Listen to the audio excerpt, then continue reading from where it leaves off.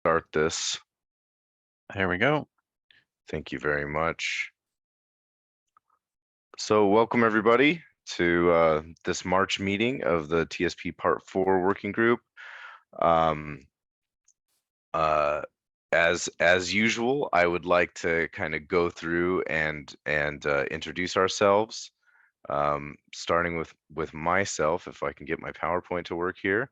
I'm Marcus Chatfield. I'm the Undersea Cable Coordinator for Department of Land Conservation and Development. And I'm just going to kind of go down the list here. So we'll pass it off to Andy Lanier. Good morning, everyone. Andy Lanier. I'm the Marine Affairs Coordinator for the Department of Land Conservation and Development.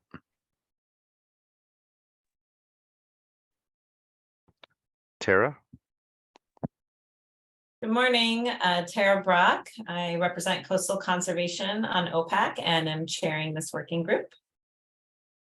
Thank you, Tara. Mike Graybill. Good morning. I'm Mike Graybill. I'm representing the South Coast on this thing, and my video has been intermittent, which you'll see here shortly.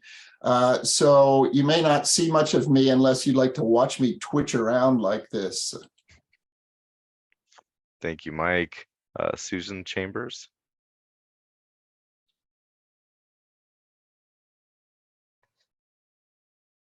There we are. Good morning. Susan Chambers, fisheries representative on OPAC and here in Coos Bay.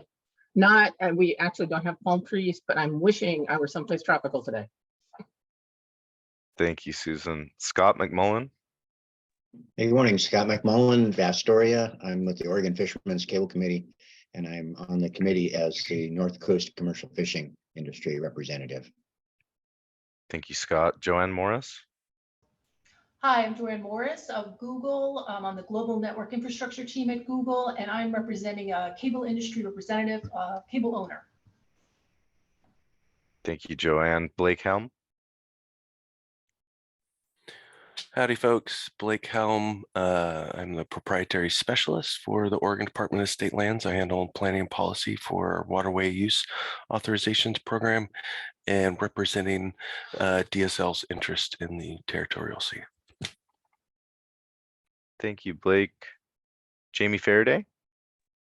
Hi, Jamie Faraday from Coos Bay. I'm on OPAC's. I'm in this coastal at-large seat.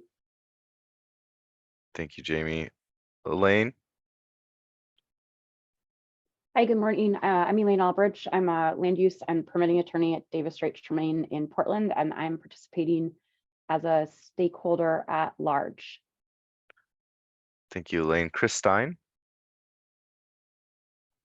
Good morning, everybody. Chris Stein, Oregon Department of Environmental Quality, and I'm representing the agency and their interests in this amendment process. Thanks. Thank you, Chris. Jonathan Allen. Good morning, Jonathan Allen, coastal geomorphologist with the Oregon Department of Geology and Mineral Industries. Thank you, Jonathan. Reed Burgett. Hi, Reed Burgett, also at the Oregon Department of Geology and Mineral Industries, and I'll be sharing our results from the report shortly. Thanks. Thank you, Reed. Becky Anthony. Yeah, morning. I'm Becky Anthony, and I'm representing Oregon Department of Fish and Wildlife. Thank you, Becky. Laurel Hillman. Hi, everybody. Sorry, I'm traveling to Pacific City, so I'll be in and out until I get there. Laurel Hillman, Oregon Parks and Recreation Department. Thank you, Laurel. Bill Henry. Bill Henry. Hi, I'm Bill Henry with Pacific Ocean Energy Trust, and I'm stepping in for Jason Bush, who couldn't make it today. Thank you, Bill. Natalia. Morning, everyone. Natalia Stranatka, Submerged Cable Analyst, Department of State Land. Thanks. Thank you, Natalia. Delia Kelly. Hi, everyone. I am Delia Kelly, the Ocean Energy Coordinator with Oregon Department of Fish and Wildlife. Just here to listen today while Becky takes the lead role for the agency. Thanks. Thank you, Delia. Scott Marion. Morning all, Scott Marion, Marine Habitat Project Leader for ODFW Marine Program. Also supporting Becky and Delia in our comments and contributions. Thanks. Thank you, Scott. Jason Searman. Morning, everybody. Jason, Oregon Department of Energy. Might be more in listening mode, similar to Delia, but my ears perk up to anything I can help with. I'll chime in and feel free to ask questions. Here to support, any questions about energy power sector. Thanks. Thank you, Jason. Did I miss anybody? Sorry, my list of folks is kind of jumping around over here. Is there anybody else who needs to introduce themselves?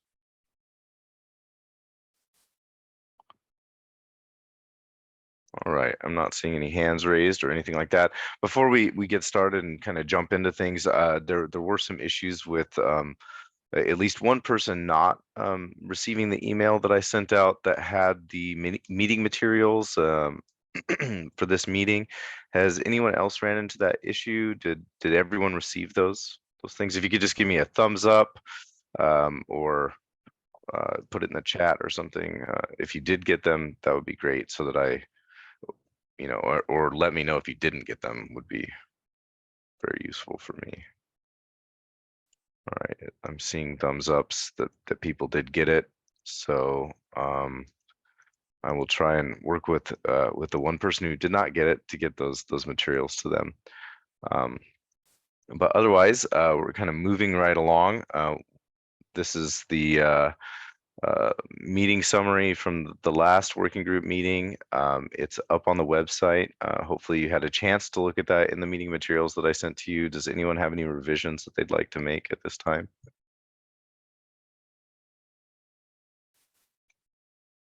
All right, I am not seeing anybody, so we will move on. We're gonna just kind of go over the agenda really quickly here, and really, as has become kind of the norm with these meetings, these times are kind of general estimates because it depends on discussion. But after this agenda overview, we'll go into the meeting schedule, discuss the site tour for the next meeting. Then we'll have a presentation by Reed on the cable landing sighting report, and then we'll take a quick break at 10:30. And then we'll jump back in, and basically for the rest of the day, we'll be discussing draft amendments. The first section of that will be discussing the changes to the structure, including the newly adopted table of contents based on the conversations that we had during the last working group meeting, as well as kind of touching on some of the background information that Natalia at DSL really put in a lot of work to help write. And then going over, I'm not going to go over the entire glossary of terms. A lot of those terms that I'm bringing over are brought over from the TSP Part 5. Otherwise, we're going to be discussing kind of sections that are very specific to Part 4, and kind of new terms that need to be defined. And if there's any other terms that folks think need to be defined, you can bring it up at that time. Then we'll have lunch, followed by a public comment section. And then, like I said, the rest of the day we'll be discussing amendments. I would like to not spend a lot of time rehashing kind of the same sections that we went over a lot before. I will kind of touch on them, but I would like to kind of get more into implementation requirements and those sections that we haven't really had a chance to have discussions with during these meetings. And then we will at 3:45. So I kind of ran through a bunch of things there because it really depends on how discussion goes. But at 3:45, we'll plan for the next meeting, and at 4 o'clock, we'll adjourn. So just talking about dates for the upcoming meetings. The next meeting is going to be April 12th, and that will be on the coast. I will get specific information to you. We're in the process of trying to secure a meeting facility at this time and get all the details kind of ironed out. But the 12th will be the day, and it will be at the coast. It'll be a hybrid meeting, so if you can't make it in person, there will still be a Zoom option. The 13th we'll be doing on the morning of the 13th we'll be doing site tours in Hillsborough. We'll probably be doing the site tour for the actual beach manhole cable landing on the 12th after the meeting. And then the morning of the 13th, head to Hillsborough to do meetings of the data center and such. With kind of all that being said, in discussions that I've been having with other agency folks and other folks who have reached out to me, the need for another meeting has kind of come up. And so, and with the way that the draft amendments are going and how our discussions are going here, I do think that there is a need to have a May meeting. So I'm going to have Andy drop in the chat a doodle poll for adding on one more meeting in May, for either the Wednesday the 3rd or Wednesday the 10th. So if you can fill that out and let me know which day works best for you, we'll have one more meeting so that we can kind of get some final thoughts on this, and not have our time on the 12th be very rushed when we have that site tour the next day. Looks like Jonathan Allen raised his hand. Hey, Marcus, just a quick question related to the schedule. Can you remind us what is the timeline for presenting this report to OPAC and then for OPAC to report to the legislature? So Andy, do you have information yet on when OPAC is meeting in May or June? Yeah, thank you, Marcus. Good question, Jonathan. The OPAC is considering a meeting date in the last full 2 weeks of May. We still have not confirmed that. There are a couple dates that have been highlighted as having the most attendance, but I need to work with the executive committee to finalize that. It may be that there's an advantage for us to consider early June, but I need to have that discussion with the executive committee. Generally, we would like to have 2 weeks of time or thereabouts for members of OPAC to consider meeting materials ahead of their own meeting. So that would mean that if we had a meeting on the 10th of May, we would be pushing that timeline a little. And the report out function will happen through an agenda item at the OPAC meeting in spring, where the chair, Tara and/or Marcus, will coordinate a presentation on the work that we have done to the council, and then the council will have that meeting to hear the recommendations and turn one around. Whether or not that, I can't speak for the council as to whether or not they will adopt the recommendations during that June meeting. I hope that, or the May meeting, I hope that we will give them a package that has a nice bow around it, and they will thank us for the work and maybe make some modifications around the edges if they're going to do anything. But once they choose to recommend the work that we've done, that would form the recommendation and a base for report out to the legislature for the completion of the work. And that report out would have to be done before the end of June. Is that right? Or It could happen afterwards. The legislative session will likely be either very close to finishing or finished once we actually have everything buttoned up. I think all of the legislation required us to do was to have made for OPAC to have made a recommendation about the amendments to Part 4. There will necessarily be another process step whereby the recommendations from OPAC will be considered by the Land Conservation Development Commission. That was not something that was promised on the timeline of the bill. We felt that we could get the work done to make the draft amendment recommendations from OPAC by the end of June, but promising then the commission going through its rulemaking process on that same timeline was overly ambitious. So there will need to be that last kind of step with the official LCDC commission consideration of OPAC's recommendations, and that would happen this fall.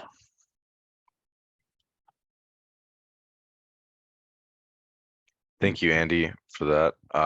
Natalia asked in the chat if this meeting the May meeting would be virtual or in person, and I think virtual is what I think would be the easiest, as far as especially since we're trying to kind of, you know, throw this together kind of towards the end here. I think that's the easiest way for logistics to make it happen. Any other questions about that or about the May meeting or thoughts on this before we move on?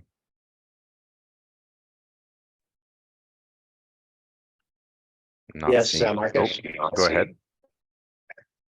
Yeah, I just wanted to maybe remind and reinforce that part of the coast would be not just the beach manhole site, but also the cable landing stations where the cable comes into, and as the beach manhole is where the physical cable comes, and it's sort of a junction box in the case of Madonna Beach and you'll be heading, it's in a vault in a street, but then a mile away or something is the cable landing station, and that would under your plan, I think that would be Scott, I'm sorry to incorporated. interrupt, but your audio is a little garbled. Maybe try turning off your video, or moving closer to the mic. Is anyone else having audio issues?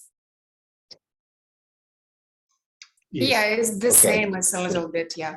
Okay, sorry, Scott. Thank you. It was just hard to hear you, and I think you were saying something important about the tour. Thank you, Tara. Yeah, I was just pointing out that there's two things to see at the code. One is the actual wall or beach manhole that will be have a site to it, but also at the beach about a half mile away or less is the cable landing station, and we secured a tour of the cable landing station. So I think under Marcus's proposed schedule, we would include that as part of the after the meeting, the in-person meeting on the 12th, we would then adjourn over to the beach manhole and the cable landing station. So Scott, I was still having some trouble hearing you, but I think I heard two things. The tour on the 12th would include both the beach manhole station as well as the landing station, which is nearby but is a separate component of the system, and that we would have both elements as a part of the tour. Yes, that's correct, Andy. Two elements of the tour. Correct. Yeah, Scott, I might either suggest that you try reconnecting and or call in by phone. I think it's a bandwidth issue. That's what I'm guessing. Okay, I will do. Thank you. Mm-hmm.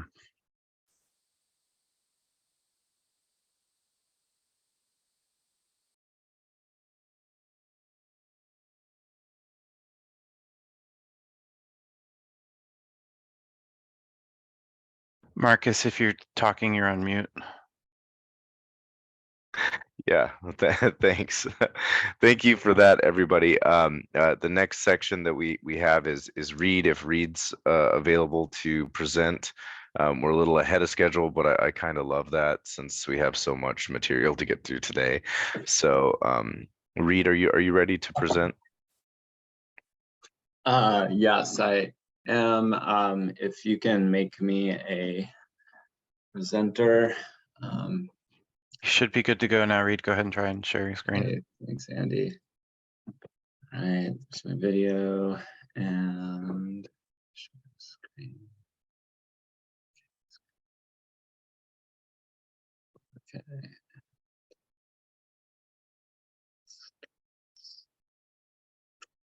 Okay, do you see my presentation now? Okay, thanks. Okay, so thanks everyone. My goal today is to share our progress, talk about the draft report that we submitted, and hopefully you've had a chance to look over. I'm not going to cover every detail in the report for sure, so I encourage you to look at that for more detail, but just hit some of the high points and note some of the things that we're continuing to work on. So just a brief outline here. We'll talk a little bit about some of the motivations, highlight some of the new observations and data that we've brought into this process, and then a bit of a summary of our results so far in the suitability analysis, and then wrap up with some general conclusions, a couple of recommendations for the working group, and some questions that we're interested in feedback on, and hopefully have plenty of time for any other questions that you all have. So again, here's our report. We've pulled together quite a bit, I think, over the time that we've had for this project. It is still very much a draft though, so I expect things to be added and changed to some degree, and there's still opportunity to influence things. If you see issues that you think should be addressed, please let us know. Definitely don't feel compelled to give us a formal review or give us any feedback if it doesn't fit your schedule. And Marcus and Andy in particular will be doing a more thorough review of this. But I do encourage anyone who has comments or ideas to pass those along to me or to Jonathan Allen.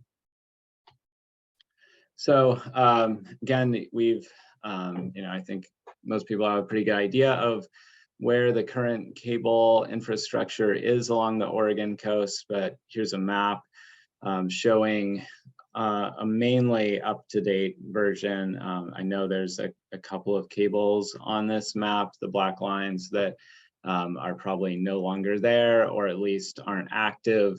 So that's one change that we'd like to implement before our report is finalized. I think we're relatively complete for all of the landing points along the coast though. And you can again see this kind of character that Ryan Wapshall and others have pointed out, that the existing cables really are kind of placed, especially farther offshore, by avoiding some of these rocky areas on the seafloor that are shown in the red colors, generally following these blue or sandy or muddy routes out to the open ocean. So, we haven't really looked too much into the question of how many more cables could we fit into some of these existing places, but there likely are opportunities for new routes, and we've really focused on what are the characteristics along the coastal zone, what are the conditions in the territorial sea that might make some sites more suitable than others for future development. Also, we put in here the wind call areas that the BOEM agency has put out. So these things down in offshore southern Oregon are particularly perhaps suitable in some ways because they aren't overlapped by this exclusion area delineated by the Department of Defense. So there, even though there's not cable landings on the southern coast south of the Bandon area currently, that's a place where there might be future interest in bringing power cables, especially onshore. Okay.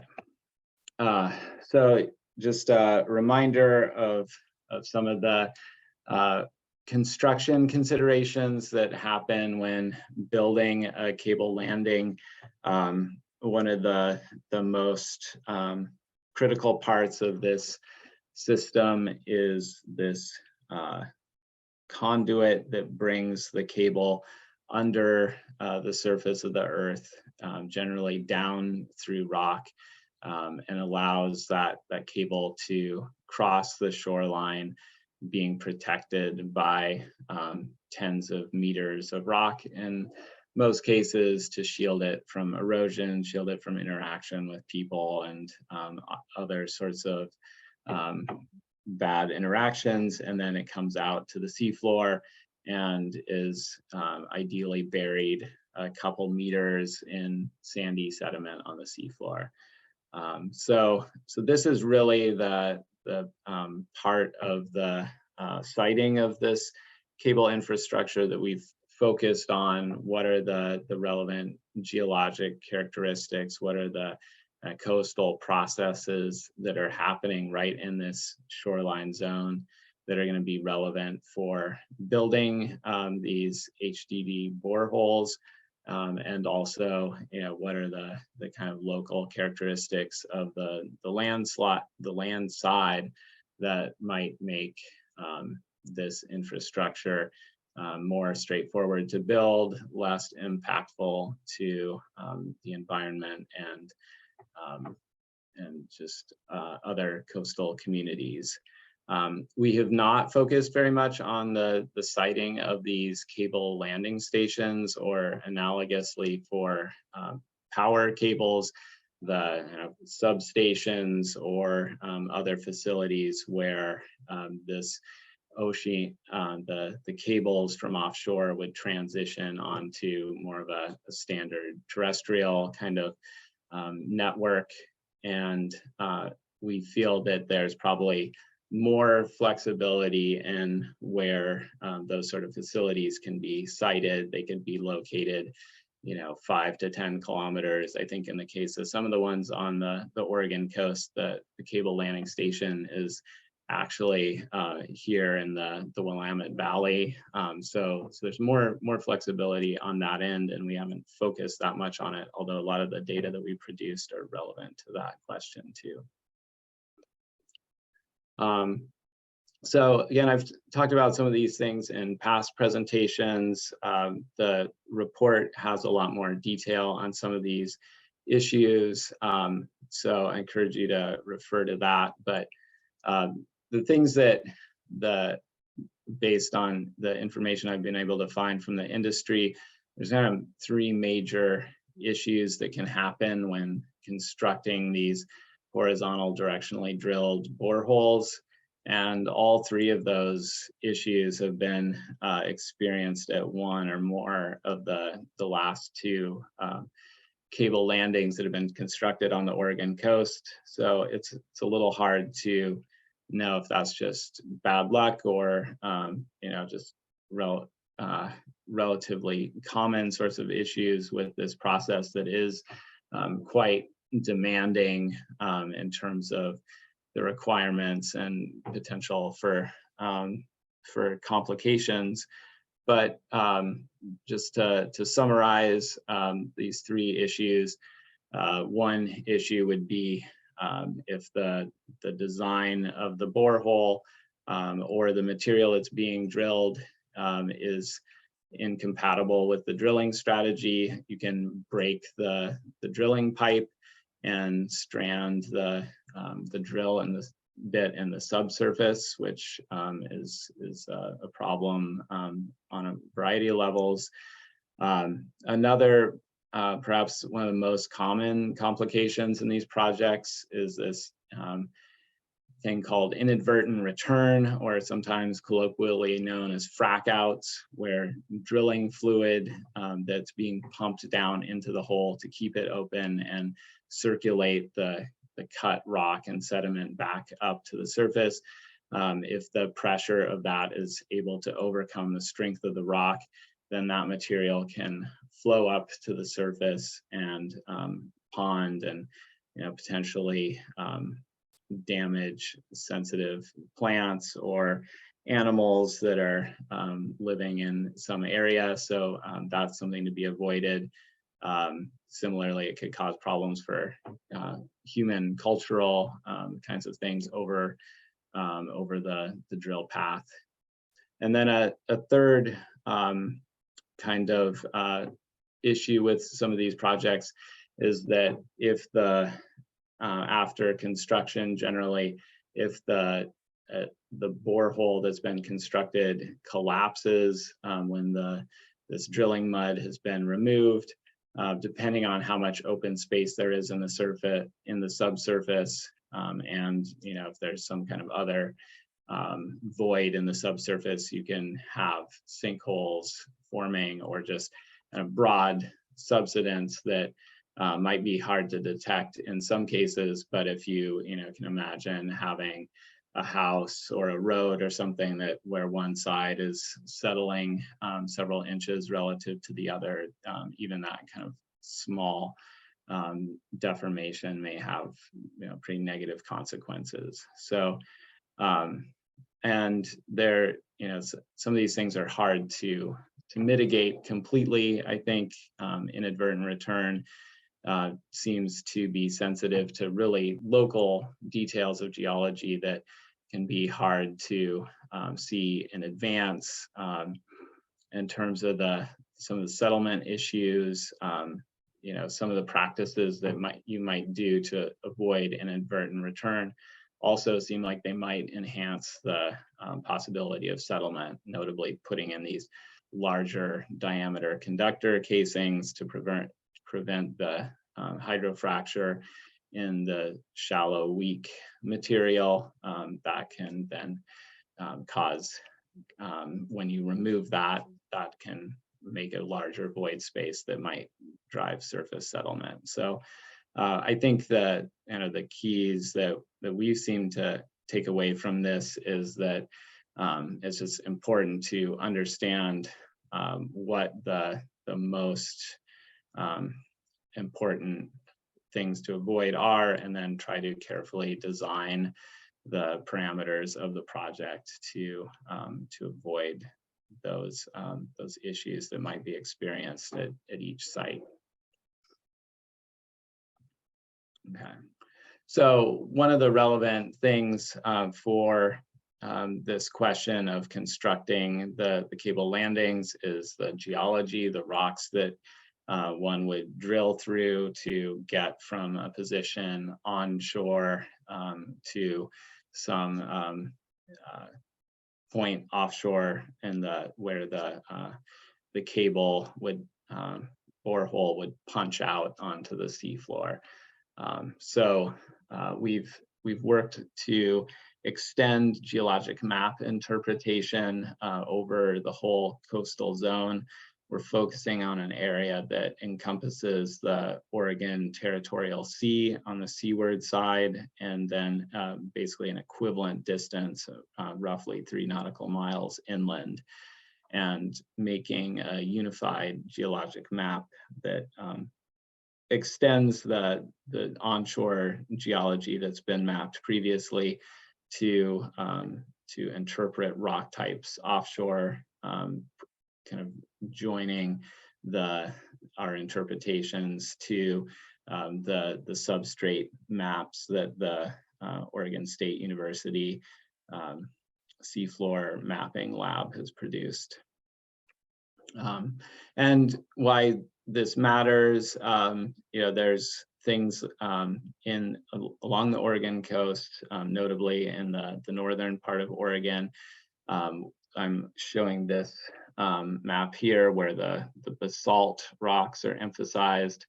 And many of these places where we have basalt along the coastline, it's holding up these headlands that you've probably seen many times. And these have a really interesting geologic story, and that many of these are actually Columbia River basalt flows that flowed all the way across the state from over by the Wallowa Mountains and western Idaho, and traveled all the way across the state, came out, flowed into the ocean, and in some cases then actually invaded downward into sediments, soft sediments like these sandstones that we see here near Cape Kiwanda, and make all sorts of different geometries. They're pretty irregular. So I think knowing where these kind of rocks are generally present, and knowing that there's potential for these really small scale features, especially offshore in the subsurface, they're going to be really hard to recognize without careful site-specific investigations. So that's one aspect of what we've considered for our suitability analysis is the factors that are relevant to construction. The second group of factors are things that are relevant to the longevity of the cable landing infrastructure. One of the most obvious issues along the shoreline is coastal erosion. This is an example of one of the early cable landings along the Oregon coast in the vicinity of Rockaway Beach. And in 2001, these cables that you see coming offshore across the beach, relatively shallowly buried, not the tens of meters that the horizontal directional drilling method produces. Anyway, these cables got exposed by erosion. This issue has since been repaired, but it just motivates a need to be thoughtful and plan ahead for likely impacts. You can also imagine that if you put one of these cable landings in a sector of the coast that's susceptible to failure and landslides, that could be another kind of issue. Earthquake hazards are present along the coast, so we incorporate information about that to some degree, and many other factors. All right, so a couple of highlights from the coastal change work.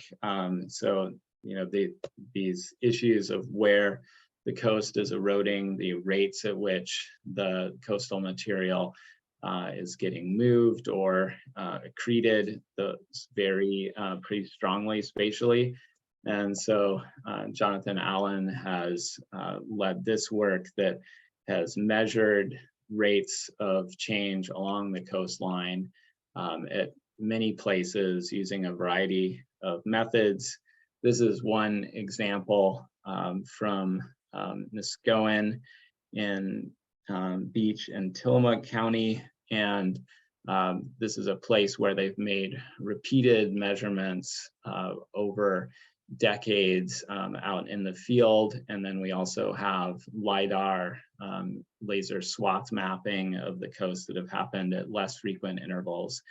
But you can see that depending on your position along the beach profile that we look at down here, as you are closer to mean sea level, the beach elevation is much more variable through time. So if this graph here on the left side is tracking the 3-meter elevation contour through time, and you can see it bounces around through the year as sand gets pushed onshore, gets eroded offshore with sort of annual cycles. And as you move farther up the beach profile, up to about 6 meters or about 20 meters above the roughly low water, I believe, then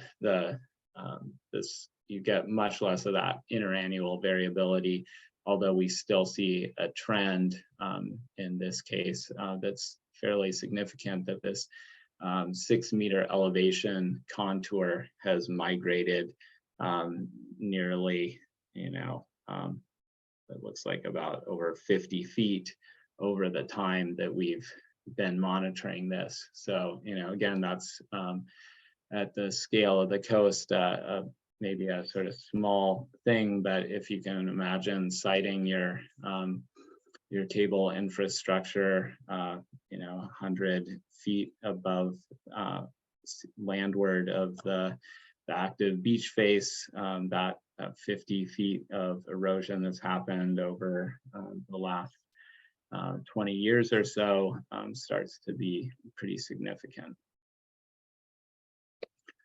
So those detailed annual to subannual measurements are not present along the whole coast, but the LIDAR surveys that have happened, notably in the period around 1997 to, and again in 2016, do cover the whole coastal zone. And so John has put together really comprehensive maps of how the shoreline position has changed over this roughly 2-decade interval. And then we can look at what we've observed in this recent past interval, and then also combine that with estimates of future sea level rise relative to the land along the Oregon coast, and come up with estimates of potential erosion or accretion that may be experienced over, I think we're considering time intervals of maybe 25 and 50 years into the future. But that gives a sense of what parts of the coastline are more mobile and eroding. Like here's that Nisquoin area down here in southern Tillamook County. You can see those negative erosion rates occur there, as well as other places, particularly on some of these sandy spits along the coast.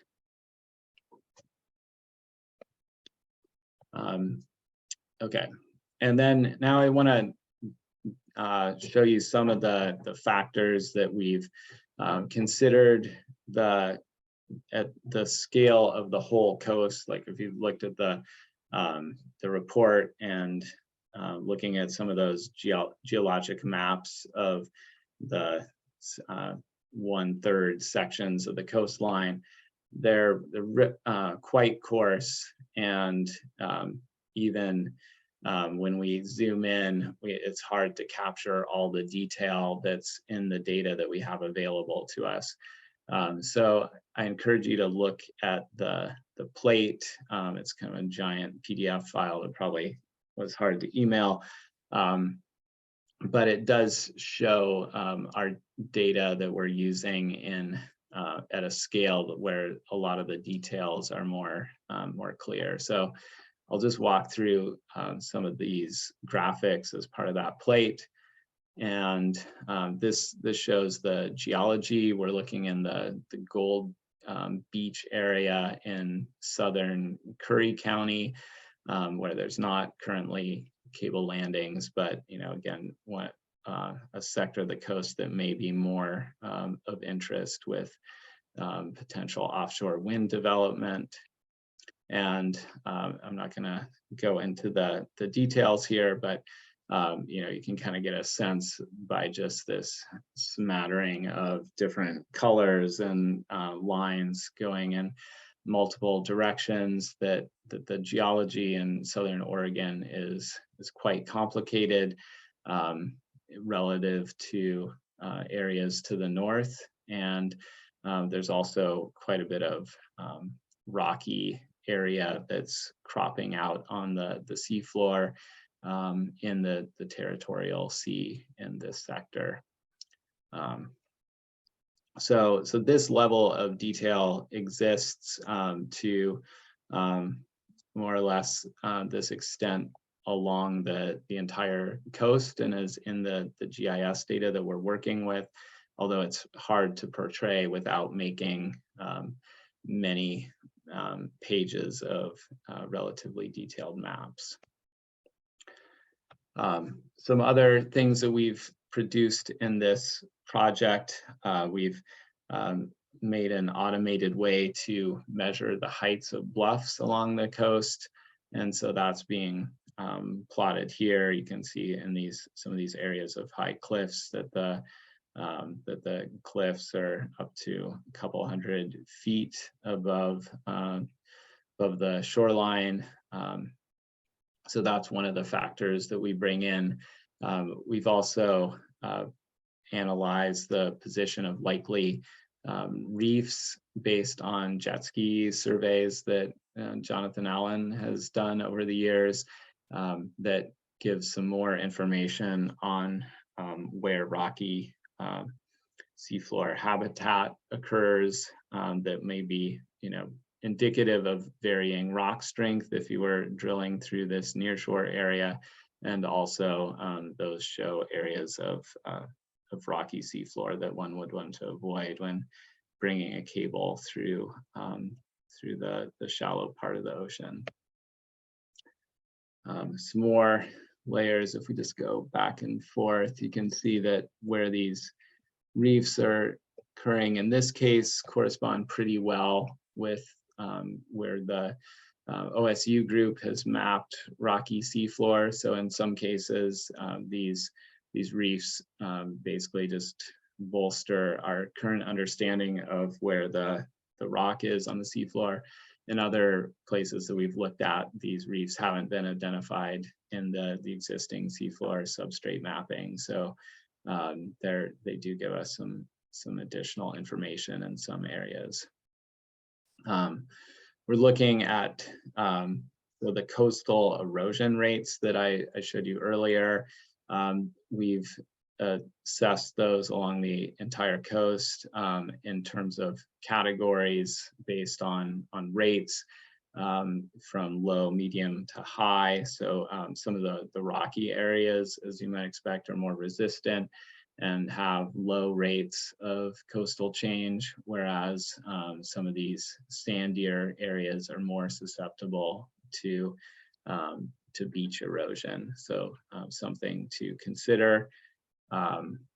We look at the extents of tsunami hazard zones, both from distant tsunamis being produced in places like Alaska, for example, or Japan, and also the local hazard from the Cascadia subduction zone, because that would be quite damaging to infrastructure along the coast. And so the more that these beach manholes can be located out higher in those zones, the more resilient they would be against that kind of hazard. We look at places where there are mapped areas of drinking water and groundwater sources for drinking water, as well as surface water and wetlands, since those are generally areas that would want to be avoided for locating the beach manholes and drilling under. If we can avoid some of those areas, that will minimize environmental kinds of complications. We've also been looking at water wells along the entire coast to try to understand what the distribution of sediment above bedrock is along the coast. So that's an area that we'd like to elaborate on some more in the report and do a little bit more analysis on for the future. Oops, I think I forgot to update my my titles here, but this figure here is the capture, as their little legend indicates, is actually landslide susceptibility.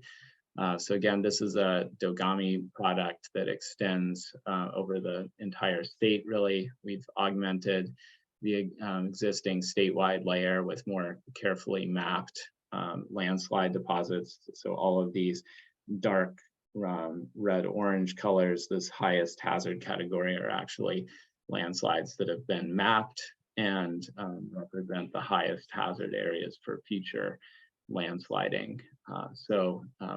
Considering where those are, we also have point observations of historic landslide activity, and so we consider that as well for our suitability analysis. All right, so just gonna pause a moment. Moving on to how we actually have combined all these different data sets into an estimate of suitability that is continuous along the coast, that is consistent from one place to another. I'll talk a little bit about our strategy. So we do this on essentially a transect basis. We started out with a shoreline and then produced points every 100 meters along that shoreline. So it's a very dense set of points. And then from each one of those points, we generated lines that extend out into the ocean. And so our kind of central azimuth is just going straight out to the west. It looks slightly inclined in this map projection, but that's what we're seeing here.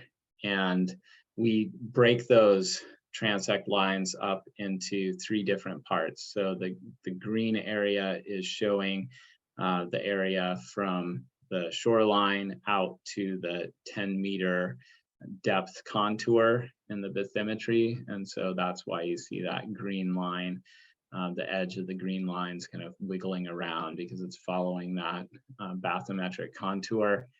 The next zone seaward is the territorial sea that's between 10 meters depth and the outer edge of the territorial sea. And then we also have another distance that we are sampling that just goes out from the territorial sea edge to 15 kilometers from that point on land.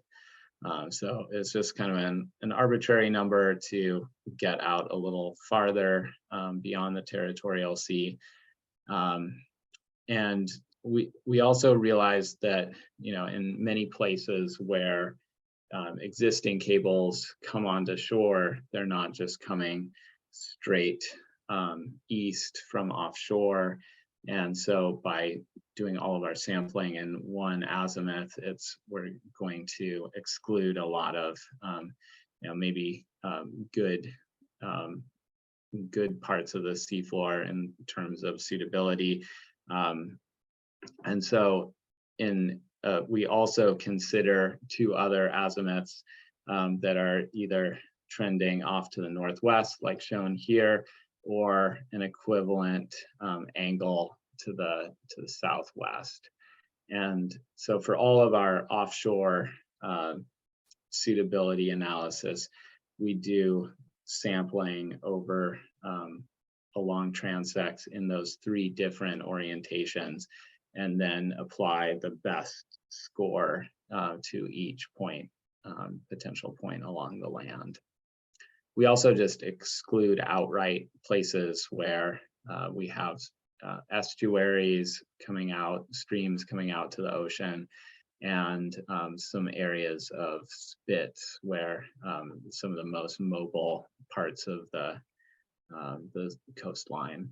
So you won't see any, where you see no dots along the coastline, that's where we've excluded those areas.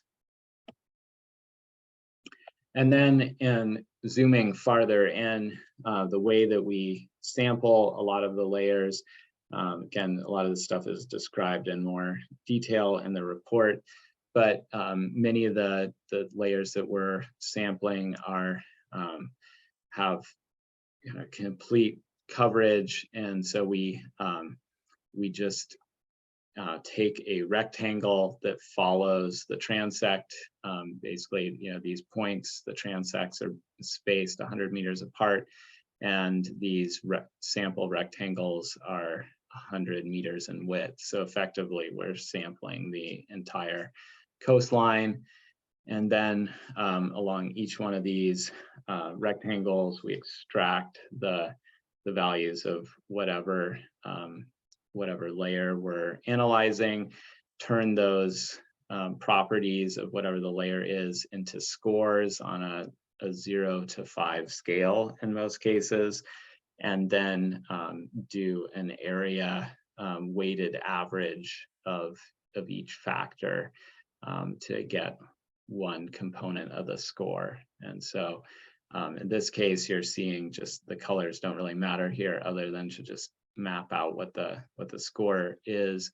But we have one rectangle for this 0 to 10 meter depth part of our sampling, another rectangle that goes from 10 meters offshore, and then another rectangle that's on land here. And we're sampling, in this case, the marine geology on these offshore ones, and showing you the onshore geology transformed to a score for this landward rectangle. So hopefully that kind of makes sense. But and Reed, the lowest score is less suitable? Yeah, so low score is less suitable. So in this case, like the zeros, you can see this light pink color in the far offshore one, and this yellow color in the near shore one. Those are probably areas of rock that have been mapped, and so those get the lowest score.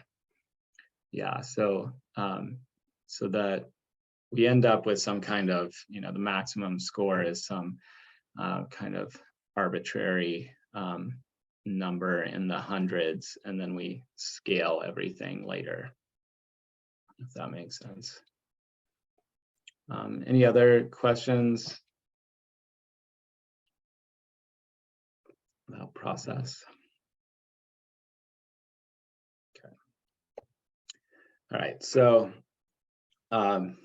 this graph here summarizes all of the factors that we are considering. Again, there's a bunch of tables in the report, so if you're interested in kind of getting into the weeds on what we're considering, how we're considering it, I'd really encourage you to look at those tables in section 6 of the report. And if there's things that aren't clear, certainly reach out to me. And but I have them divided up here by these blue colors are showing things that are in the kind of offshore portion of the areas that we're considering. Yellow are basically sampled right at the shoreline, and then all these things in green represent things that we're sampling on the landward side, and these transects that go about 250 meters inland from the shore. Well, yeah, they do go 250 meters inland from the shoreline. And the height of the little bars on this chart are showing you the weights that we have applied, basically the importance that we're putting on these different layers and calculating the overall score. So for each one of these factors at each point, we're calculating a suitability score, and then we multiply it by a weight, and then sum it along with the weighted scores of all these other factors. So it's there's a bunch of stuff going in, and it's necessarily a subjective process. So if it feel like we are giving too much weight to some factor or not enough, we'd be happy to take that feedback and try to come up with something that is as close to a kind of consensus priority as we can. We've tried to take on the feedback that we've gotten from members of the working group. You know, a few people have talked to us about some of these issues that we've asked in the past, but I invite you to look at this information and give us feedback at this point as well, if you're interested. And just to summarize, there's a roughly equal weighting if you look at all the weights of these offshore layers and the onshore layers. Those sum to about the same number, and then there's a lesser fraction of the weight that's applied to these three shoreline factors. Okay. So to summarize the results of our full suitability analysis for the whole coast, this histogram is one way to look at that and see that we have basically two peaks. One is at 0 because we treat the areas where we have a marine protected area offshore of our that gets sampled by our transects on the offshore side. We just define the suitability of those places as 0. So that's why you see this peak over here on the left. And then the this other peak over here are all the other points that that didn't get pushed to 0 by those protected areas. So the one thing that we've realized is that we're getting a relatively narrow range of suitabilities. You know, the most unsuitable areas still have a score that's about you know, over half as high as the best score, and that largely comes out of just putting so many different factors in.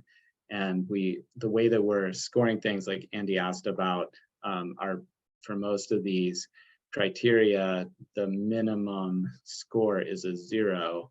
And so one thing that we're thinking about is if we can identify characteristics that are the most problematic, we could apply negative values for the scores for those, and that presence of those negative characteristics is going to really limit the extent to which other factors can bump up the overall score. So so that would be a way to spread out the scale and give us more ability to distinguish the most suitable places from the least.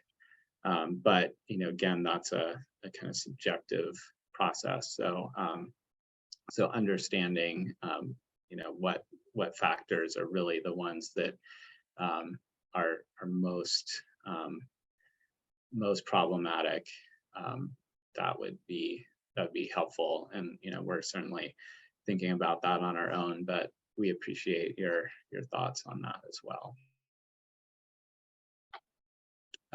So I'll just kind of roll through the results here to show some of what this first complete round looks like in terms of suitability, starting out with this area that we looked at some of the more detailed components in the Gold Beach area. So that this figure again is taken from the plate. And you know, you can see that there are areas of, you know, more and less favorability along the coast. There's fairly complicated sort of spatial patterns, but in general there, you know, you see areas of generally more suitable and less suitable, you know, correlating with one another spatially.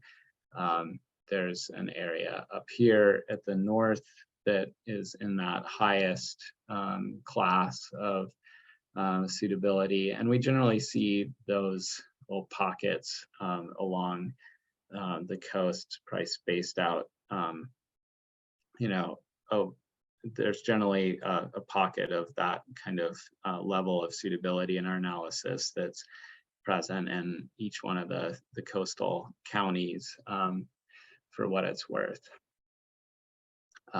And I guess the other thing I'd note here is that the spatial sampling is really fine. So even at this scale that's pretty zoomed in, we, you know, see the points along the coast kind of stacking up on top of one another. So so there is quite a bit of detail that gets lost when you zoom out and view these things more broadly. So to do exactly that, zoom out and look at big sectors of the coast. These are figures from the report that show our suitability numbers, and they're basically organized from north on the left, moving south. So this is the northern half of Oregon, Clatsop, Tillamook, and Lincoln counties. And you know, again, the warmer colors are more suitable. Blue colors and black in the case of these marine protected areas, the hashed areas offshore, those get the 0 score here.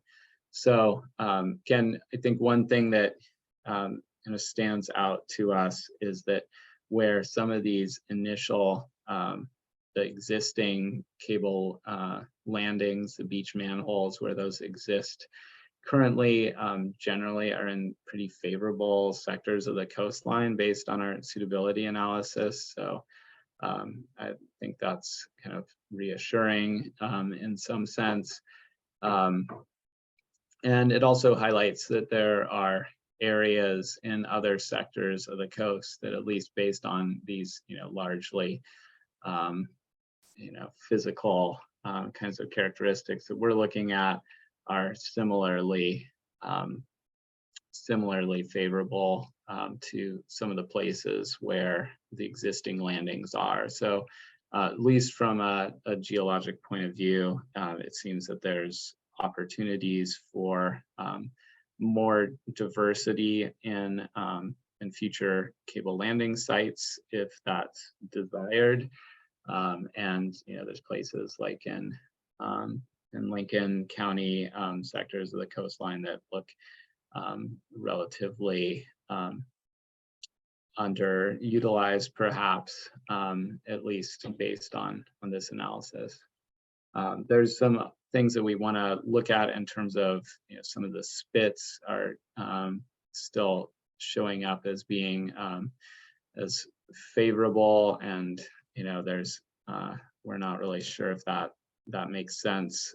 So based on some past feedback from the working group as well. So we'd like to look at some of the details of this, but it feels like we're on the right track for getting this kind of regional picture. Looking at the southern half of the Oregon coast, again, the Florence cable landing site is going into a pocket of the coastline that shows up as being favorable.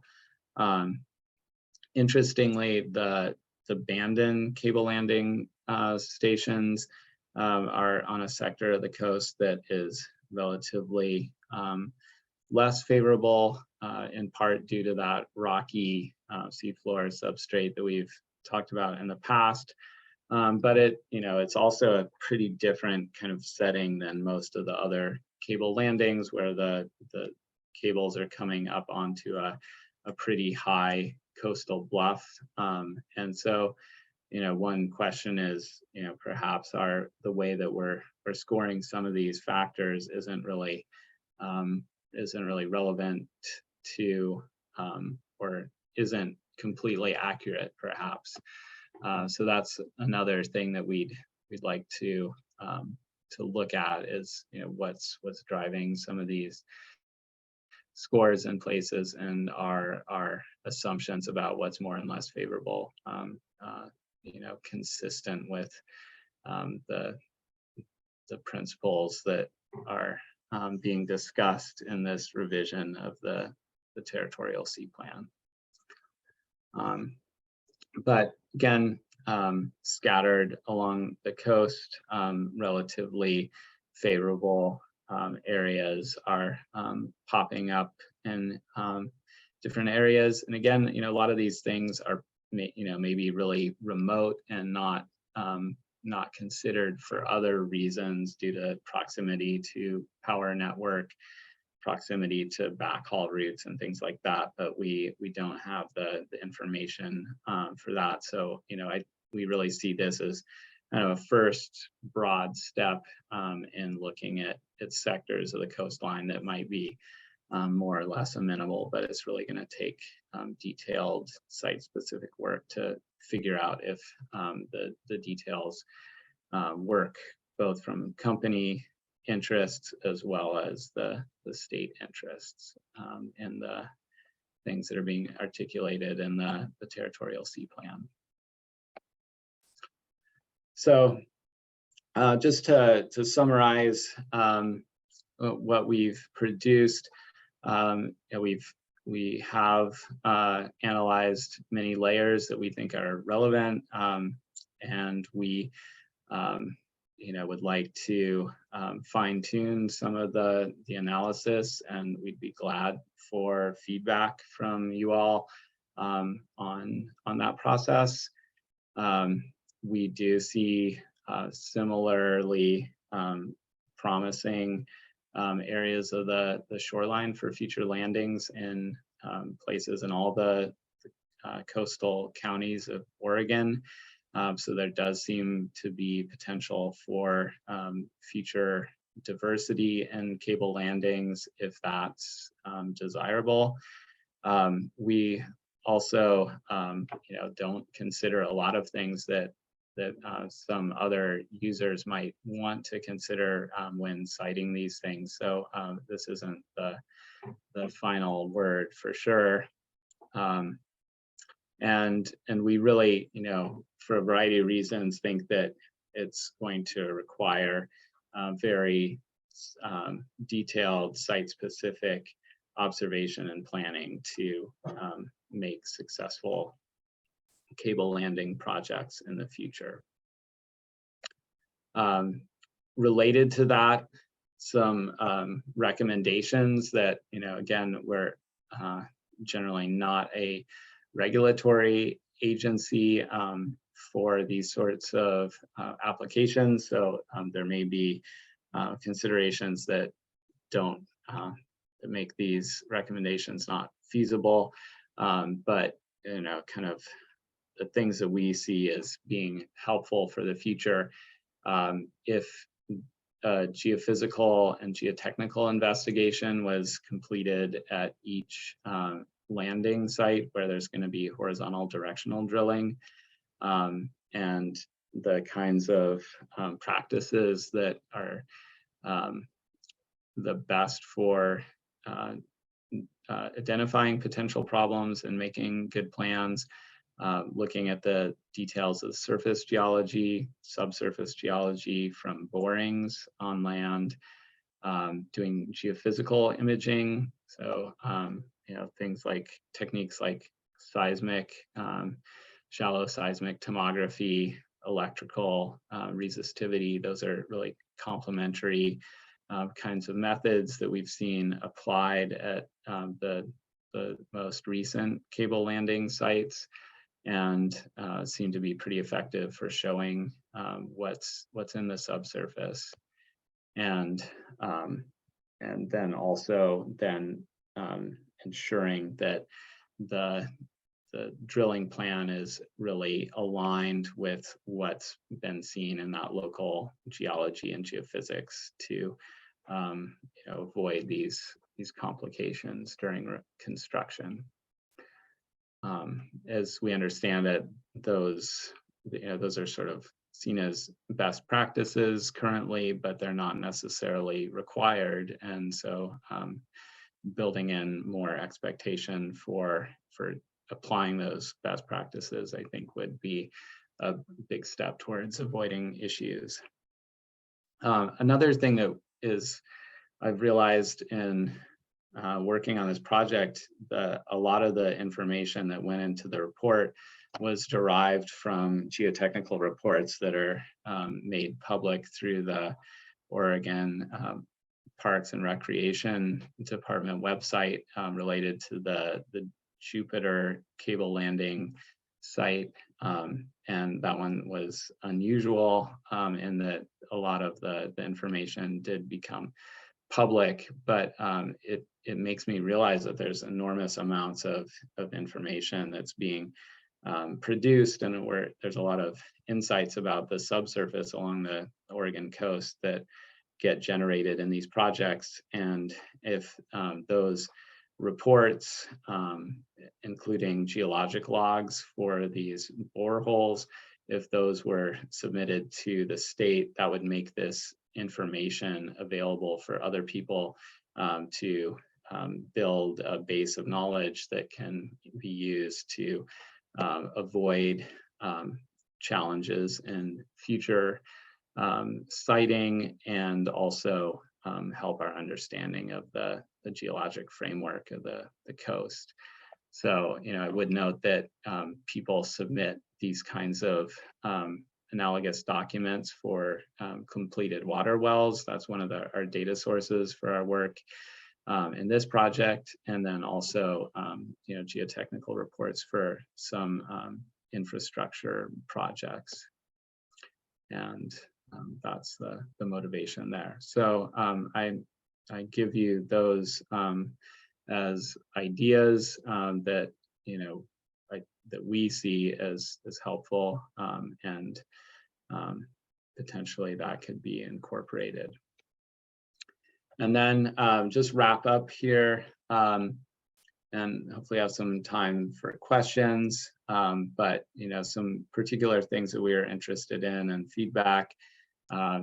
Do you like having more detailed figures? Would it be helpful to have more areas shown in greater detail, like we show in the plate for our current draft report?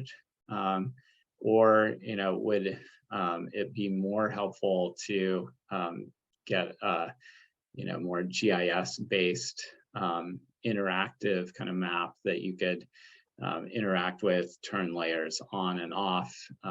DLCD has some other examples of things like that currently, and our agency as well for other applications. And then I'd appreciate thoughts on what we're doing in terms of scoring these different factors. Are there things that you don't see in our list and that we're considering that you think we should? Are there things that we're emphasizing that don't seem so important, or does it make sense to more heavily penalize some factors?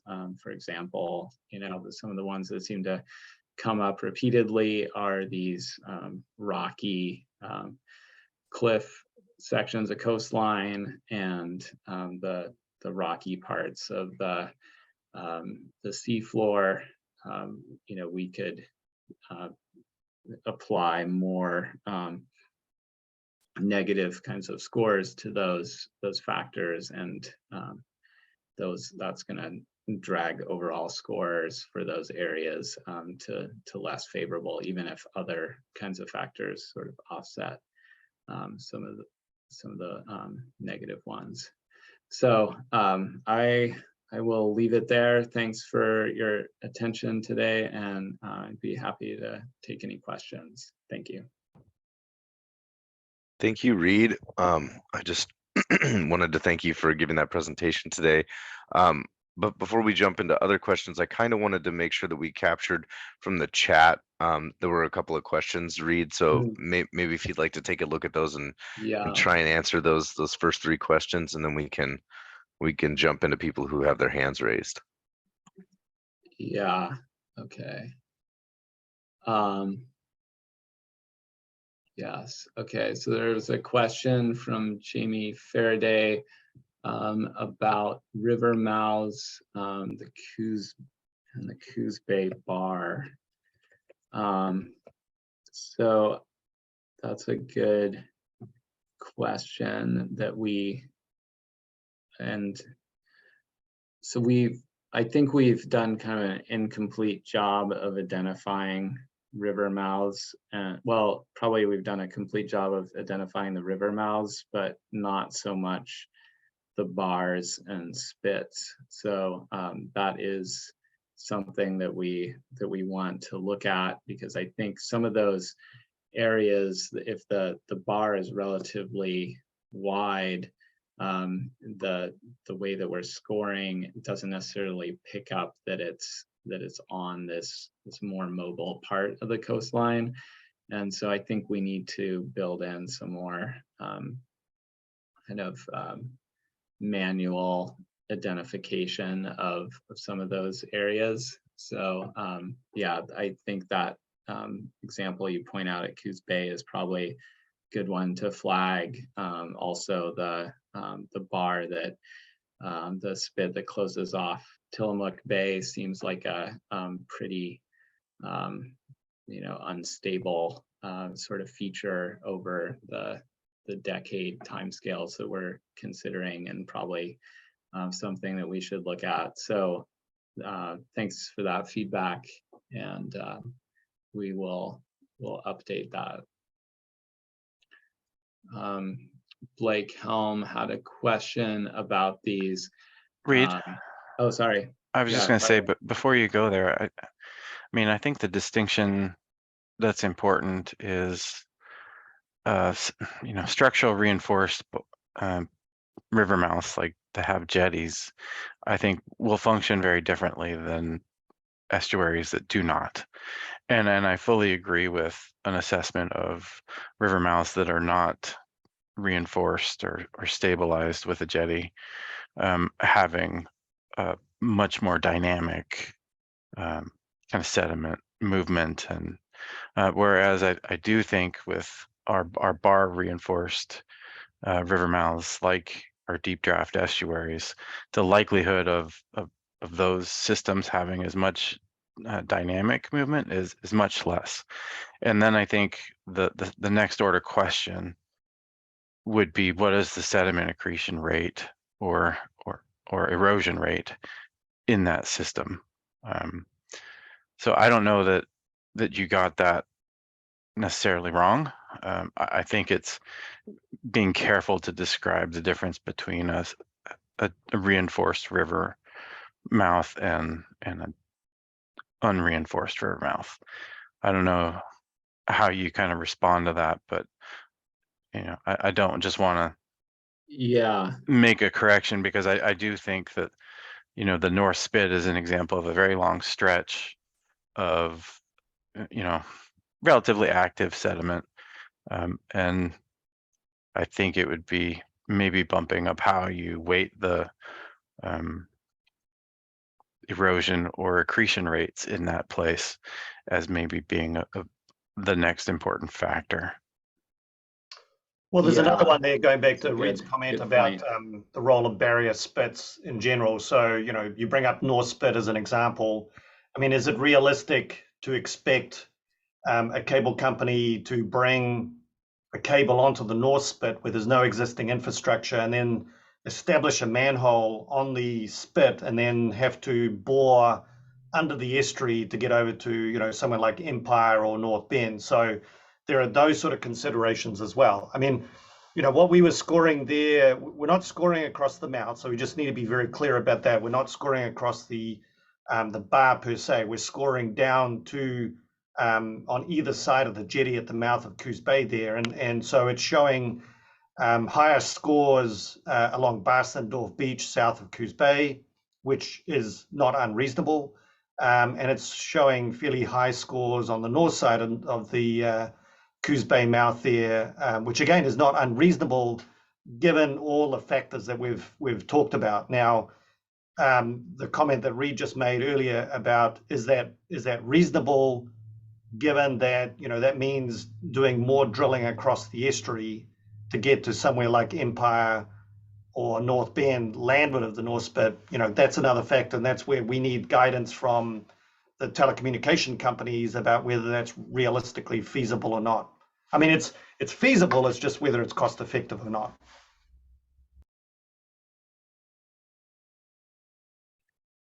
Yeah.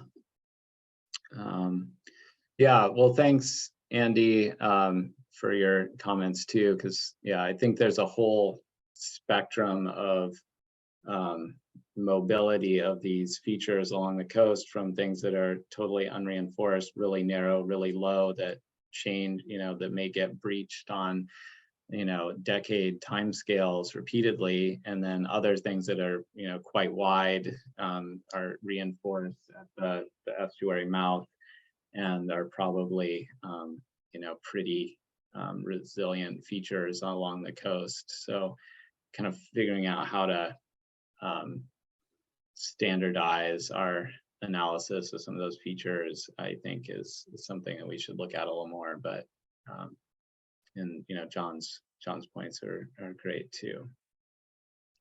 Before we move to Reed's or Blake's question, I saw Jamie put his hand up during the discussion. I just want to make sure he didn't have a follow-up, or if maybe it's just a new question. Yes, actually, I just wanted to clarify if my understanding was correct in that whether hardened or not, a bay mouth or a river mouth was deemed unsuitable for landings, and maybe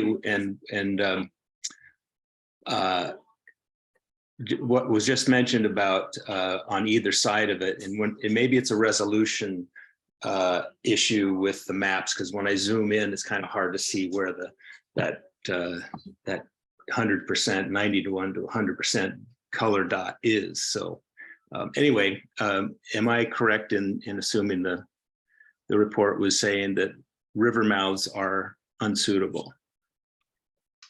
Yes, I would say like right at the mouth for sure. We've not included those areas, and so I think you're probably seeing those kind of points that are much larger as portrayed in these maps than they would be on the ground, or kind of bleeding over into those gaps. Yeah, Reed showed a nice example of that actually, where he displayed all the transects, and you can clearly see there where we've physically eliminated transects at certain areas, including the actual mouths of estuaries themselves. Yeah. Okay. Should we move on to Blake's question? Actually, Reed, sorry to interrupt really quick. I think just due to scheduling, I think that we should maybe take a break really quick if everyone can hold on to those questions, and we can continue this the discussion after the break, just because it's been a while, and I think that people might relish the chance to stretch their legs, do a bio break or anything like that. So let's maybe just take like a 10-minute break and come back at 10:40. Sounds good. Thanks.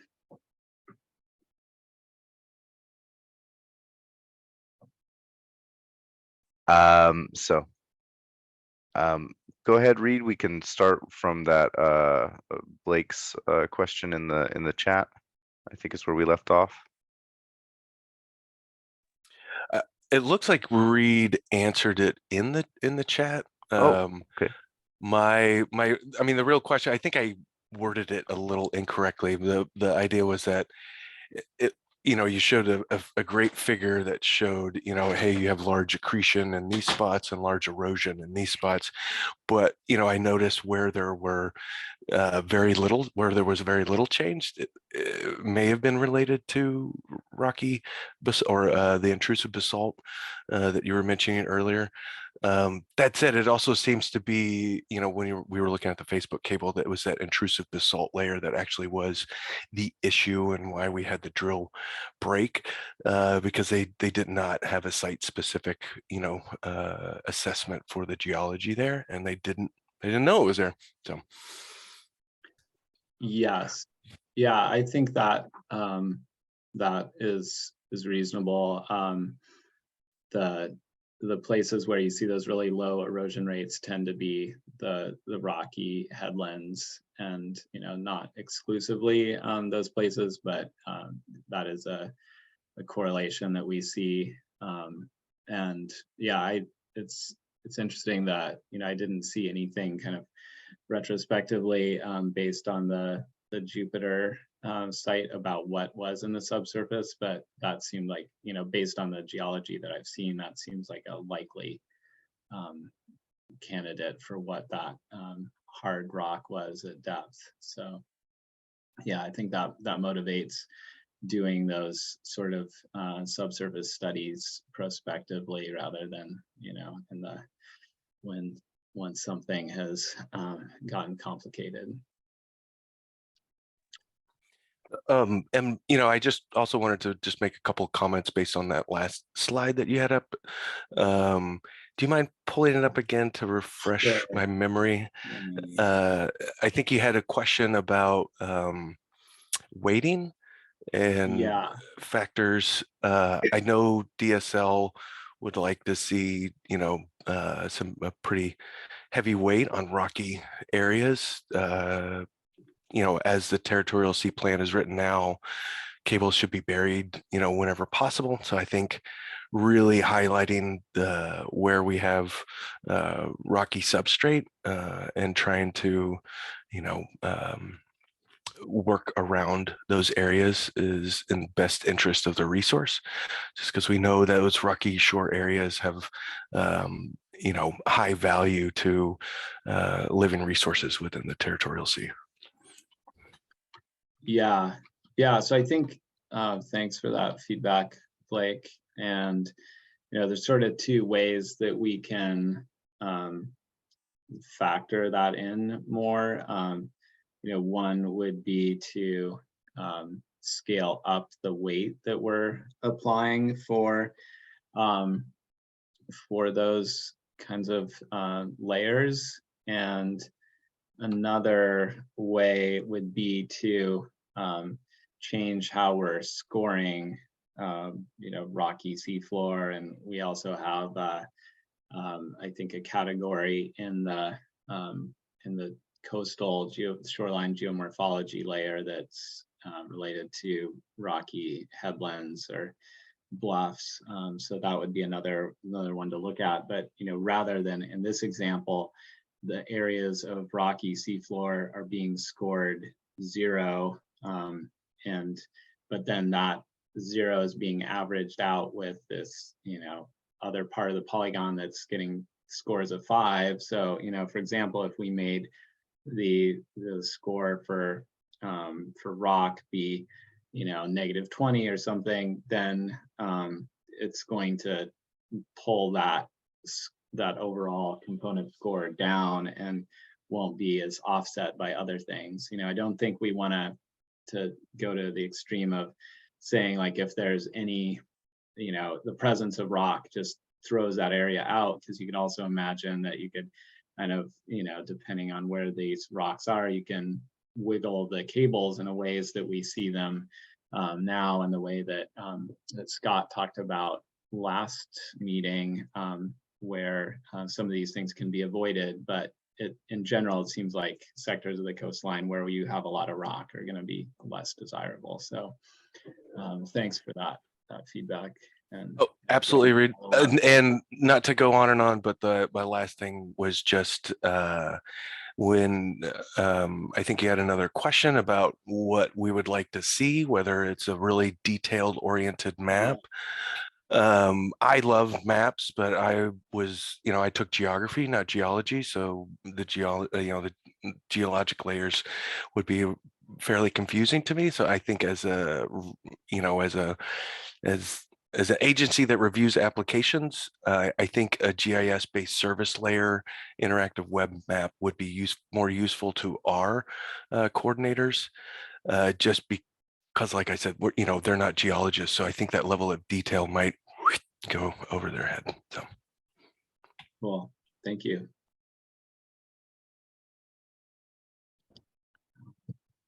Thank you. Tara's next.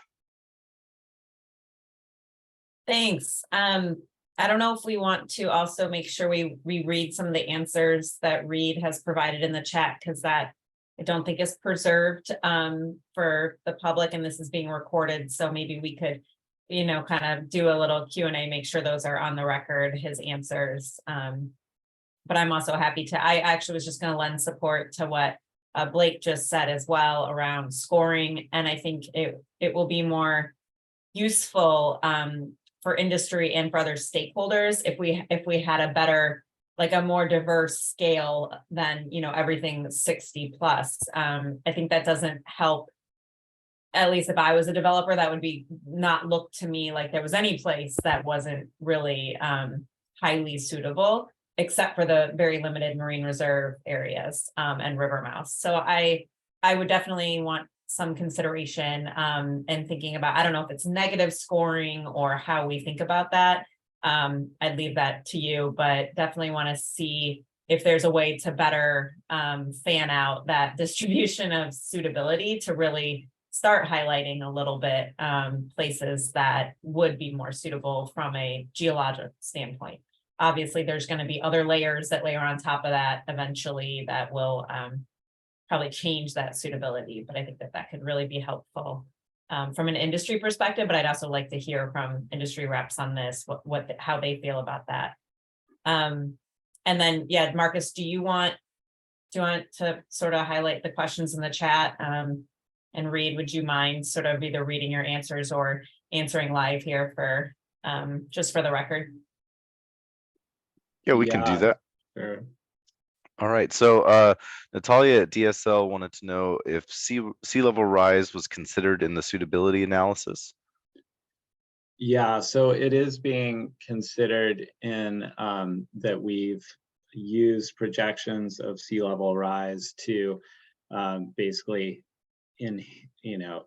increase erosion amounts that we might see in the future based on the rates of erosion that we've seen over the last 20 years. So that's in terms of how that gets factored into the suitability analysis, then we end up with zones of potential erosion over different timescales, combining the observed erosion rates and then these projected sea level rise values that we get from a NOAA report that was produced recently. And the way that I think those the lines that we showed on our map, if I jump back here to this one. So this Reed, sorry, quick question. Yeah. Projection were made by 2050 or which year? I think there's two time horizons, and the longest one I think is 2050. Can you confirm that, John? No, we actually we use both 2050 and 2100 as our timeframes for projection. But I mean, obviously 2100. There was some debate about the value of that simply because it's such a long time horizon. The other comment I'd make is that we're using the mid-range forecast for sea level rise. There's a lot of variability there. There are ranges from low estimates to extreme estimates. So we decided to use the mid-range forecast, which is a pretty reasonable projection for the Oregon coast, and is pretty reasonable in terms of a lot of the uncertainties in these global climate projections at this stage that still relate to sea level rise.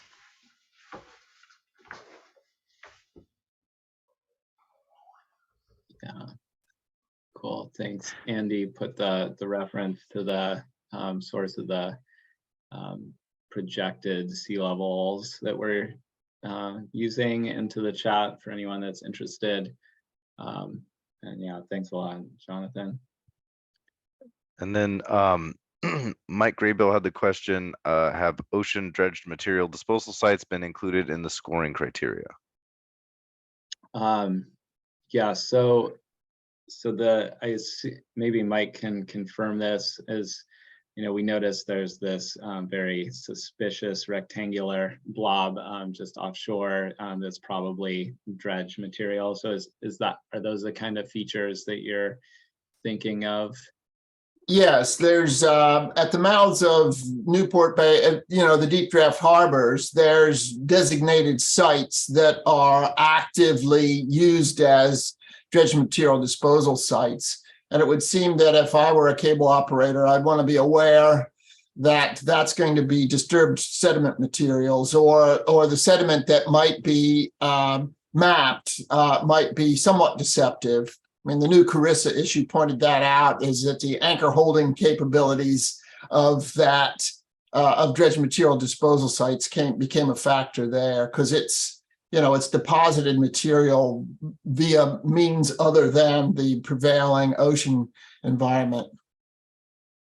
Yeah, thank you for bringing that up. The way, like, some of that stuff is certainly in these offshore substrate layers, and so far we've just been scoring that in the same way that we score all of the naturally distributed material. But I think if we can identify those areas where there's going to be active changes to the seafloor in the future, that would feel like someplace to avoid.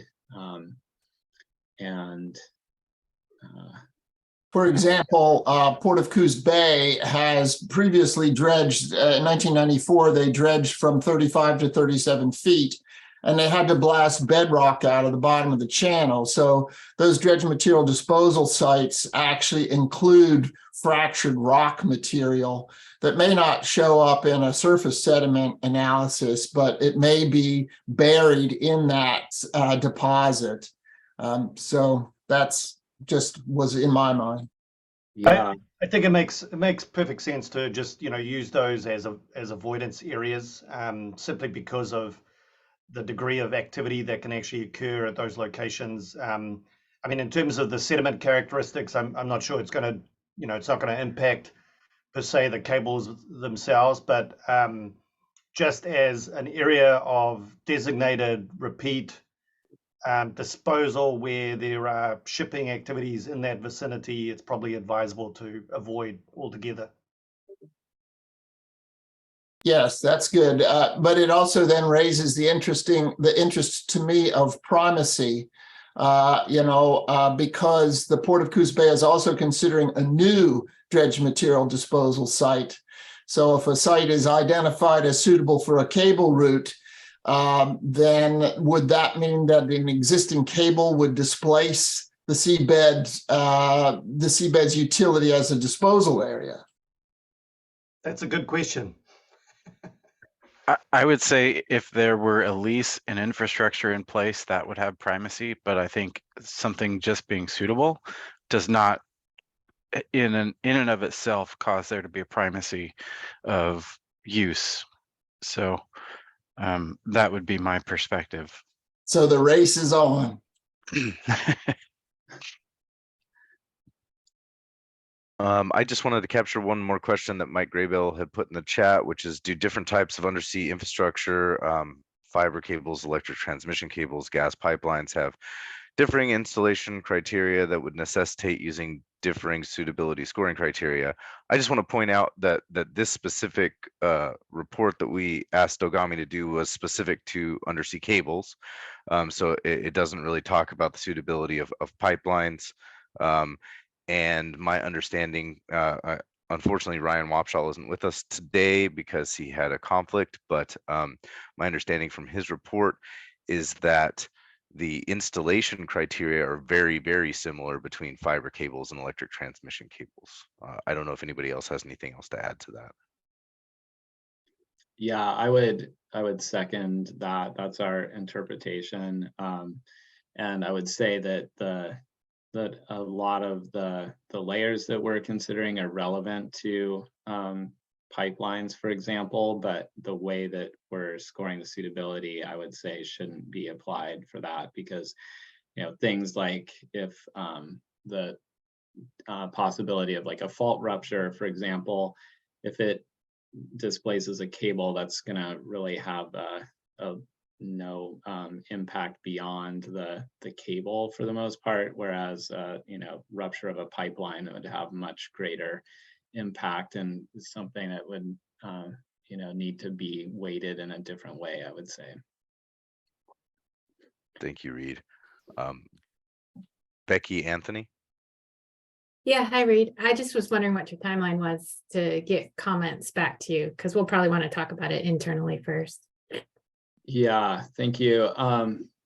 Maybe, Andy and Marcus, what's your timeline for returning comments? Or In the interagency agreement, it's 30 days. So I would say very early in April would be, because I think we got it on the 9th. Yeah. So maybe April 8th or something like that. Well, Marcus, I think we want time to, if there are multiple sources of comments, to put those together and provide them back. So I think we should aim for April 3rd. And then that will give us time to collate and get them back. And Yeah, Andy, is that sounds good. is that to include the working group's recommendations or just DLCDs? Both. Both. Yeah. That would be early April would be better for us given our timeline. Perfect. Okay, thank you. Andy, you have your hand raised. Did you have a question? Or Yes, I do. I wanted to follow up on the suitability for both the shallow and offshore geology. And my question is really to anybody who has experience installing cables, because as I look at the seafloor geology types and I see things like gravel and cobble being a part of the substrate matrix or mapped resources, I really begin to question the practical nature of burial in that substrate. So I'm worried about representing those as potentially somewhat suitable, and am almost questioning whether or not we should put those in not suitable because of the practical nature of trying to get a cable buried up to a meter depth. And as I think about, the sediment classifications for gravel and cobble can actually include some pretty big rock sizes. If you look at the geological scale of sediment grains, right? I think cobble can be almost like that size and gravel can be bigger. If you're talking about the coastal marine ecological classification standard. So just interested to hear one from companies about practical ability to bury in sediment that has interstitial rock components, and two from the Dogami folks about confirming the sizes that were used to kind of create those class breaks. Joanne Morris, did you have a response to Andy? Yes. Can you hear me okay? Yes. Yes, I can. So yes, when we look at, installing the cable, I try to make this point every meeting is, we want to protect the cable as much as possible.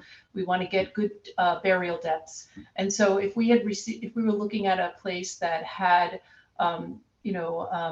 concerns about getting to proper burial depth, as a company representative, we would probably look to go in another direction or take another route.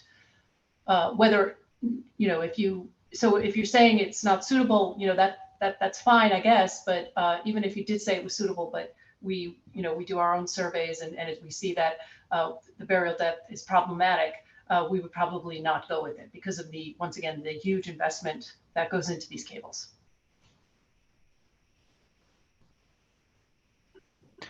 Okay, that's what I was thinking. So Reed and Jonathan, can you confirm kind of the sediment sizes for gravel and cobble, what that actually means from a physical perspective in the sediment? Oops. Yeah, so I mean, they do have, at least cobble has a specific size range. I forget the lower. It's lower basically ends, 64 mil up millimeters. to 64 mil up to 256. So 256 mil across the middle of the particle is the dividing line to boulder size material.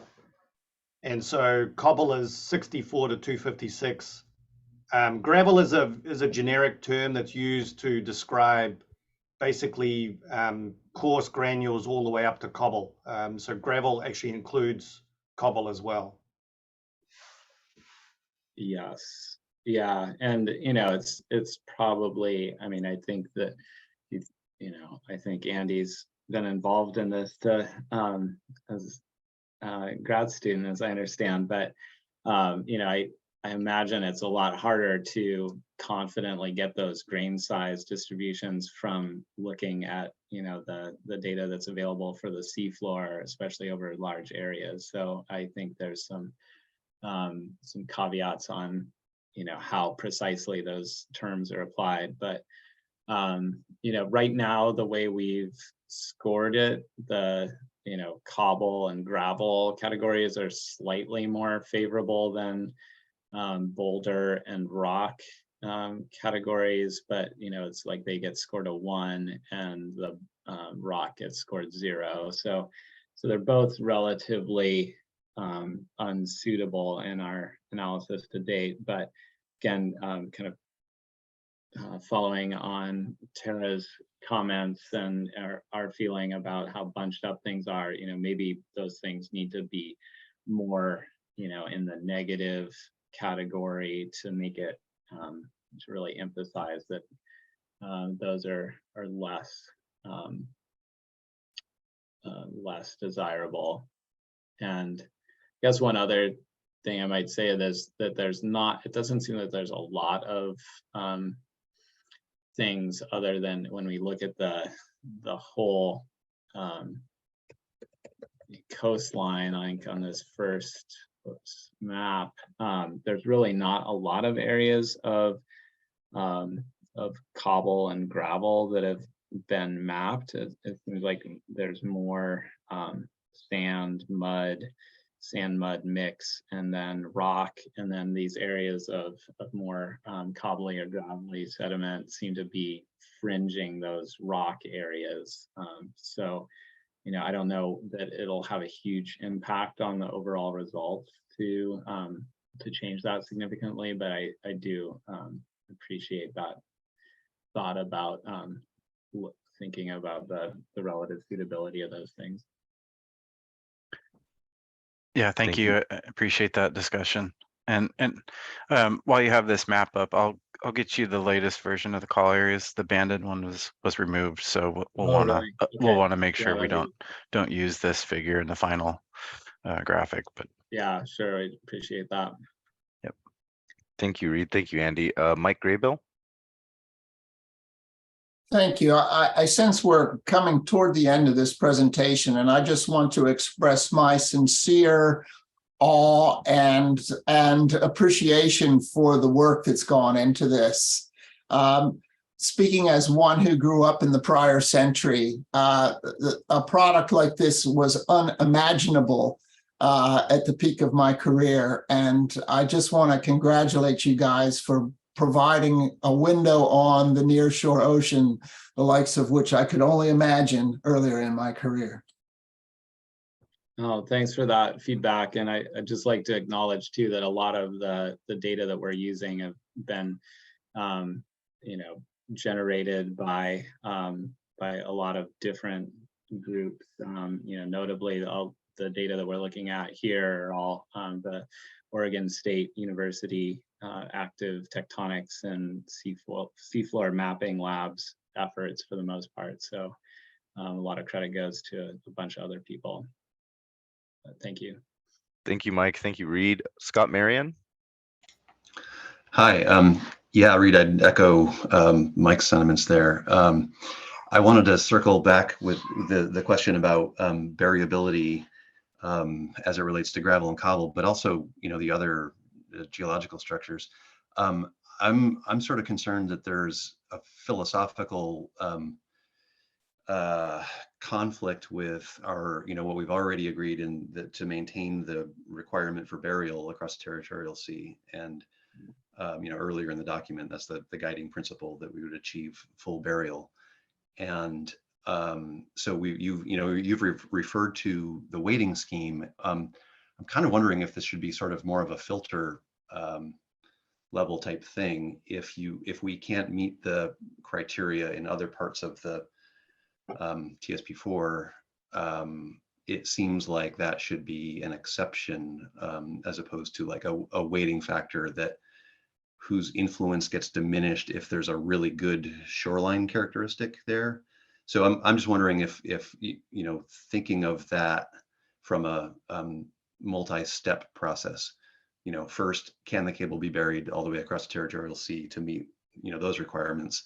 And then if it can, then go ahead and score the approach and the landing site. If it can't, then it seems to me like it's not a suitability score at a location where burial is not achievable is not contributing more value there. Yeah. And like Becky said, we'll probably have some other comments on the weighting scheme and that sort of thing, but yeah, I'll leave it there. Thanks. Yeah, thanks, Scott. I mean, I guess my response to that is that, you know, it's hard for us to, at every point along the coast, to determine whether it's infeasible to find a path through the rocks offshore.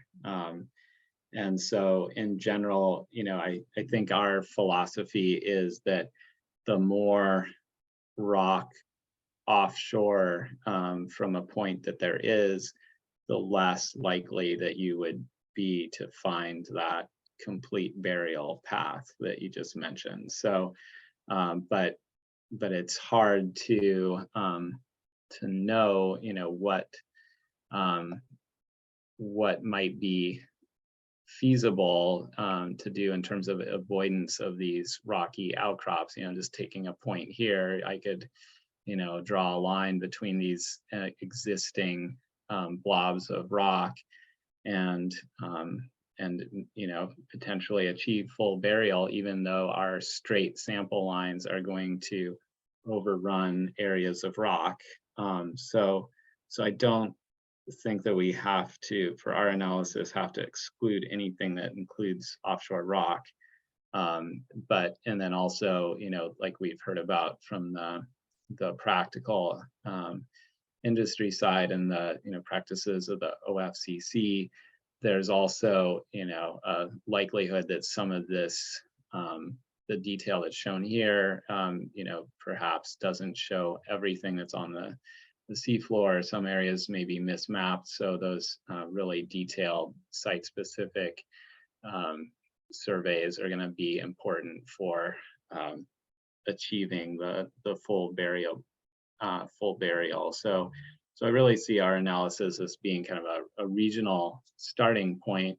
But then if the territorial sea plan requires complete burial, that's something that's going to have to be assessed in another more specific step when these things get actually cited.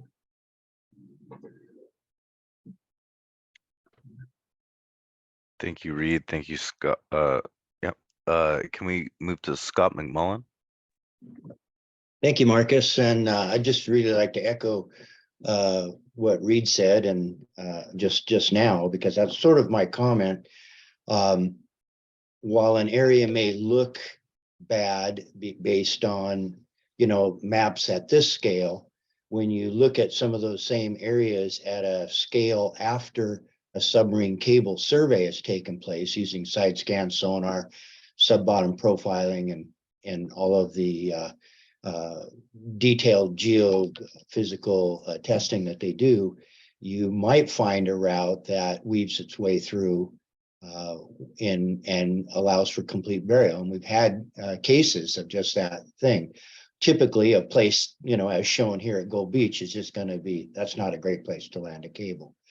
But in some of the areas up further north where we do have cables, we've had to navigate through some areas where we've had difficult areas of seabed. And sometimes we found ways through, and sometimes we haven't. We had a case with the science cable where we're through the survey, we thought we had a good route. And as we were doing the detailed survey, which means towing that sonar fairly close to the seabed, making multiple sweeps back and forth. I think in the area we were at the time was around 200 fathoms, roughly 400 meters.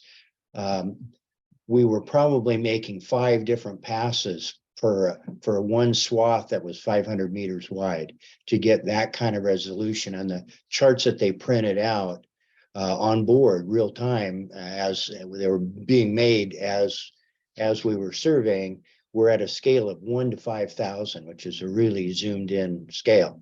And in that one case, we found there was no way to get through it. And we wrote off that route and did what's called route development. We just said that isn't going to work. We, as the fishermen on board, had a consultation or discussion with the survey team and the owner's representative from University of Washington as a National Science Foundation cable, but University of Washington was managing it. And we said, we just can't support this because we don't see how any way to get complete burial. And they said, yes, we agree, but it's just going to be a very short segment that is unburied. And we said, I'm sorry, that just does not work in this highly fished area to have unburied cable. So they said, okay. And we started over with a new route, surveying a new route. And we found a very suitable route later, a little more circuitous, a little longer, but we were able to get it. So by the time this gets to the permitting stage, all that work has been done, those detailed charts. And I'm going to ask one of our cable owners if we're able to share one of those really high resolution charts with Reed and John Allen, so that they can see sort of the level of detail that these survey charts get. And so I guess the point just that I'm trying to get to is I don't want this to be a tool at this scale that wholesale dismisses routes being able to go through when in fact there may be a way. I'm not saying it's the priority for cable owners. It's not. We try to avoid rocks as much as we can. And but there are sometimes cases where you can zig and zag and go through them. But there's a lot of factors that the turn radiuses have to be acceptable based on the depth. The deeper the water, the more time it takes to turn, and you can't make as sharp a turn in deep water as you can in shallow water. So anyway, enough said. I think I've got my point. Thank you, Scott. There was a question in the chat from Mike Graybill. Should there be a discussion on the recommendations that were presented at the end of the presentation? Would you like to elaborate on that, Mike, or does anyone else have thoughts on that? Well, Reed just suggested that those were some recommendations that came up through the course of their working on this, but he also highlighted the fact that it's not really Dogami's role to go further than just making these observations. They looked to me to be very reasonable recommendations. But I would hate to have them just disappear at the end of a slide presentation without some kind of discussion of how the working group should address the recommendations of this one member. Can you bring that slide back up, Reed? Sure. While Reed's doing that, I also want to point out that, you know, the data that is used for an analysis like this has variable quality. So the seafloor habitat maps that are used to, you know, map the geology, as Scott said, you know, they may have portions of them that are made with high resolution, relatively recent multi-beam bathymetry surveys, and the resolution of knowledge could be very good in those places, but right next door to where the end of that survey exists, you may not have had a high quality survey, and you may be depending upon seafloor information and data that could be decades old. So that there's uncertainty that goes into how the information is used, and I think that really does bode or bear on the question of, you know, using this as a screening tool now. You know, I don't think is appropriate because of the variable quality of the knowledge that's going in. And while this is the best assessment that we have to date, you still have to factor in that uncertainty. And I think that the role of, you know, the modern geophysical surveys that a company will use to do route planning, you know, will use this information and can be informed by it. But I don't think that a decision should be made strictly because of it for that reason. Which brings us to these recommendations. As Reed had pointed out, these more detailed site-specific physical examinations are typically conducted, but not necessarily required. So given that this is an observation that one member of the work group has made, and given that the work group's responsibility is to bump a recommendation to OPAC, I just wanted to flag this just to say, well, okay, here's something that was flagged by a member of the work group. So the work group then should figure out what to do with that recommendation and whether or not that gets then forwarded to OPAC for their consideration. Thank you, Mike. Blake, did you have something to say to this? I did. I just wanted to, and I think I've said this before, but, you know, moving forward, DSL for our easement applications, we'll be asking for additional information, and part of that request is a site-specific geophysical or geotechnical, you know, survey. For the Amazon cable that is, you know, proposed right now, that is, you know, something we told them at the pre-application meeting was that it isn't a requirement on the application, but, you know, by rule and law, DSL is allowed to ask for additional information to help us make decisions about, you know, executing these easements. And we felt it is best practice for us to request that site-specific information. So it's not a part of the application process right now, but it is something that we telegraph to the applicants, you know, in our pre-app meetings so that they can get that information provided to us in a timely manner. So yeah, I just wanted to touch base on that. Yeah, thanks, Blake. I mean, that's part of why I was kind of vague and how I talked about these recommendations, because I don't know that whether it makes sense to have something like this incorporated into the territorial C plan proper, but, you know, maybe it's more in the just practices that individual agencies that do have regulatory authority apply. It would seem that recommendation number 2 would need to be codified in some way.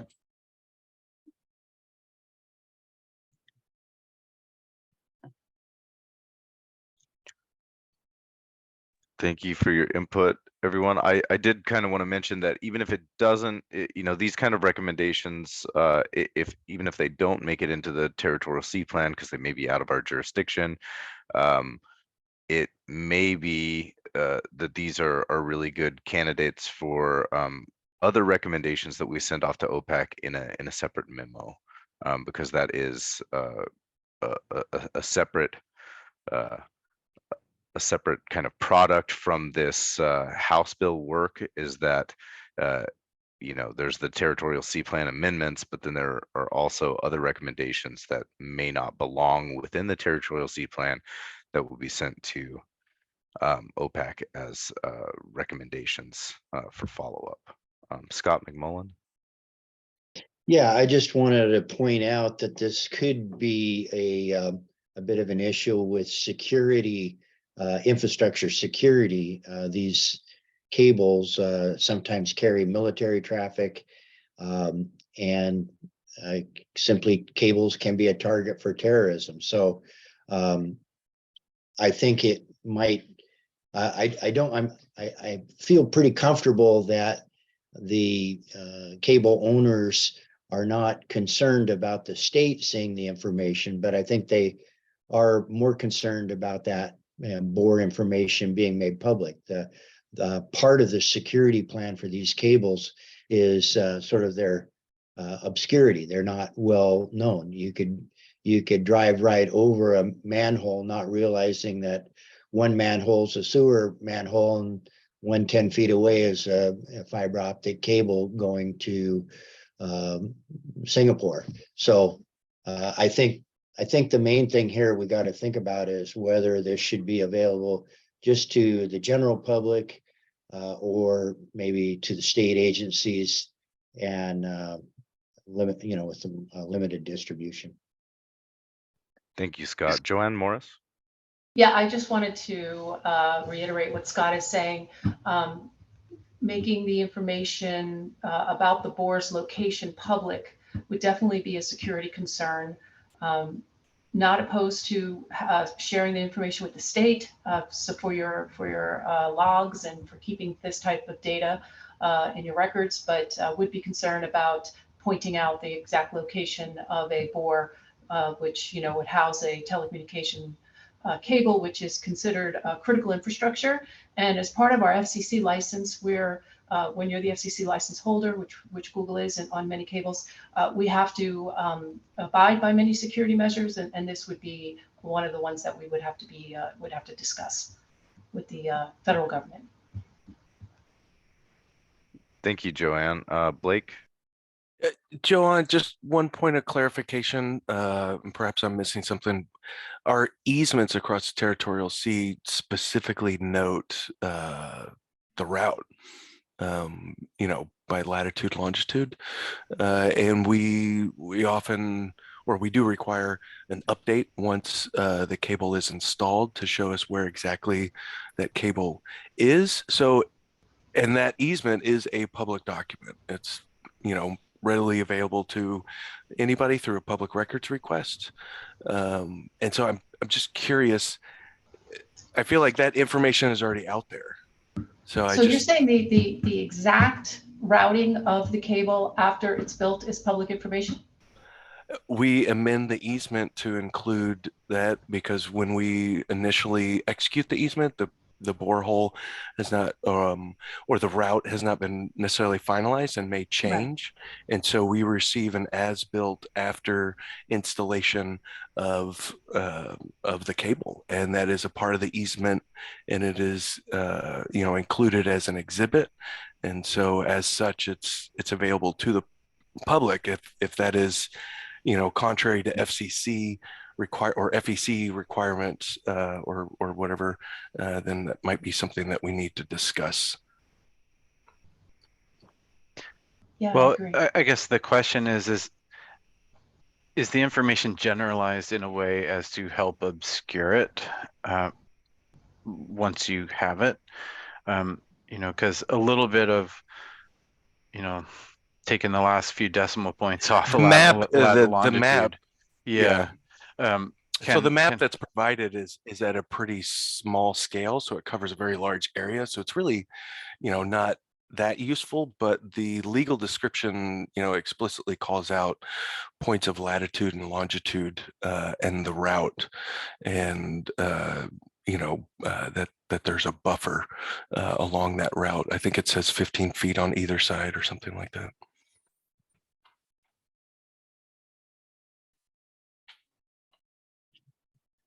Thank you.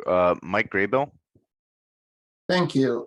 I guess when I raised this issue, I was thinking more about my own personal experience when there was drilling for coal bed methane, and there were boreholes done, exploratory boreholes done. That was proprietary information, and my understanding was that Dagami had an embargo for a certain period of time on that proprietary information that was done by the in this case, the oil and gas exploration drillers, because that understandably was proprietary in nature. So the public distribution of that is embargoed for a certain period of time, as I understand it.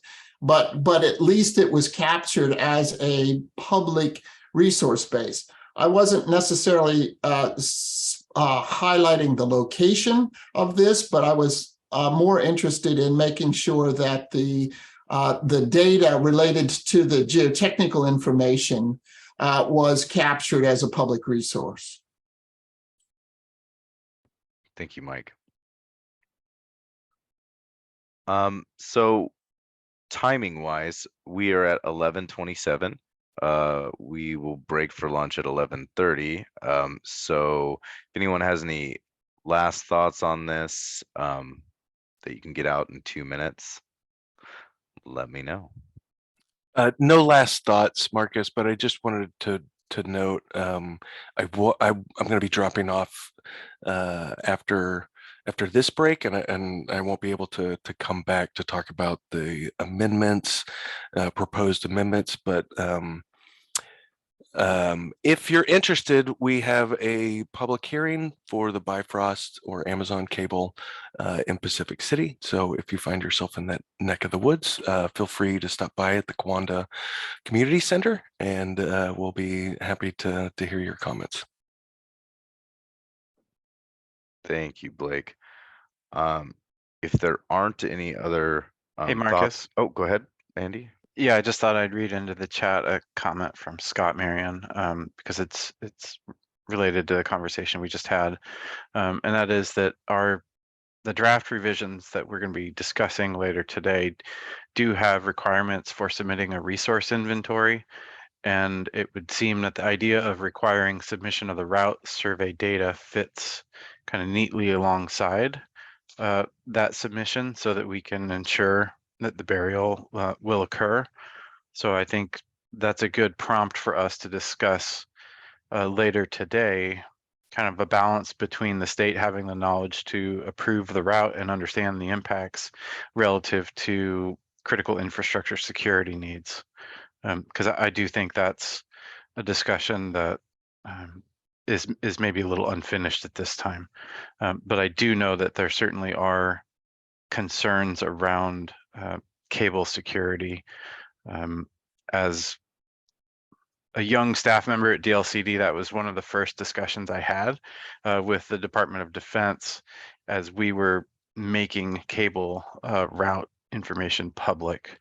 So it's that topic has been around for a while, but I do think that as we discuss kind of the public information that will be available for review of applications like this, how we balance that need with the security needs. Thank you, Andy. Laurel, did you have something? Yeah, I was just gonna let you know that I'm gonna have to hop off for a little bit for that public meeting for the cable. So I'll join back in again once that virtual component is over. The other meeting is this evening, but just there is a daytime virtual meeting too that overlaps this meeting. Okay, thank you, Laurel. With that, we will break for lunch and reconvene at 12:30 for public comment.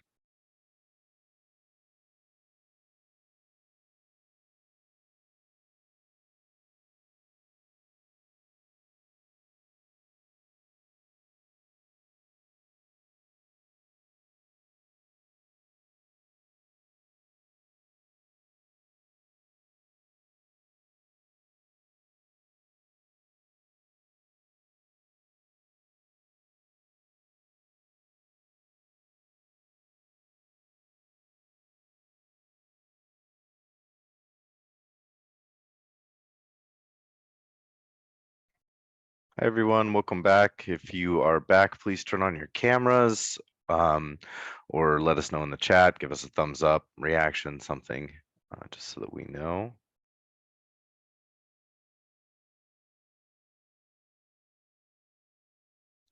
At this time, we are going to start the public comment section. So if there's any member of the public who'd like to make a public comment, please let us know in the chat.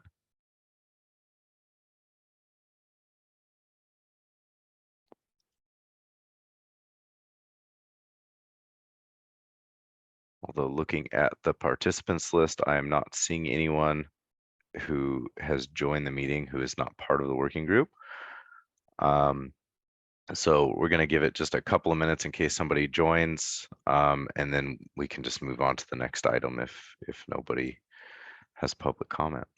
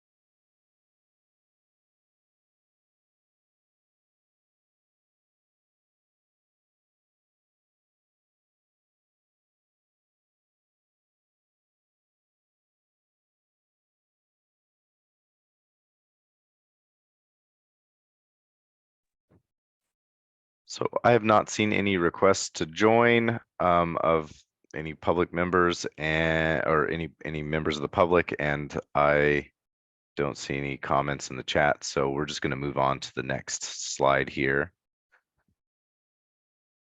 So we're kind of diving back into going through the draft amendments, and on this slide on the left is the table of contents that I had put together earlier on, just based on the headings from the Territorial Sea Plan Part 4. On the right is the kind of revised table of contents that was developed from the input from various people last meeting, as well as comments that I received on the previous draft amendments. Kind of going through that, I have a couple of discussion points that I'd like to talk about really quickly with this. Some suggestions that I have, and just kind of see how folks feel about these things.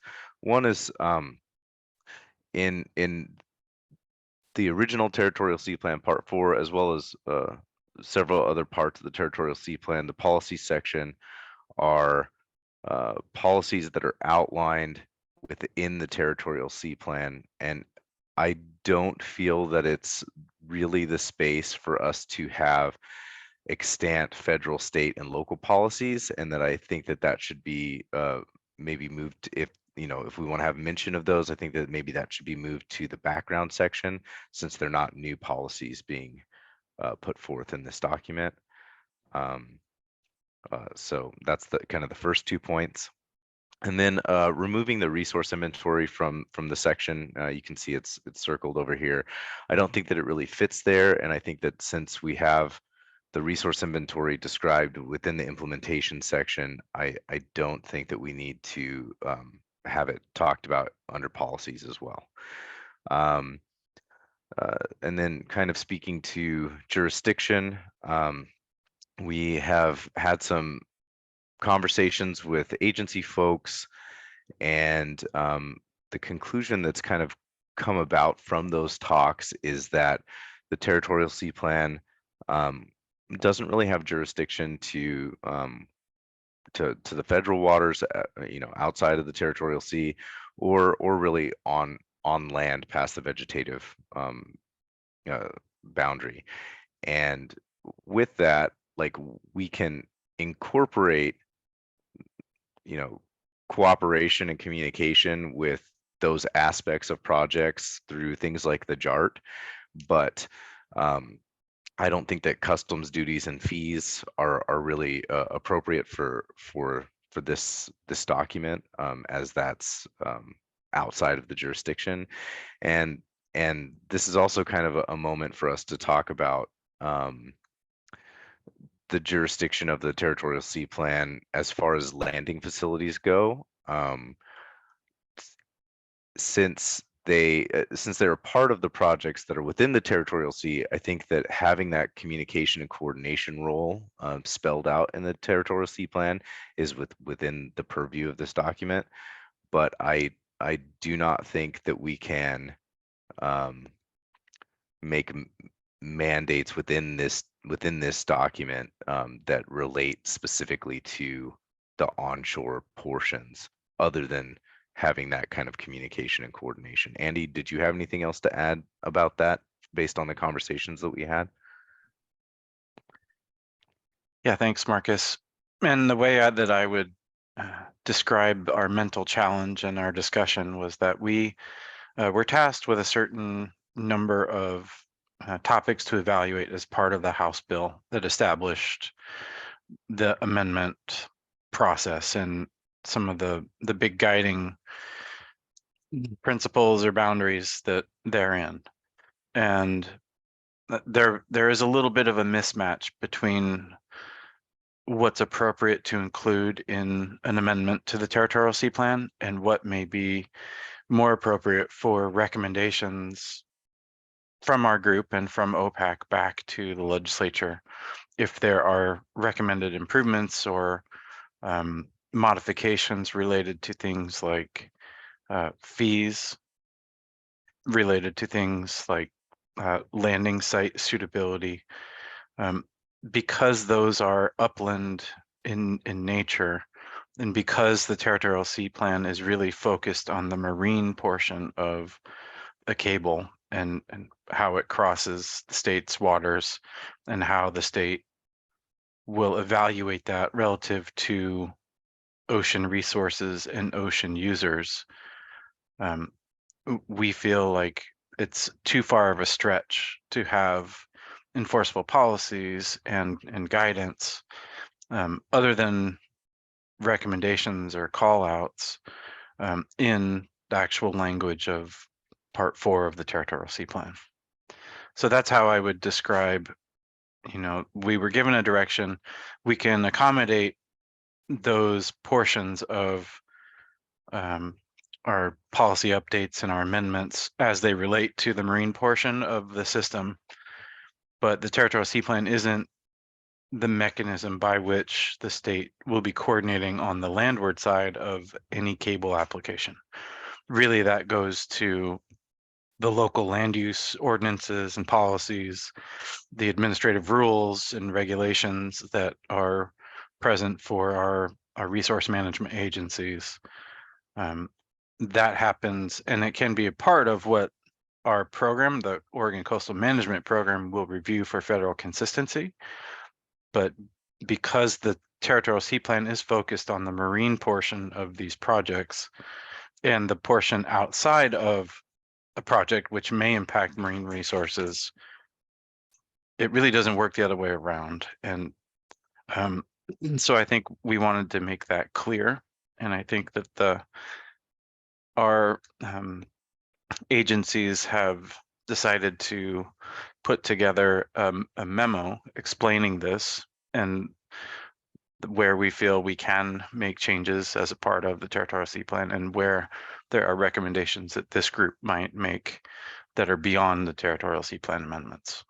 So we will seek to bring a memo to the group at the April meeting. And that would explain that thinking more thoroughly. And I think it's a good time to pause and ask if the group has questions about that. Absolutely. Thank you, Andy.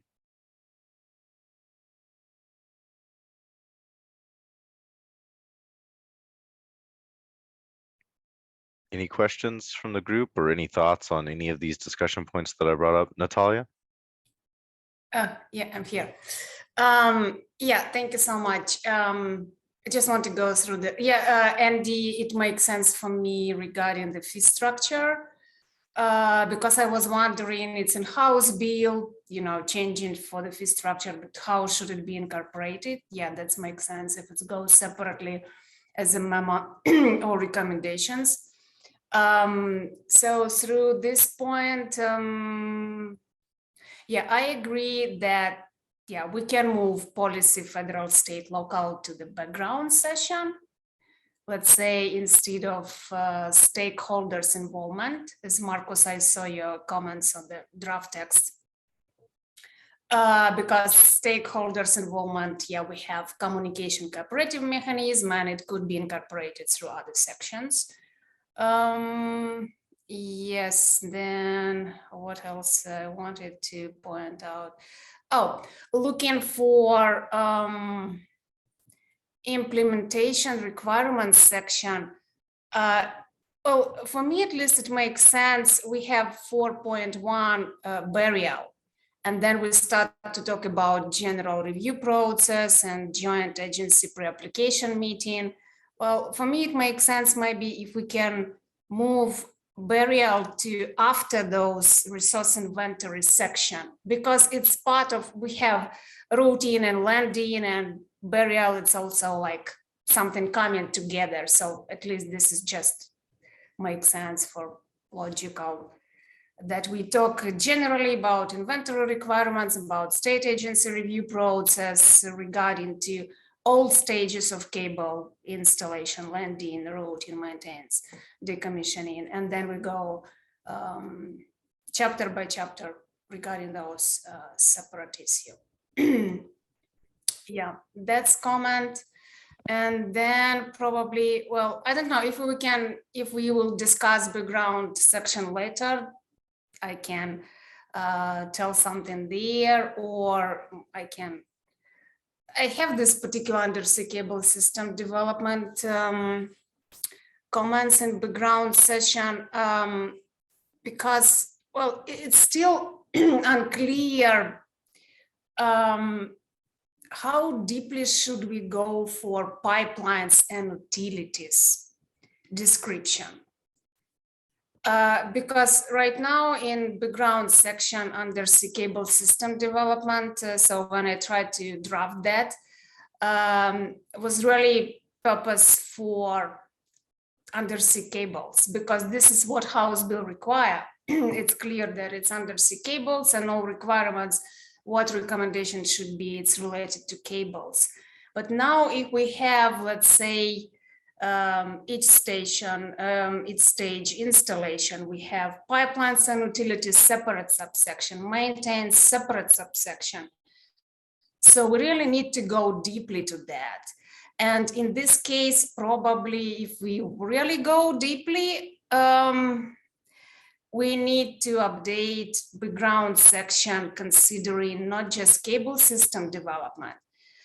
In this case, we need to have not only maps for cables, but it would be good to have maps for pipelines, what the current existing system there, if we really go deeply. But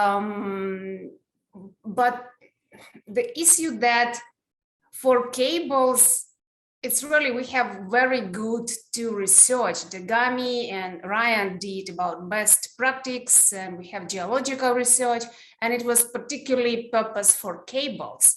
But we don't have for pipelines or utilities something update. So in this case, we need to well, to analyze some information to put in those separate section for pipelines and utility. And if we do so, probably in this working group should be also representative of the Department of Energy, because let's say if it's oil and gas pipeline, that's certainly, you know, jurisdiction of also some other agency. So this is just, it's not clear for me how deeply we really should reflect those pipelines and utility here, or we just should, I don't know, write some separate general section for pipelines and utility, but not separated subsection for installation and maintains separately because it's not required by House bill. It should be, but I mean, if we have time now only for cables and we need to respond to that House bill and it should be approved by September, you know, to go through deep research and those reflection for pipelines and utility. I don't know, this is just my question. Maybe you already have something that could be written in the sub chapters, but that's just still unclear for me. Yep, thank you. Thank you, Natalia. I took some recommendations from the last the last meeting and some recommendations that people had sent in, and I changed the background section a little bit. I don't want to get too bogged down in the background section because we've kind of went over this a few times, but just to touch on a couple of points quickly is I have kind of a general background section that was put together based on things that you had written, and then I added some things to that, and that's kind of our general background, kind of including pipelines, other utilities and fixtures and all of that. I think keeping the undersea cable systems development section there is good, especially because we do have a lot of information about that from Ryan, and I think that I didn't even include that section in this meeting today as far as like slides go, because it's something that we can go into as much or as little detail as we'd like, but it's not really the meat and bones of what we need to decide here, I think, at this meeting, as far as policy and implementation goes. There was something, you know, that I failed to mention earlier when talking about jurisdiction. I think that that within the background, maybe noting that there are international law and treaty obligations that we have, but I don't know that we need to go into such detail. I think that removing that section as a major section of that might be the best course of action for us when it comes to when we're speaking specifically to the territorial sea plan and what's laid out here. Yes, I think that there should be mention of them, but I don't know that we need to go into detail. So that just to kind of touch on a couple of those things, and that was related to jurisdiction. So Tara. Thanks. Yeah, I agree with all the moving arounds that you've suggested. I don't see any issue with that. And kind of reorganizing where we put things and deleting things from certain sections. I did actually, Natalia kind of triggered something in my mind while you were speaking about, you know, the difference potentially between a telecommunications cable and you know, a potential energy transmission line. And you know, right now we have the JART team listed out. And so this all goes a little bit back to jurisdiction and who and how the TSP can reference other jurisdictional entities and jurisdictions. So understanding the limit of the jurisdiction of the TSP, how are we then requiring, you know, a JART team that goes beyond that to coordinate all of those other authorities, and just trying to better understand exactly what our ability is to reference outside of the TSP within this document without having our policies necessarily apply outside of this you know, outside of our jurisdiction. So that was a little jumbled, but all just thinking about when we put together this document, how we're thinking about applying our jurisdiction in reference to other things that are going to be happening with in terms of a cable or other application. And And then who should be involved? Because I would note that like Department of Energy, I don't think is mentioned in the JART membership, which might be important in some instances, probably not for a telecommunication cable, but for any potential wind energy siting, et cetera. So those are just some thoughts that have come to mind in rereading this and thinking through it. That jurisdictional, I don't want to call it a conundrum but how do we sort of limit ourselves, but still reference because anything we're doing to site a cable on the ocean side is going to be relevant to the land side, but completely respecting and understanding the jurisdiction. And this was something I was struggling with in our land siting criteria subgroup that we had, because I was a little confused on where our bounds ended. But that was a lot of rambling thoughts. Maybe someone has a response. Absolutely. Thank you, Tara. Andy, do you have any insight as to what happened for Territorial Sea Plan Part 5 and how the JART was kind of incorporated? Because that incorporates like landward entities as well. I wasn't there for that. Yeah, so the way I would describe it is that the requirement for a lease and an authorization at TSL initiates the process by which we want to encourage and require in coordination with the resource management agencies with a focus on the marine environment.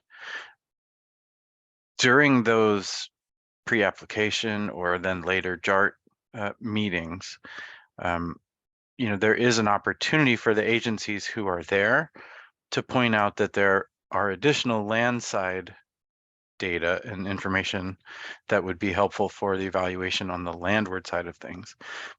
They just won't be called out as enforceable policies for Part 4. So I think that the difference between language in what we require in the territorial sea portion versus what can be brought in to inform an applicant about interests from local jurisdictions, from the local land use planning county, depending upon where the application is coming into, who the stakeholders would be, what is the recreational community in that place.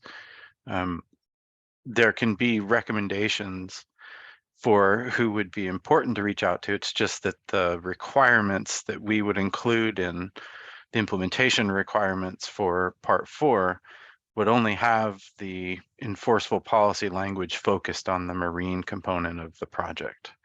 So, there is a coordination mechanism that can happen as a part of the JART that looks landward, but we cannot require those things as a part of the plan. So that's how I think about that difference.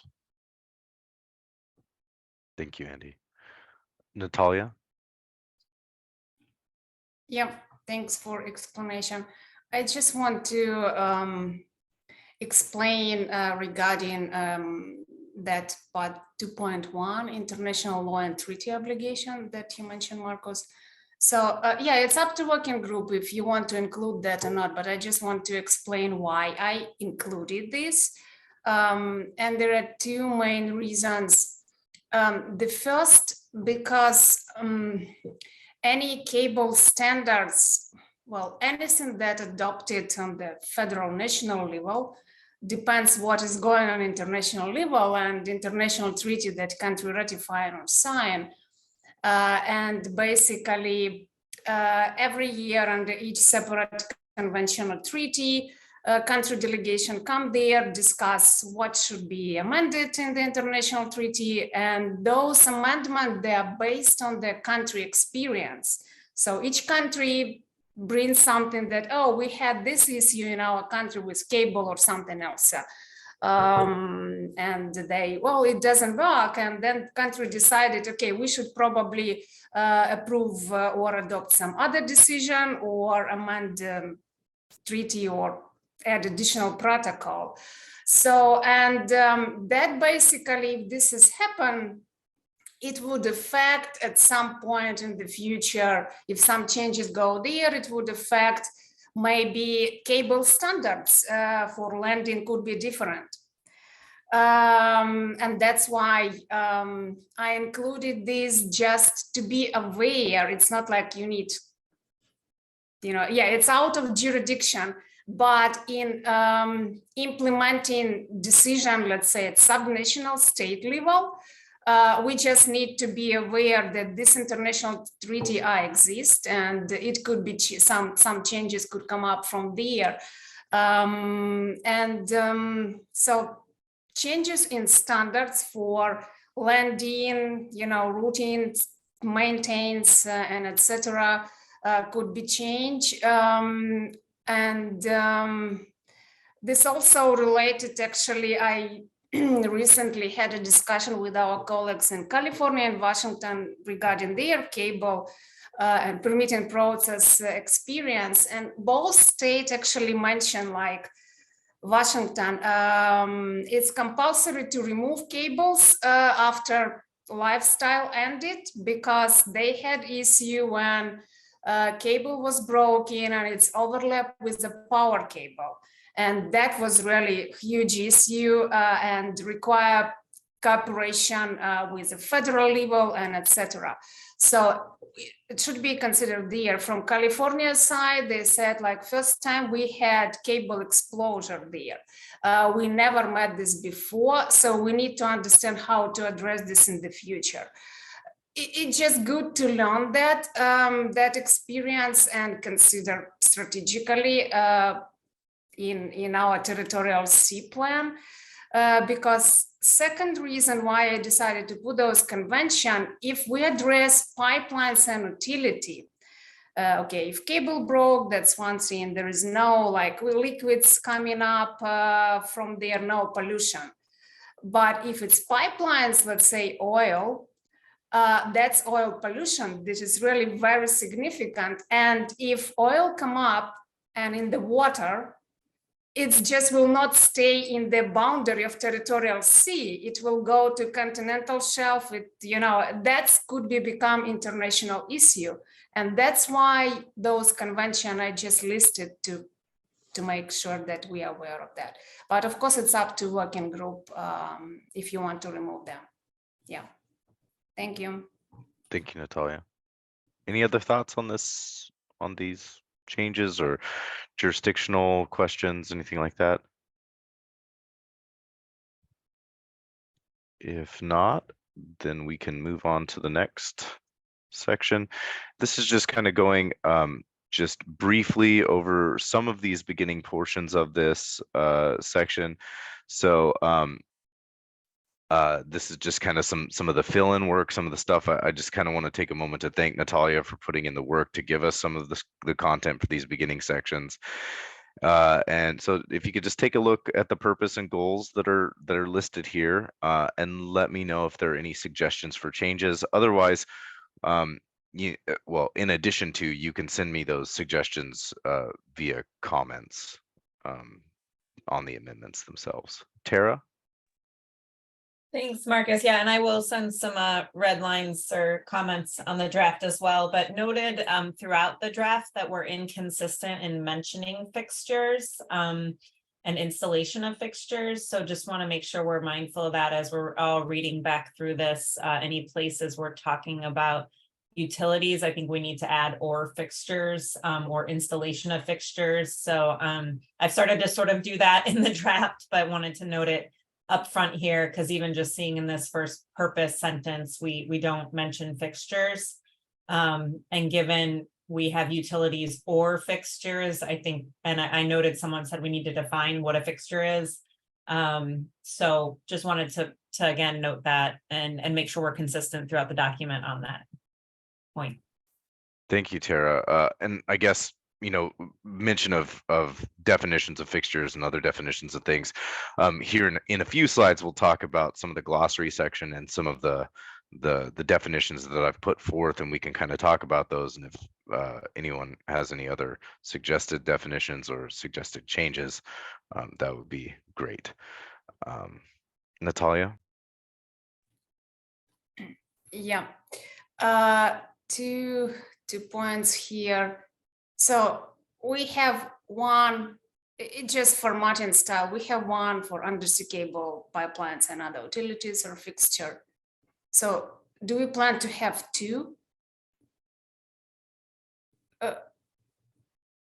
I mean, if we don't have, because we have so many numbering, like even 4 numbers, 4, 1, point, I mean, it's really too long. I mean, in terms of numbering of sections and formatting, if we have, let's say one, if we remove 1 for undersea cables, if we don't plan to have 2 with something, then we can put 1 state perspective and it would be like more easy to follow formatting style. So that's the question. Absolutely. I hear you on that. I think that I guess a note going forward is numbering through this draft is kind of all over the place. I took a lot of different documents and kind of merged them together in this one. So numbering is something that I will definitely get hammered out on later drafts for sure. Mm-hmm. And the second one related goal, anthropogenic. Yeah, I was thinking about 2 words. Initial, I proposed human-made threat, and or I was thinking, should it be anthropogenic? And then I start to look in the vocabulary of the definition. So yeah, maybe some other folks have suggestion, but what I meant here, so anthropogenic, most when people talking, this is related mostly to environmental change, like pollution or so climate change, something that human activity can contribute to environmental change. But human-made activity and threats, this is at least what I found in the vocabulary and definition, it could be related not only just to environmental change. And here is the issue, come up with the security, cyber security particular. And today we mentioned like some cables, also when I read through international, those convention and requirements, and Google pointed out about like, yeah, there is some confidentiality data that cannot be disclosure because of the security issue. And security issue, mostly they consider like Russian attack on the cable infrastructure. So it's something like, it's not environmental change, so it's not anthropogenic, but it's something that particular made by humans for different purposes. So that's why I just, regarding terminology, I don't know if it's like human-made or anthropogenic, if we are talking about reliable, secure communication and digital data transmission. So that's just my question. Yeah, thanks. Thank you, Natalia. Tara? Hi, I don't want to belabor this too much. I would just say that I was actually going to suggest that we just delete any description of the threats, not natural or human-made, just have it state that we would like to protect from potential threats, period. But that's just a suggestion. Then it's kind of threat from wherever they may come from, and we can be more specific later in the document. So that would be my suggestion. So we don't even have to think about all of the things that I would not have thought of, Natalia, that you just brought up on the differences between those terms. So appreciate that perspective. Thank you, Tara. Yeah, that could be option. Yeah, and then we can put everything, whatever you want there, make it open. Yeah. Thank you. Any other thoughts on this section before we move on? Not seeing any. So this is the objectives section. So the list of objectives that were brought up in this beginning portion as well. So an objective related to the evaluation of fee structure was removed because even though that's part of the purpose of this working group, it's not an objective of the territorial sea plan itself. So even though we need to do that and it needs to be done, the work needs to be done, that's not like an ongoing objective of the territorial sea plan. In addition, objectives D, E, and F could be combined into a single objective as they touch on very similar points. Do we have any thoughts from other group members or thoughts on any of the other portions of this?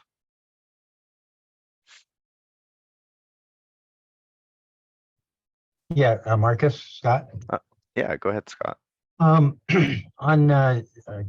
bullet B, I noticed recycling was added, and I don't remember a discussion on this, and certainly I'm way in favor of recycling, but in context with this objectives, it puts a little more pressure on the decommissioning and removal of a cable. I think recycling is done quite a bit. We've had several expired cables in Oregon recycled, and some firms apparently have made a business model that they salvage materials and they make money by salvaging the cable. They sounds like they may even pay a nominal fee, but a small amount to have the right to recover the submarine cable at the end of its life.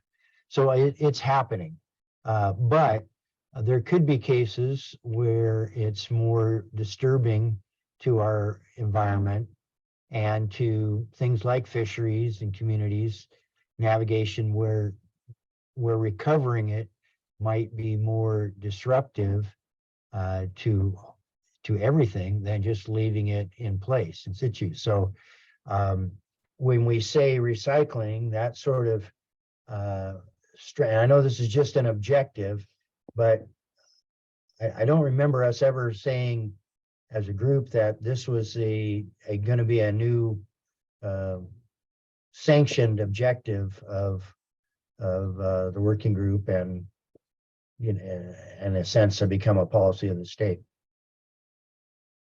I mean, I'm supporting the recycling when that's the best option, but I'm not sure that in every case it would be the best option. Thank you, Scott.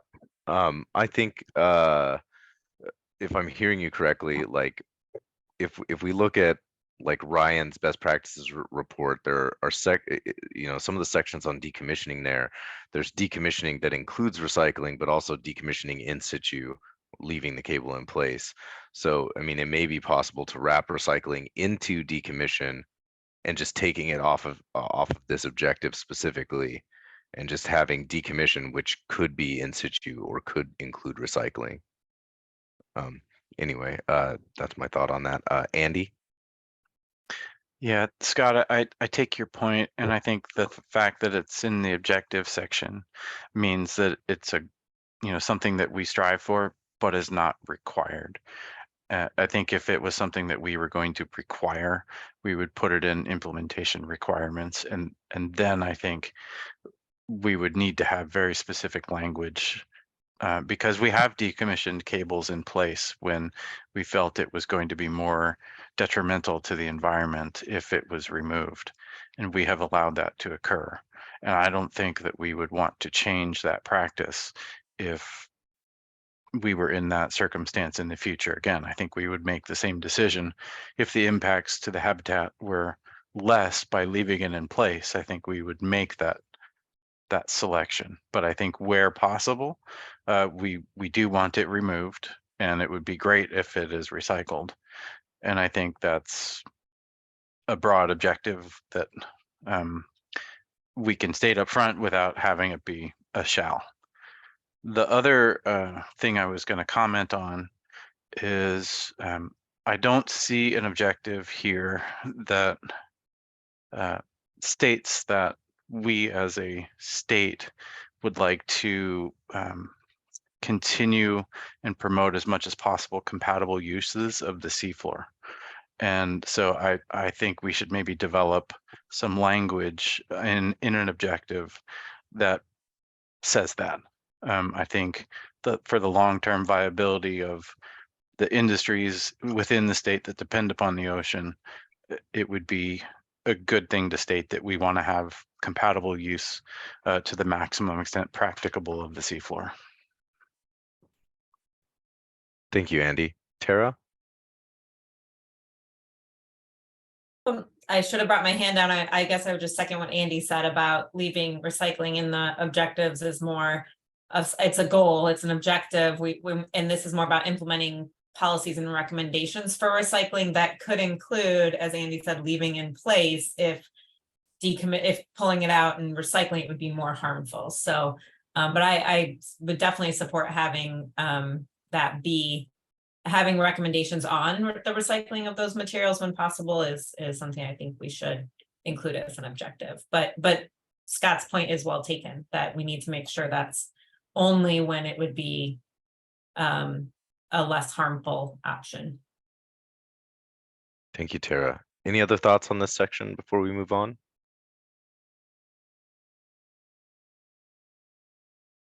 All right, not seeing any.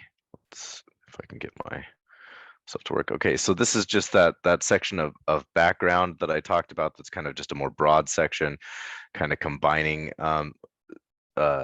some of the original language from the Territorial Sea Plan, as well as some of the writing from Natalia, as well as some stuff that I have added in here.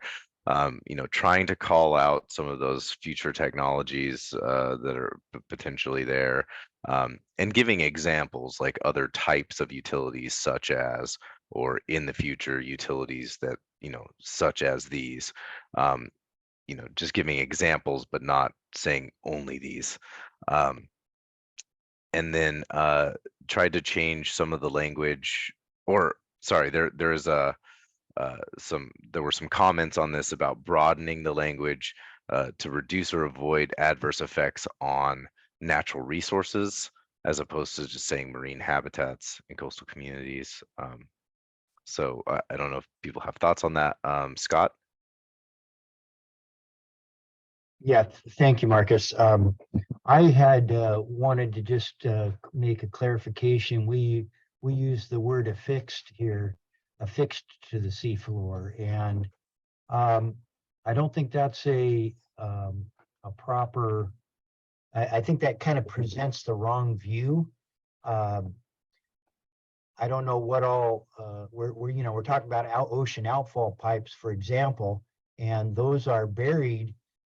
From all of the installations I'm aware of in the state, they're buried until they reach the diffuser at the end of the pipe. So it's a completely buried pipe, and affixed makes it sound like it's something attached to the surface, which kind of presents a, I guess mentally, it kind of gives you a different picture of that. Now, there could be in the future sometime a pipeline that is attached to the seafloor, but and used here, it sort of implies that that's the case all the time. I thought that was maybe a mistake we should correct. Thank you. Yeah, thank you. Natalia? Yeah. Yeah, I agree. We substitute for natural resources instead of marine habitats. But the question, I mean, it also could affect coastal community, not just natural resources. And coastal community, it was included in the old version. So if we remove, I don't know, because it can affect during even like landing, you know, and drilling, it could affect coastal community at some point, installation stage. So we try to also to reduce those effects, not to eliminate completely, but to reduce impact on coastal community as well. So I'm wondering if natural resources and coastal community could be appropriate, or it's up to working group regarding communities including. Thanks. Thank you, Natalia. Tara? Thanks. I am, excuse me, I am realized throughout the document as well, we say reduce and avoid ahead of adverse effects a lot, and was wondering about changing that to sort of the management hierarchy of avoid, minimize, and mitigate throughout the document, and wanted to get, that was a suggested change I think we've had before, and just wanted to get others' thoughts on that. as sort of that management hierarchy of how we address effects. Yeah, actually mitigation could be a good word to substitute reduce and avoid adverse, which is can use, and mitigate impact or on natural resources and coastal community, something like that. Thanks.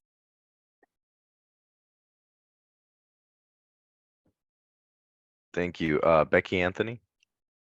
Yeah, I just wanted to clarify that the natural resources just replaced the marine habitats, not the coastal communities part. So I advocate for keeping the coastal communities piece of that. And I agree with Tara's suggestion about the hierarchy of management actions. I think that makes sense. Thank you. Mhm. Joanne? Sorry. I wanted to point out about the coastal community impact. It's usually very short-lived and temporary for, just the installation of the infrastructure. Then it's usually out of sight, especially.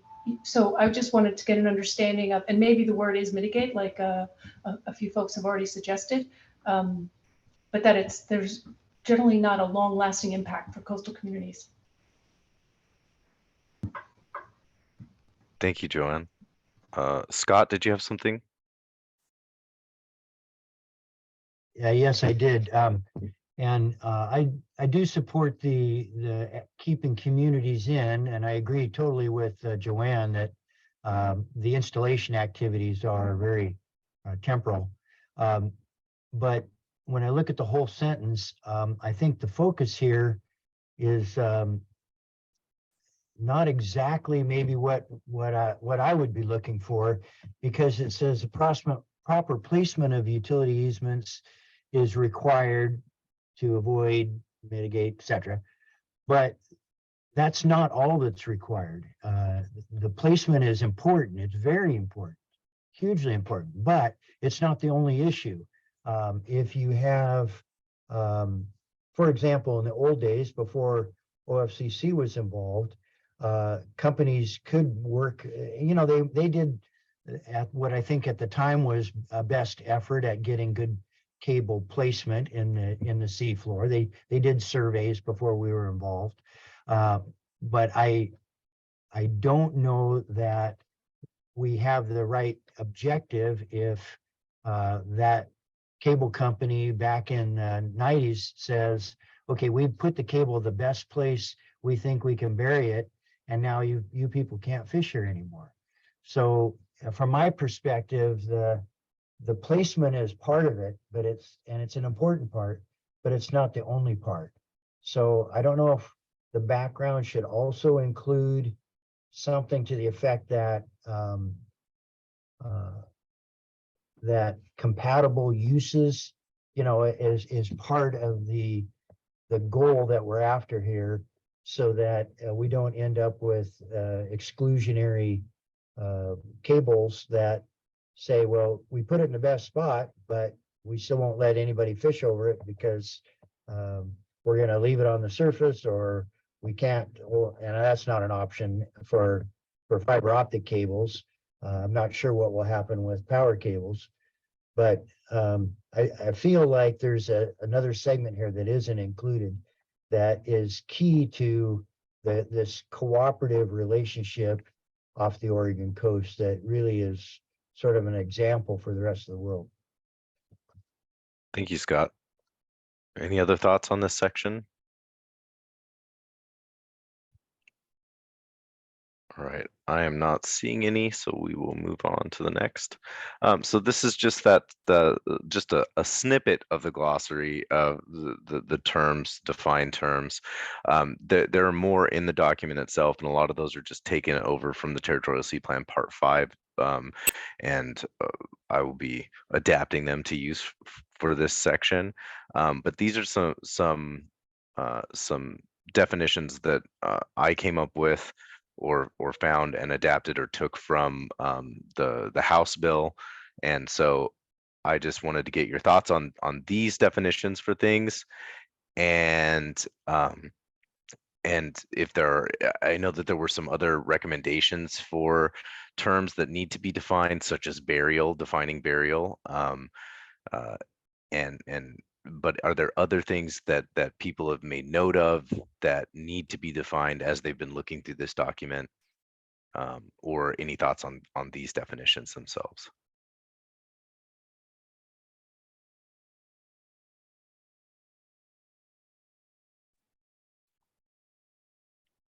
Natalia? Yeah, thanks, Marcus. It's not clear for me reading those definitions. What is the difference between utilities and fixture? Because like first two lines almost the same. And like when I read this, my understanding that fixture most would be related to research device and observation, but not limited to scientific and research devices. So the question, if it's not limited, could it be the same as we have line 2 and 3 in utilities? So what is the difference? What an example of those utility and fixture that would be really different from each other? So Well, I'm just confused with this definition. What is the really difference between them? Well, this is kind of one of those situations of trying to look towards the future and not knowing what may be a fixture.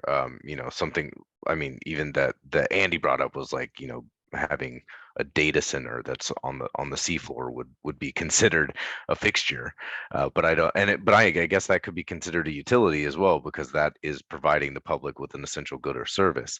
So, I mean, in the examples that I gave here are the examples that I could come up with. And that's why I kind of put a question mark at the end of it.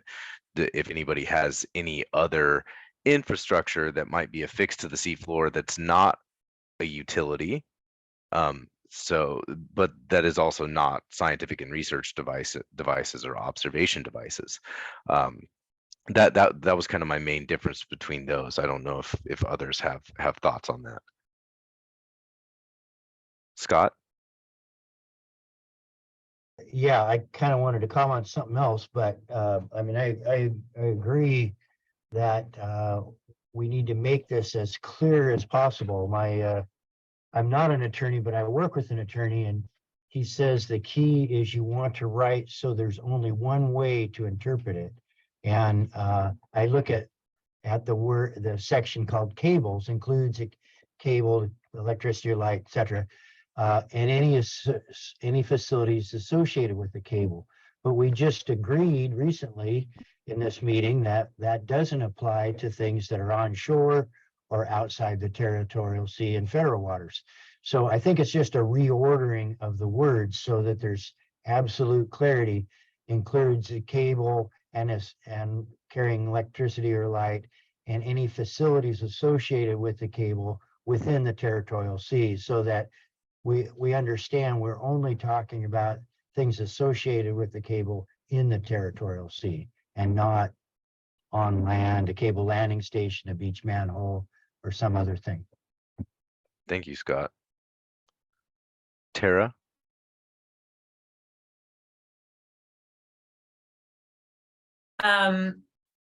Yes, further down in the document, I know, and this is another one we probably need to figure out the term we want to use throughout, whether it be natural resources or renewable marine resources. I saw a lot of different terms used to describe similar things. And so I think in goal 19, it's living or renewable resources. I don't know, remind me, Andy, what it is.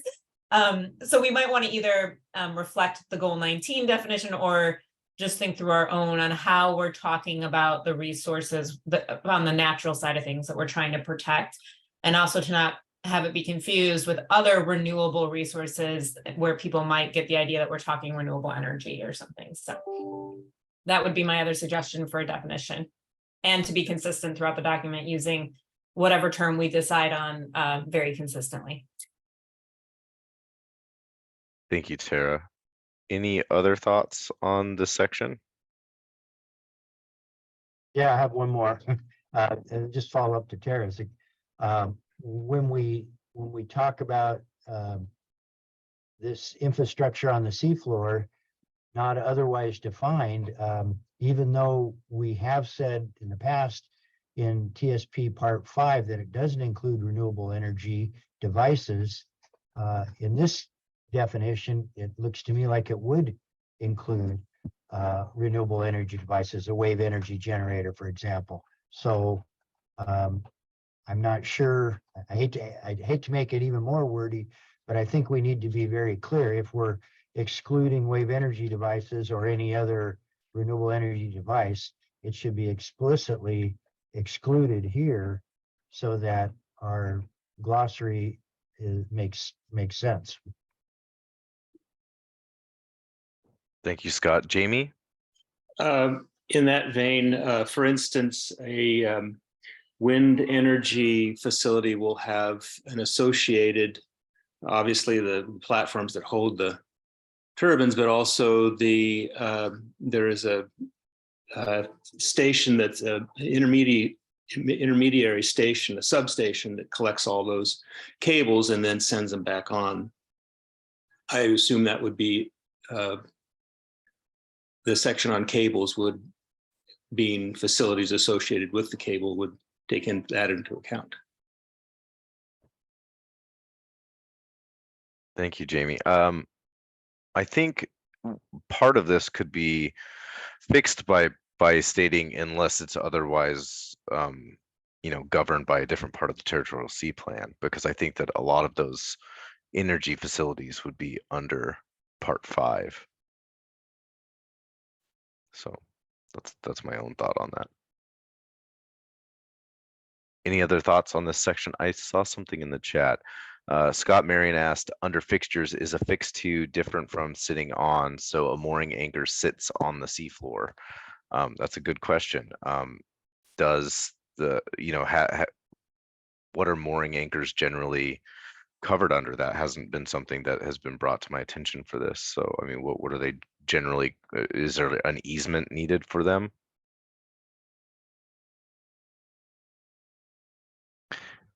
Well, I don't know that there's an easement, but there's certainly a permit required from the Department of State Lands to be able to have a specific device on the seafloor that's there. And depending upon the duration of the device's existence, that dictates a different process in DSL.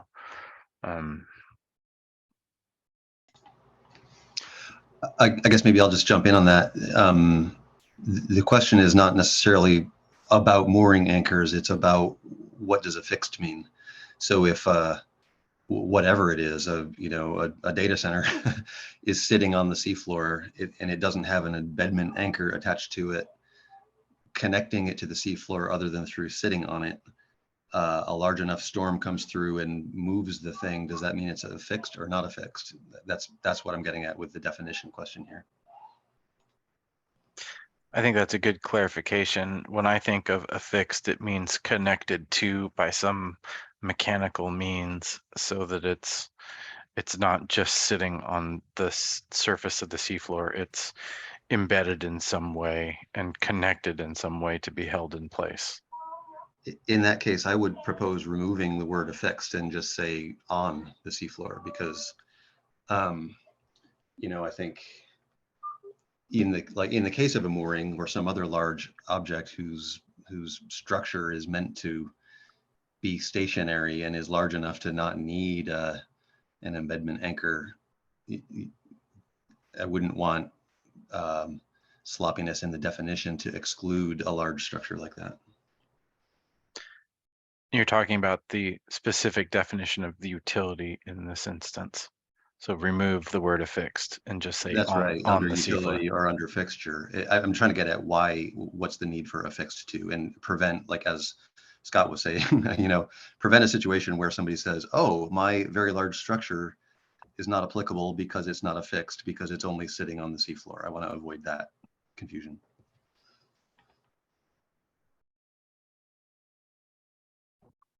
Thank you. Any other thoughts?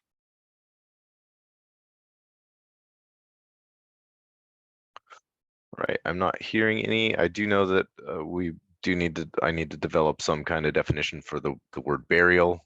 We've talked about that before. If when going through the document on your own, if you come across something that you think needs to be defined and isn't, please like flag that for me in your comments. So we had a break schedule, but not for this time, and so we just kind of moved through things quickly and slowly in different parts of the day. So we'll be taking a break in about 15 minutes, but I did want to maybe hit this quickly because I don't want to spend a lot of time on this policy section, this particular section, because we have talked about it many times in these meetings, and I'd like to get to some sections that we haven't hit before. So here's as it stands right now.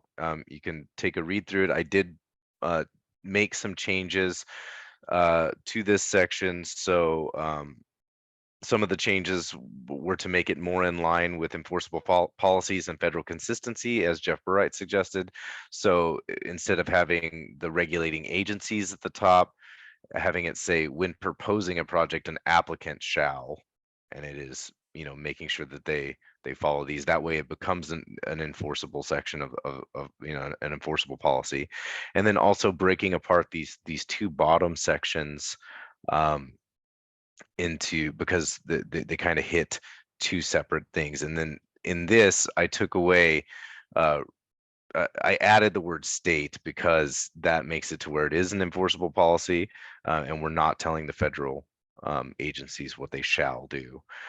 So as far as the language that we had talked about previously about strongly encourage and things like that, I'm kind of waiting to run that past our agency lawyer to kind of see what kind of language we can and should use in this situation. So any thoughts on those specific changes or anything else briefly that you'd like to touch on in this section? Joanne?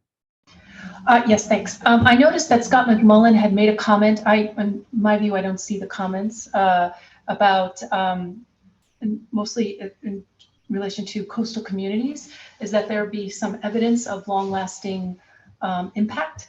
Once again, just being concerned that we wouldn't necessarily know, this would be maybe number 2 at the very bottom, who we're supposed to be talking to, who identifies those entities, and then make sure that we're talking to the correct entities when you're a cable owner or an applicant.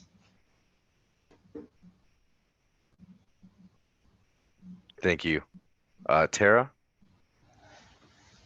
Just quickly noting again that support for using this sort of avoid, minimize, mitigate language as opposed to reduce here. So avoid, minimize to the maximum extent practicable. I think that is a standard that agencies have dealt with it, at least in other statutes and policies. So we'll provide some edits to you back on this, Marcus, but just wanted to highlight again sort of that standardized hierarchy of avoid, minimize, mitigate in your 1, 2, 3 there. Excellent. Thank you, Tara. And I guess I wanted to make a note really quick. On number 4 here, this has been kind of brought up as maybe being a fairly vague thing. And also when we talked about decommissioning and potentially decommissioning it in situ, versus removal, this language I haven't changed because I wanted to kind of see how the talks about it previously went. But I did just kind of want to make the note that this section 4 does need some work as to make it less vague, because sometimes restoring, what does restoring the natural characteristics mean? We've had these kind of talks in the past already. Scott? Yes, well, and I kind of want to reiterate those previous discussions. As far as renewing to its natural characteristics, it's it's sort of impossible. If you dig a tunnel through a mountain, you can't undig that tunnel. It's always going to be a tunnel there. You can fill the tunnel, but it won't be the natural characteristic before you drilled the hole, before you made the tunnel. So I think that's a little bit complicated to keep in. And the other part is the word removed. I'd suggest we've already discussed removed, and that's the goal. But here, you know, a court could at some point say, well, in number 4, it says and removed. So therefore, we're going to require all cables to be removed, no matter what the impact. And so my suggestion would be we strike and removed, and just know that in decommissioning, you know, the agencies will look at each cable and will come up with the best, or the agencies will come up with the best plan for decommissioning, which does have to be approved by agencies. I mean, that's part of the way we're going here. So I don't think we're losing anything by striking and removed here. Thank you, Scott. Any other thoughts on this section?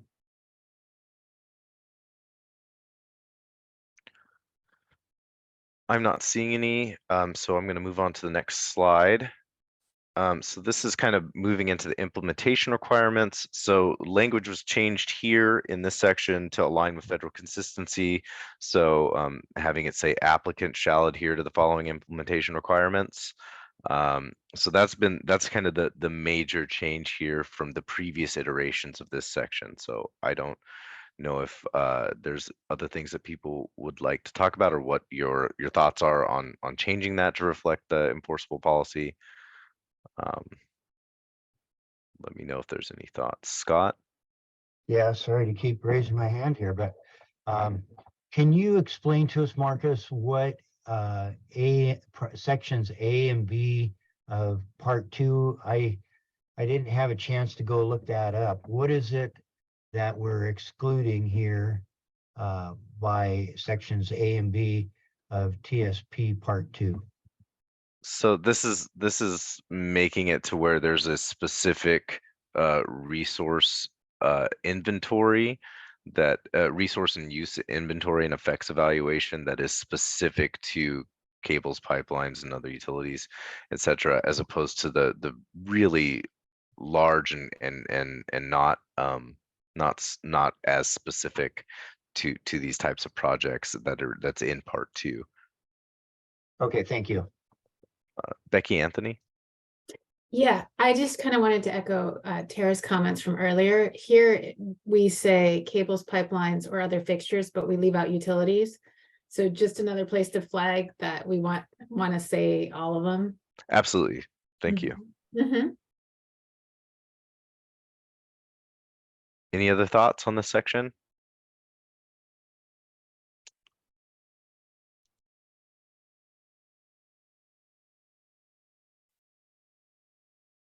Natalia?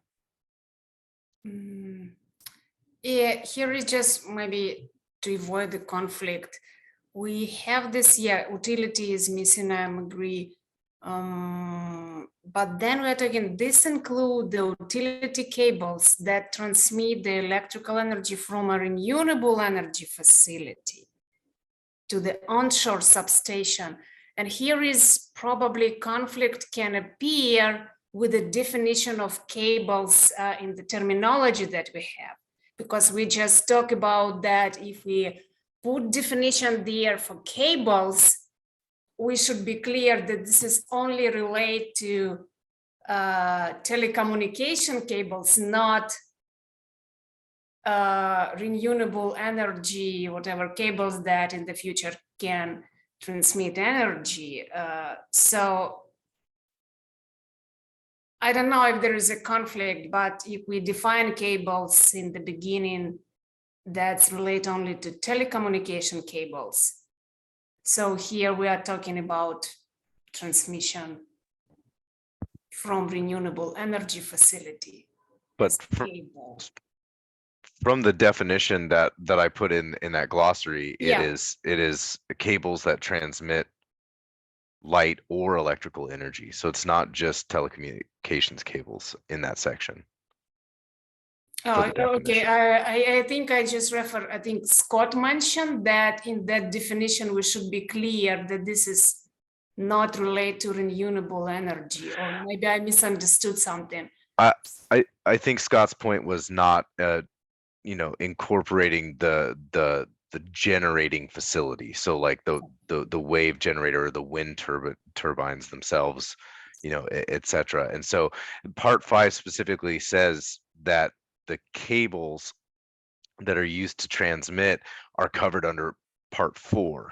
And so I wanted to call that out here using very similar language that they use in part 5 to say this includes the utility cables that transmit the energy, even if it's, you know, from a renewable energy facility, you know. Yeah, So makes sense. that's what I was trying to do here. Makes sense. Thanks. Scott? Yeah, I had one more comment here on the very first sentence. I think what I would like to do is maybe propose some different language here. I just think it's a little convoluted and complicated. How do you adhere to an implementation requirement when you're proposing something? You adhere to it when you're doing it. You follow the implementation requirements when you're installing, building the cable or whatever, the pipeline or whatever. But I think we can probably tweak that language to make just a little more clarity there. It just seems very awkward to require adhering to something that happens after you propose it. Thank you, Scott. Yeah, we can work on the wordsmithing of that for sure. Any other thoughts? All right, we'll move to the next slide. So numbering, just like I said a note earlier, a lot of the numbers are messed up due to the way that the documents were kind of put together, and this is still, you know, A from the original document. So I just wanted to make kind of a note of that really quickly before we go into it. So burial, I changed burial to say cable burial because cables are, you know, we did talk about taking pipelines out of, you know, pipelines and potentially other utilities. So I just wanted to speak, you know, to have this section speak specifically about cable burial. But otherwise, this isn't very changed from the previous iteration of it. Are there any thoughts?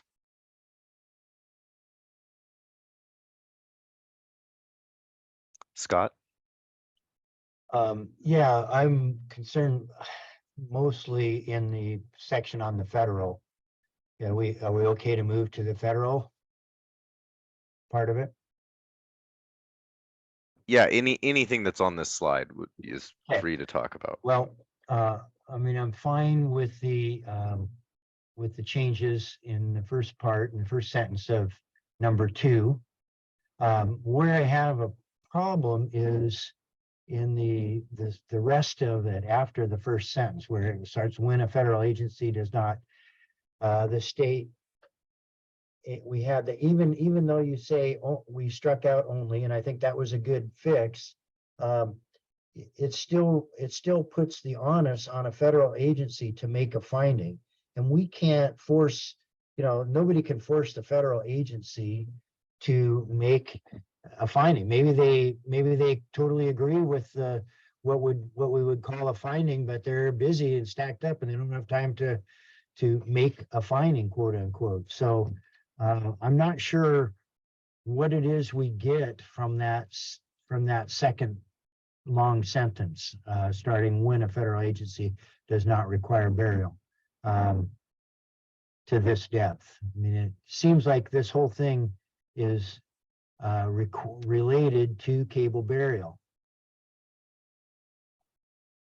So, Yeah, I think that this is speaking specifically to the federal consistency portion of it, and I might be incorrect in my interpretation of it because I think that this is directing the state, saying the state may concur that that decision is consistent with state policy if the federal agency makes findings that the burial cannot be practically achieved. So you know, I think in other circumstances, and Andy, correct me if I'm wrong here, but I think in other circumstances, it's like if the federal agency is having burial to not this depth or not requiring burial, then that would be found inconsistent with state policy. Is that, but if it can be shown to have a coast, you know, an effect in the coastal zone, which territorial Z plan covers. So is that, does that seem, am I on the right track here? Yeah, the way I interpret this language is that our program has some flexibility in a federal consistency concurrence if the federal agency has done what they can to avoid, minimize, mitigate to the extent practicable the burial requirements, knowing that there may be places that they don't require it. So yeah, I think this is related to federal consistency and having effects on the state's ocean resources and or ocean users. And it's attempting to provide flexibility rather than having a very specific benchmark that would need to be met. But I don't know that it's the best language to have that happen. So I understand Scott's point there. Yeah, I think a lot of the language that's here, you know, a lot of this language is left over from the original document before federal consistency was the way it is now. And so I think that they were trying to capture that, you know, without having that mechanism in place. Those are my thoughts. But yeah, I agree that the language could change. Scott, did you have something more to say on it? Well, yeah, and I just noticed Scott Marion has weighed in the chat saying often the feds don't weigh in at all. So if that is the case, then technically that there would be no federal consistency to a particular cable since the feds didn't weigh in and make the quote unquote finding.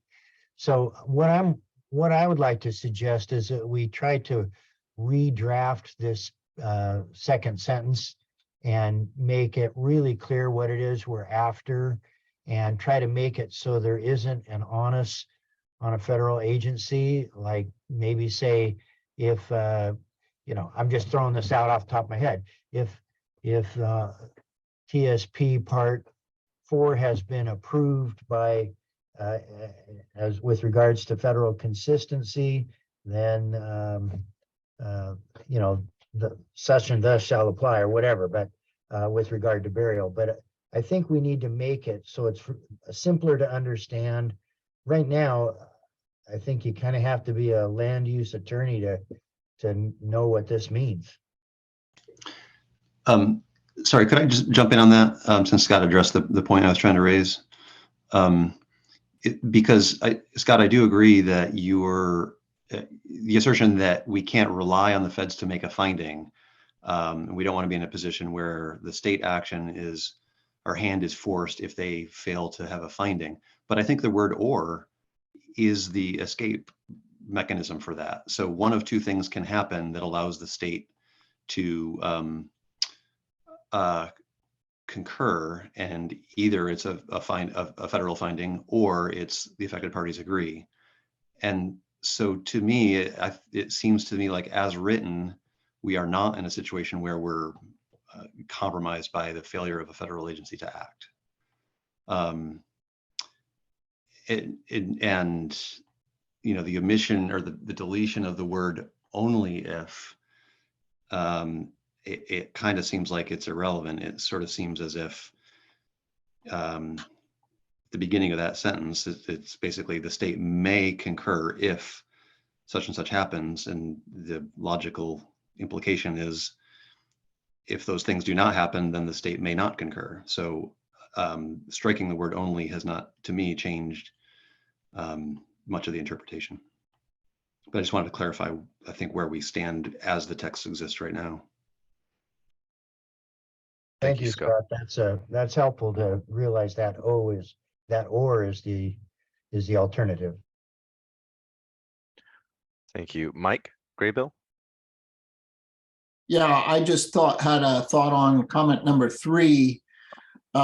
This activity is taking place beyond ready view. And I'm just seeing that burial shall be certified by the contractor. And I can imagine the contractor coming back to say, yeah, oh yeah, we got her done. I don't know whether it would be appropriate to have that certified by a third party or somehow another way, but I could see that permitting agencies would be vested with the responsibility of checking themselves or just taking the word for oh yeah, we got it buried. And it would be very difficult to confirm that without some sort of specification of how that certification would be made. Thank you, Mike. I guess I'd like to just point out that this is still kind of in the policy, or wait, no, actually, I'm wrong. I'm very wrong. Scott McMullen, you had something to say. Yeah, I would just, as an explanation, I think typically there is a report provided to the state following the installation. And it gives information about the precise as-built location. But my memory is that that they have also included information on the burial. And I mean, the data is, there's a huge volume of data that's recorded. I think the burial depth is recorded probably every second or two on some of these jobs. And then they're plotted into graphs. Maybe it's the graphs that are submitted as part of the installation report provided to DSL. Maybe Natalia or somebody could pull one of those ones up. But I believe all of the information is provided. It's not something they can just say, yeah.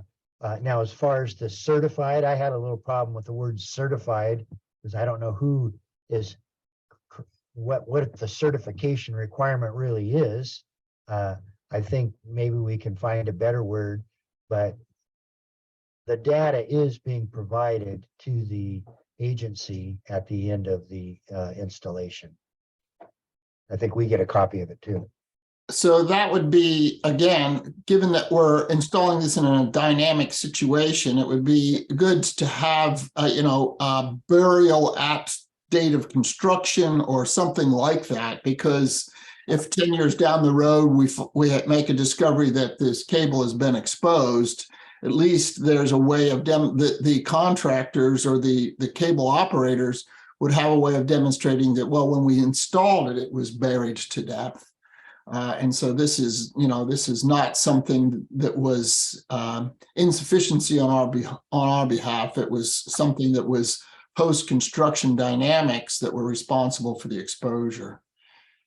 So maybe it's like as-built drawings or something like that containing the burial depth, burial specifications shall be provided by the contractor to the easement granting agency. Yeah, it isn't realistic to certify that a cable is buried to the design depth, every meter of the way. It's just not, you wouldn't have a cable installed anywhere if every single meter had to be certified to the built designed depth.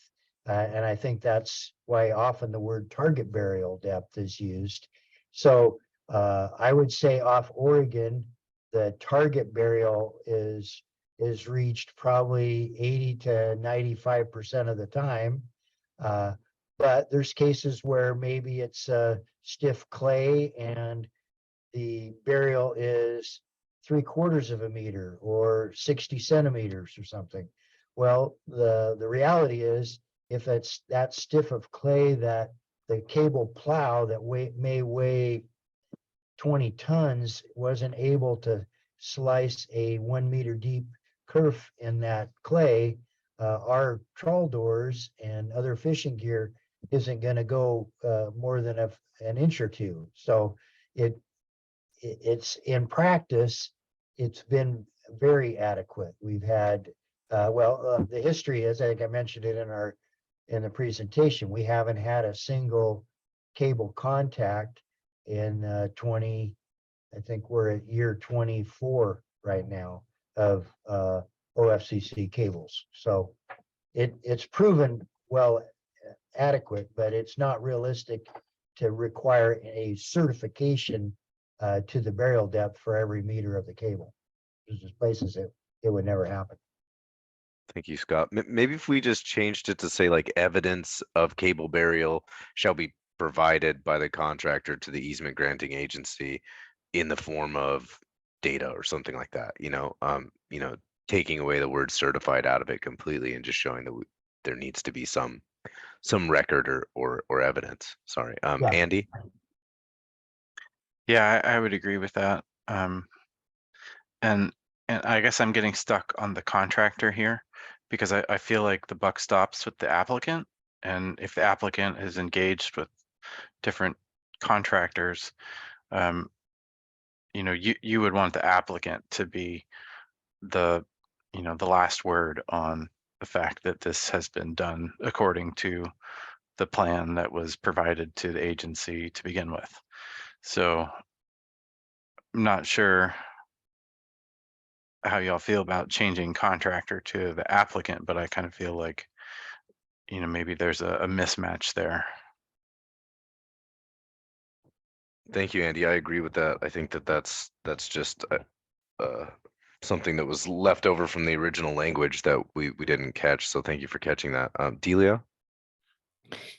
Yeah, I just wanted to add a point. I see that you've all moved on, but that last sentence there that has the 2 points about concurrence with a federal agency decision, I think that should be 2 sentences. Those are 2 very different points. And the latter is an important point about the state's concurrence. So the last part should be an absolute. All affected parties agree that the adverse effects have been mitigated, blah, blah, blah, blah, blah. That's how we reach a concurrence. So that should be a separate sentence from the part about the federal agency does not require burial. And we can still concur with that if the federal agency makes findings. That's a separate sentence. So I just wanted to introduce that idea to the group. Just remove the and the or and have those be 2 separate sentences. I don't know if there's any thoughts or responses to that. Thank you, Delia. Were there any responses to that? I see Andy nodding. Yeah, I'm supportive of that. I do Okay. feel like having a sentence that length and trying to make it simple and clear sometimes becomes problematic. So maybe separating it into 2 sentences that relate, but that are very specific and targeted to what we intend, I think is a good thing to aim for. Okay, great. I see Scott McMullen agrees in the chat. So I'm feeling more confident on that in that suggestion. Thank you. All right. I think at this point, we will take a break. We had a break scheduled about 15 minutes ago. So let's take a break now and we will return at, let's do 2:13. Oh, Andy's. Excellent. Well, welcome back, everybody. I've moved on to the next slide, which still talks about burial, but I did separate this because it doesn't only talk about cables, and it doesn't only talk about burial. So I had in the original part 4, this was included in the numbering from the previous section, but I've separated it out and incorporated the changes that were suggested in the edits to the draft amendments. And so there's also this added to ensure continued burial and or infrastructure integrity. So this relates more along the lines to the burial relates to cables, and that's as part of installation or as otherwise required by a regulatory agency or after major geologic event. But the infrastructure integrity, that is probably more in line with cables, or I mean with pipelines and other utilities and fixtures. And I also realize for continuity's sake, it needs to say cables, pipelines, or other utilities or fixtures. So thoughts on this? Anyone have thoughts?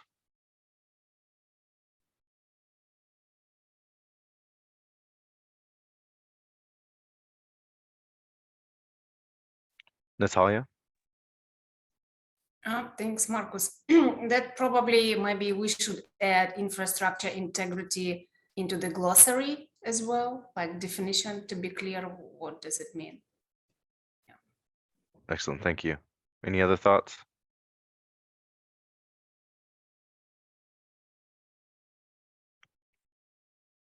All right, I'm not seeing Yeah. anything. Oh, Oh, sorry, I couldn't get my hand up. I don't all right, know. Tara, go ahead.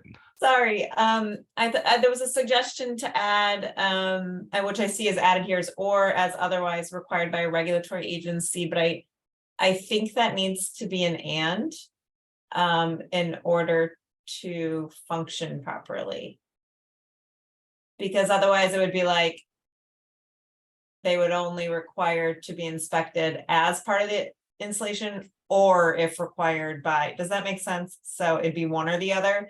We always want it, I think our point is we always want it to be inspected as part of installation and as otherwise required by a regulatory agency. Is that right? Yeah, absolutely. I see what you're saying. And I just saw Laurel had said, Steve has suggested not to include and/or in this type or in this type of language in the past. So I will think about ways to say that differently. The reason I did and or is because, you know, for some of these cases, burial wouldn't be required. Maybe I should say to ensure continued burial in the case of cables or infrastructure integrity in the case of pipelines or other utilities that are unburied. So I think what Laurel was mentioning was even more specific than that. And I think you can just take the slash out. I think it's just and space or. And I think legally that is okay. Oh, okay. I see. Thank you for that clarification. Yeah, and just to be clear, my point was about the preceding or that was added, yeah. But Absolutely. that needs to be an and to make that requirement work properly, I think, grammatically. Thank you very much. Any other thoughts on this section? Yeah, Marcus, I'm also wondering if maybe it's better to make it simple. It's just hard to read this sentence. We can have two sentences regarding inspection during the installation stage and also like any hazards, geological event, earthquake could be second sentences just to break down, make like more clean text, just thoughts. Okay, thank you.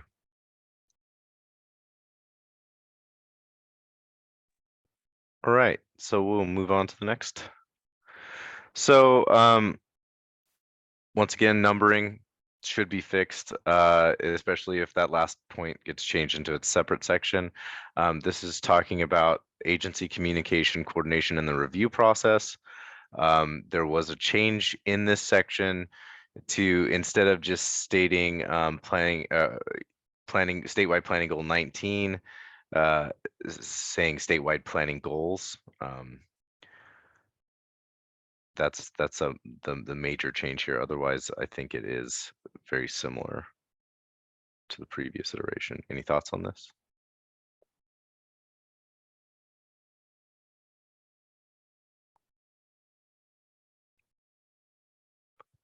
If I'm not seeing anything, We can move on to the next section. So I would like to include a graphic. This graphic is from TSP part, well, not from the territorial sea plan, but from a presentation on the territorial sea plan part 5, explaining when a JART is convened and what that process looks like.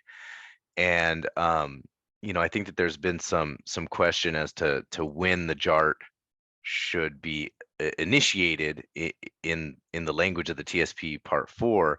And I think having a visual here and showing that, you know, really that trigger for it is this request of a pre-application meeting by the applicant to DSL, and then they would convene the JART after that. After that, all that pre-application stuff is completed, then the JART would be convened.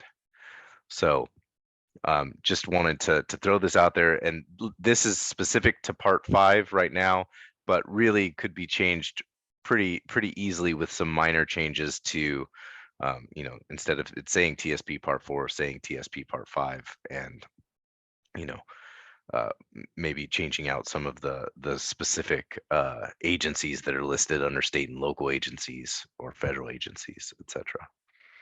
Any thoughts on including a graphic like this in the territorial sea plan part 4? Yeah, it could be useful for JART pre-application meeting.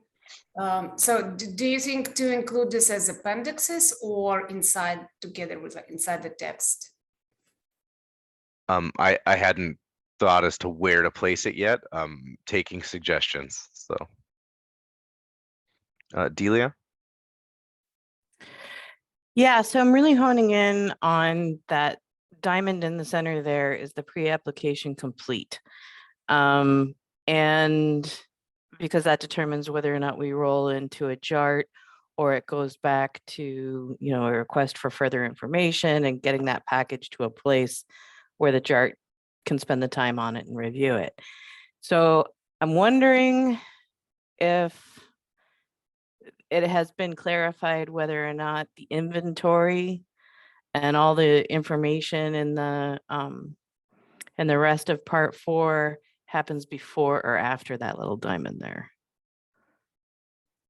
Because I think that's pretty influential as to whether or not we're going to have the information we need to really do some substantive work in the JART. Does that make sense?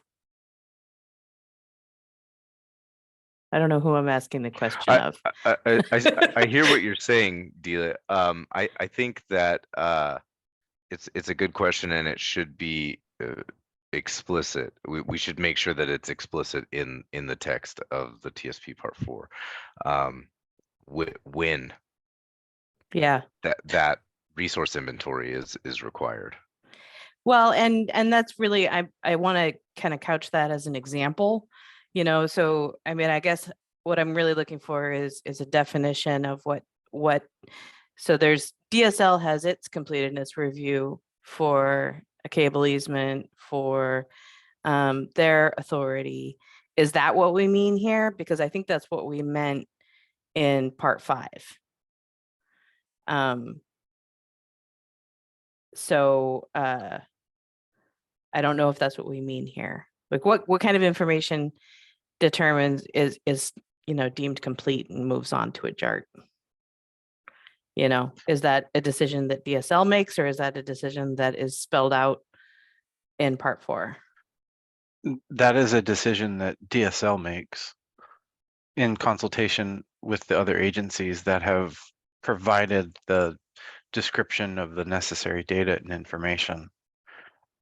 This is the pre-application phase, though, so it's I think it's unlikely that all of the necessary data and information will be ready at this time for the more thorough review. Mm-hmm. And you know, that will happen at a later point in time. Okay, so that just for a little more context, I know Laurel and Andy are aware of what I'm getting at, but for energy cables, they will probably come at the tail end of a very long regulatory process. And the problem there is that by the time we get to the place of instituting a JART and going through the state process, there's already been tremendous investment in the other part of the offshore project. And so I'm concerned that if we don't have it really well spelled out what we want to see at this pre-application phase, then by the time we get there, we will have a more difficult time getting what we need from the applicant. And that's, I understand that's probably not applicable to all of the development types covered by Part 4, but that's a concern for energy cables. So I don't have a good solution, but I just want to put that as a flag. Like, I love the idea of the diagram, but it would be applied differently than was intended for Part 5. So please keep that in mind. Yeah, Delia, I guess my initial kind of response, and this may not be as well thought out, but the elements of reviewing, for example, like a BOEM lease application, we will as a program have, specified the types of information that will be required for us to review that project, at least for the specific lease area outside of the territorial sea. And until a company has, for example, thought about the route to shore, and when they do think about the route to shore, they will need to go to DSL for an easement that crosses the territorial sea, and that will be the point at which we can gather and make it clear the information requirements that we will be asking for within the territorial sea portion. So because any offshore project is going to necessarily cross the territorial sea, as soon as that project is in the works, it would behoove the applicant to ensure that they have initiated this process so that that information can be, clarified, because they will need to be consistent with Part 4 as well as Part 5. I mean, I completely agree. I don't know about the facility and the offshore and Part 5, but I completely agree that, it would behoove them, but I just think it would behoove us to be really clear about what we expect for them to get it through that do loop. Yeah. So that's kind of more, It might be worth thinking about how this process map works with the BOEM lease authorization process. Sure. Yeah. But I'm not sure that we would be able to complete that thought exercise ahead of, our work on Part 4, although it could certainly be informative. Maybe it's something to shoot for. Okay. Something to think on. Yeah. Thanks. Thank you. Scott? Yes, thank you. So with regard to the tribes, is it automatic that all tribes would be invited, or would it be if you had a cable off of Bandon, you'd invite the Coquille tribe or maybe a couple from that area, but not necessarily the Silettes and the Grand Ronde? How do you envision that working? I can take that, Marcus. Well, the state has a responsibility to consult with any tribe who would select for there to be a consultation. So I think there would be invitations sent to the 4 coastal federally recognized tribes. I don't think you would have all 4 requesting consultation. I think it would be a unique circumstance if the cable impacted more than 1 or 2 tribes at the most. But because they are sovereigns that have an interest in the ocean and ocean resource impacts, I think that we would be required to reach out, and that's the state is required to reach out for consultation. I don't believe that's the applicant's responsibility. Although I think there would be opportunities for tribal engagement as a part of any other community engagement. Those two things are separate.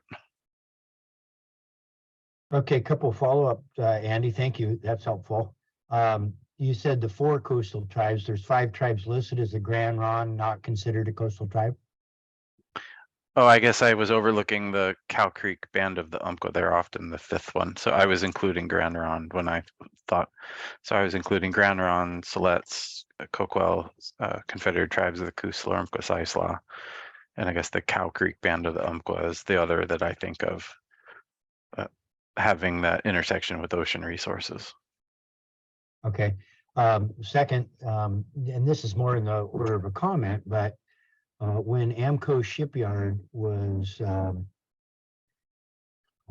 shut down, it had to do with some contaminants that were apparently around World War II, when the shipyard was making minesweepers for the Navy, maybe more period than just that, but a long stretch, there had been contaminants at that shipyard, just like most shipyards in that era. Because the DEQ was overseeing this, invitations went out to tribes, and there was a tribe from somewhere in Washington, I can't remember, and I probably shouldn't mention the area. I was thinking it was around Walla Walla. I can't say for sure, but there was a tribe that said, oh, we traded in that area. We have a history. And so they, in the process, they were allowed to participate, but under that process, they would get a copy of every letter, every document that was requested of the shipyard. A copy had to go to the tribe, and every response by the shipyard to the request for information or whatever that went back the other direction, the tribe got a copy, and they billed, I think it was $100 for every letter that they read, whether they made any comments or not. And in fact, my understanding is they never made one substantive comment, they never made one site visit or anything, but managed to rack up over a 6-figure amount of consultation fees. And I mean, I feel like we need to be aware and have a process that there has to be some reasonableness to whatever we set up here.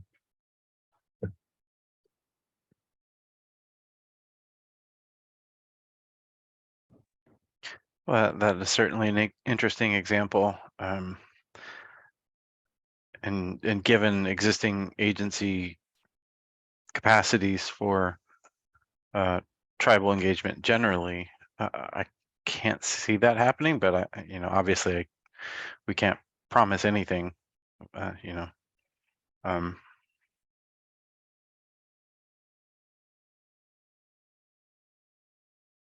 Thank you, Scott. Thank you, Andy. Any other thoughts on this before we move on?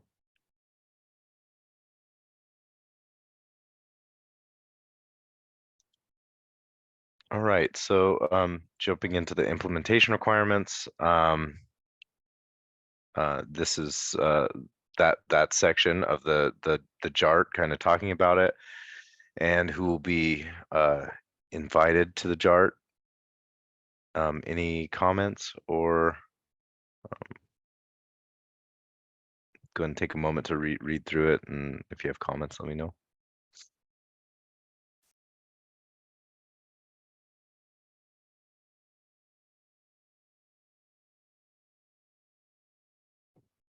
Tara?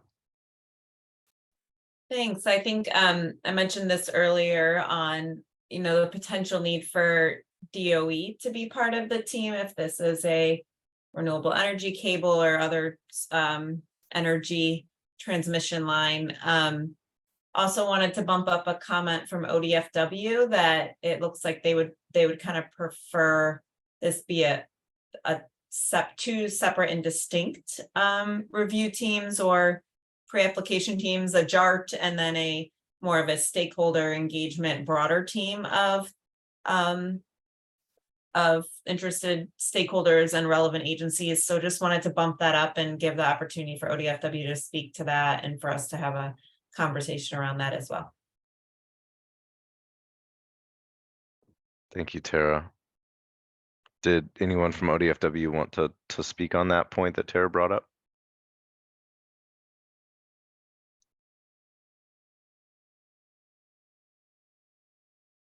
Sorry, I was having a hard time getting access to my unmute button.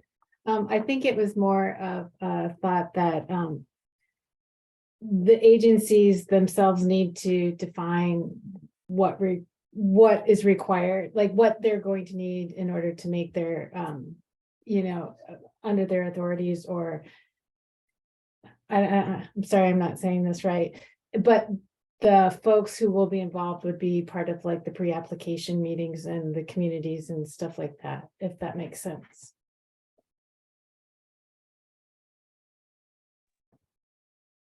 Thank you, Becky. Natalia, did you have something? Yeah, I have two aspects here. Yeah, but first, I agree with Tara that related energy issue, some additional agency should be part of that. But here is, so one aspect, we have this joint agency review team. I think the first paragraph we start is DSL should convene the JART, but we actually don't have a paragraph like what is JART is. So maybe we can make this first paragraph starting like the JART aim to coordinate the state and federal agency and local jurisdiction, blah, blah, blah. And then DSL, basically we have as a part of 431, DSL shall convene and invite representatives from the following agency. Something like this. So we need to be clear what is the purpose of JART, the Joint Agency Review Team here. Once we have the purpose, what is the responsibility? We have it down, but I mean, just one paragraph should be clear, start that what is JART is and the purpose of that meeting. This is one aspect. And the second one, we are talking about, let's say, making compulsory pre-application meeting that DSL will invite representatives. So basically that we have additional responsibility for that. But here is, we have during pre-application and application coordinating meetings. So the question is, do we need to have another meeting during the application process as well? Or we are talking here only about pre-application meeting? Yes, it could be, it depends on the project. It could be that if some complex project, additional meeting might be required to resolve some issue or conflict during application process as well, but it's not for each project. So maybe here we can add, some words like in case of necessity or as needed, something like that. But yeah, I wanted to tell that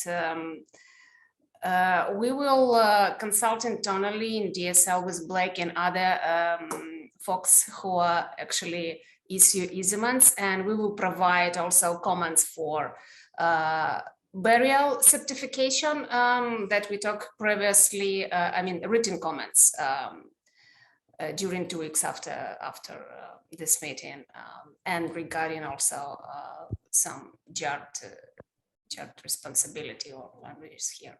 So you will have it as well. Thank you. Thank you, Natalia. Scott? Yeah, well, I can see that the comment that Becky made makes sense. It's called the Joint Agency Review Team. How about we just delete that and put in the name pre-application coordination meeting? And I think I think I mentioned this before when Jeff Croft at DSL was heading this area. He just got all the all the different entities in the room, and everybody had a chance to sort of say what they were expecting, what they wanted, what it was less formal than this appears, and but it worked very well. I mean, I think we're making this whole part of it into something more, just much more extensive than is really necessary. So that's my view. Thank you. Thank you, Scott. Andy? Yeah, just I wanted to respond to a couple of things. One of which is on the subject of adding Department of Energy as an official like representative all the time of the JART. I don't think that makes sense for just fiber optic cables, which is why you have the language at the end of that sentence that says or other agencies with regulatory planning authority or advisory expertise. I think that should satisfy the need to include the Department of Energy if it's a power cable, as an example. So I think that language was inclusive to those agencies that had a much more regular programmatic and review role, but also being flexible enough to add other agencies as need be. So I would be supportive of keeping that language as is, unless there's a really good reason to try and always have another agency that's there. The other point that I would make is that when we envisioned the JART as a part of Part 5, evaluating a renewable energy project, the first meeting of the JART was really to get our feet underneath us and to get an idea of what the project applicant wanted to do, understand what kind of a device, where it might be located, where it might be coming to shore, and that would then inform DSL and the other agencies who the local affected jurisdictions might be, and they would be a much more active participant at the latter phases, and that's where it says other application coordination meetings in that first sentence. It's not just the during a pre-application meeting and one application review meeting or coordination meeting, right? There may be more than one meeting to coordinate amongst the parties, depending upon the information requested and the activities of applicant as it relates to that necessary data and information. So it was designed in Part 5 to be one, that initial coordination effort, as Scott mentioned, like what Jeff Croft used to do, just getting all the people around the table from the agencies so that there was a comprehensive picture that we could present to an applicant so that they understood the universe of information, universe of authorizations and permits that were going to be required and the expectations of them. So in that broad intent, I think this language was inclusive to including those other entities beside just the state agencies. It could include those federal agencies. It could include advisory committees or other communities that have the same kind of a use in that space that might be affected, right? And we wouldn't know that until after potentially that first pre-application meeting. So I think that there was some flexibility that was envisioned as we stood this mechanism up. And the idea of bringing it into Part 4 is that we want to keep the coordination among state agencies for understanding the marine impacts in the territorial sea, but then there's also the potential added benefit of, having a reference to the other types of information that could be needed. That harkens back to the beginning of our conversation today, where there are some things we can require in implementation requirements in the territorial sea plan, and some that we can just say, and it would also be good to coordinate on these other elements of the project that are outside of the territorial sea. So the intent of having this JART mechanism was really to improve coordination more broadly. And I think that is how it was structured in part 5. How much we need to kind of tinker around the edges of that, you know, regardless, it's the big broad intent is to just have that conversation early with an applicant, have clear communications about the information that agencies and the authorizations are going to require, and then have a coordinated conversation after all that information has been gathered and the project is at the end of the kind of application review phase. Yeah, thanks, Andy, for clarification. Thanks. Thank you, Andy. Mike Graybill. Thank you. I certainly support the line of thinking that Andy has been advancing. My flag was a more technical flag under item number 3. If we were talking about the shoreside component of a landing site, it would depend on whether it's a pipeline, for example. If it's a pipeline that has flammable materials and it's landing in a rural area, it's probably within a special district, a fire protection district. I would expect that if it's a landing site, for example, on the north spit of Coos Bay, it will be in the Coos Bay North Bend Water Board's special district. So instead of just singling out a port district, it might be better to just say, and special districts as appropriate or something like that. Thank you, Mike.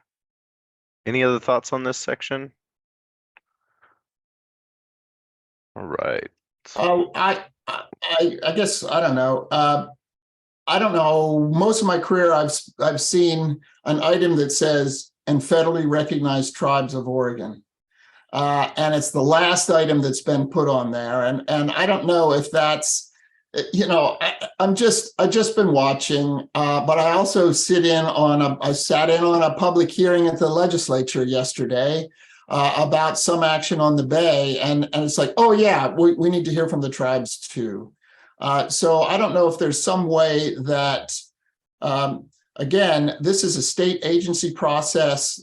Perhaps it's important to make sure that these are federally recognized tribes and that there's a consultation dimension associated with this. And too often, project proponents consider a meeting such as this to be consultation, and consultation is a completely separate thing between federal agencies. So it might be better, I would suggest that it might be good to put some clarifying language about what role the tribes might play in a JART, as opposed to just saying, oh yeah, and the tribes. Thank you, Mike. Any other thoughts on this section? Well, this is Scott. I guess following up on Mike's comment there, if in fact the path for consultation is, you know, government to government, and the governor's office, I believe, handles consultation with tribes, should they even be in this point? I mean, they shouldn't really have 2 bites at the apple. If they're going to have separate consultation government to government through the governor's office, why do we need to have it here? And what, isn't that sort of a duplication? Well, I was just thinking that in all likelihood, these sites will also be in federal waters, so that there would be a federal nexus with just about anything we're talking about here, or many things that we're talking about here. Yeah. So the tribes should have jurisdiction or consultation authority out to 200 miles. And then this is just dealing with the state territorial sea. So again, when I see this list of agencies that are specified in this JART membership, the federally recognized tribes are in a different category because of their federal status. Mike, I guess I would offer one comment, and that's that in Washington, the federally recognized tribes have authority to a specific location. There are actually boundaries. And I believe it's based on what they believe to be historic, usual and accustomed areas, UNAs. And so I have the boundaries, I think, as a plot layer, but I'm guessing somewhere around 25 to 35 miles offshore, typically in Washington. But again, that would still put it into federal waters, and it would mean that they would be engaging with whatever federal agencies are reviewing the activity in that area, which would be in large measure outside of the scope of this process. Yeah, if I can just weigh in, honoring the rights and responsibilities of our state government to engage with our federally recognized tribes is something that our agencies are taking very seriously, and that can come in two flavors. One of which is coordination, kind of little c, and the other of which is consultation, which we think of as big C. And I think that we include the federally recognized coastal tribes in Oregon at this time to promote the little c element of consultation, which is the coordination role. So they would like to know early on about a project rather than to be invited to comment after, you know, the majority of the conversation has already happened, and they would be thought of as being kind of the last that's asked to weigh in. So that is kind of counter to the intent of the state of Oregon, and often the tribal consultation duties are delegated to specific agencies depending upon what the application is and what the activities are. So I believe in this instance, it would be the Department of State Lands is inviting little c coordination and potentially big C consultation on whatever the proposed application is, and including them early in the JART allows there to be a potentially lower burden of the big C consultation later down the line. So I'm glad that that's the intent, but it might be well to articulate that in some way so that others who are not familiar with what the day-to-day practices of these agencies can recognize, at least can demonstrate that the state recognizes the distinction between big C and little c. Point well taken. All right. We had a break scheduled about 7 minutes ago, so let's take a quick break. Let's just come back at 3:05, and we will jump into the next slide. Thank you.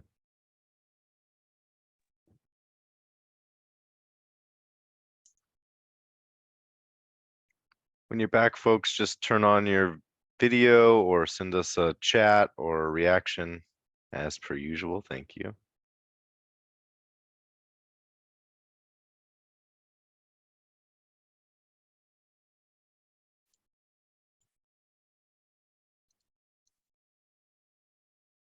All right, seeming like we have a lot of folks back. So moving on to the next slide is the roles and responsibilities of the JART. Go ahead and take a moment to read through this. And there has been some changes based on recommended changes through comments to the draft. Let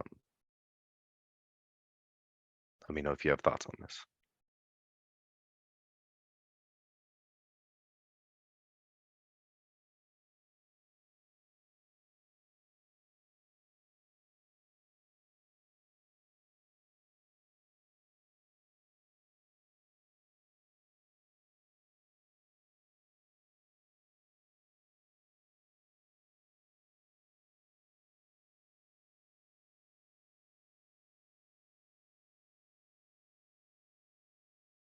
Are JARC meetings public meetings?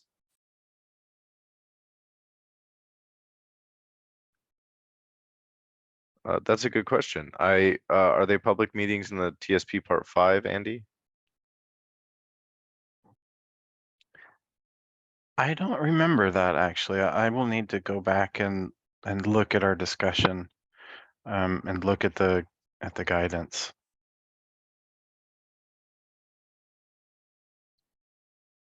My initial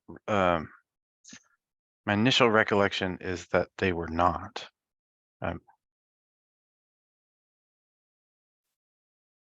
Thank you, Scott.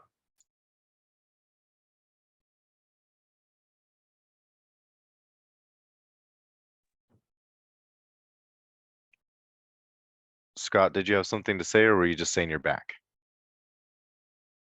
Well, I've been talking away, but without my mic unmuted, I was just getting in the queue for comments once we start. I don't have a particular comment on whether the JARTs are open or closed meetings.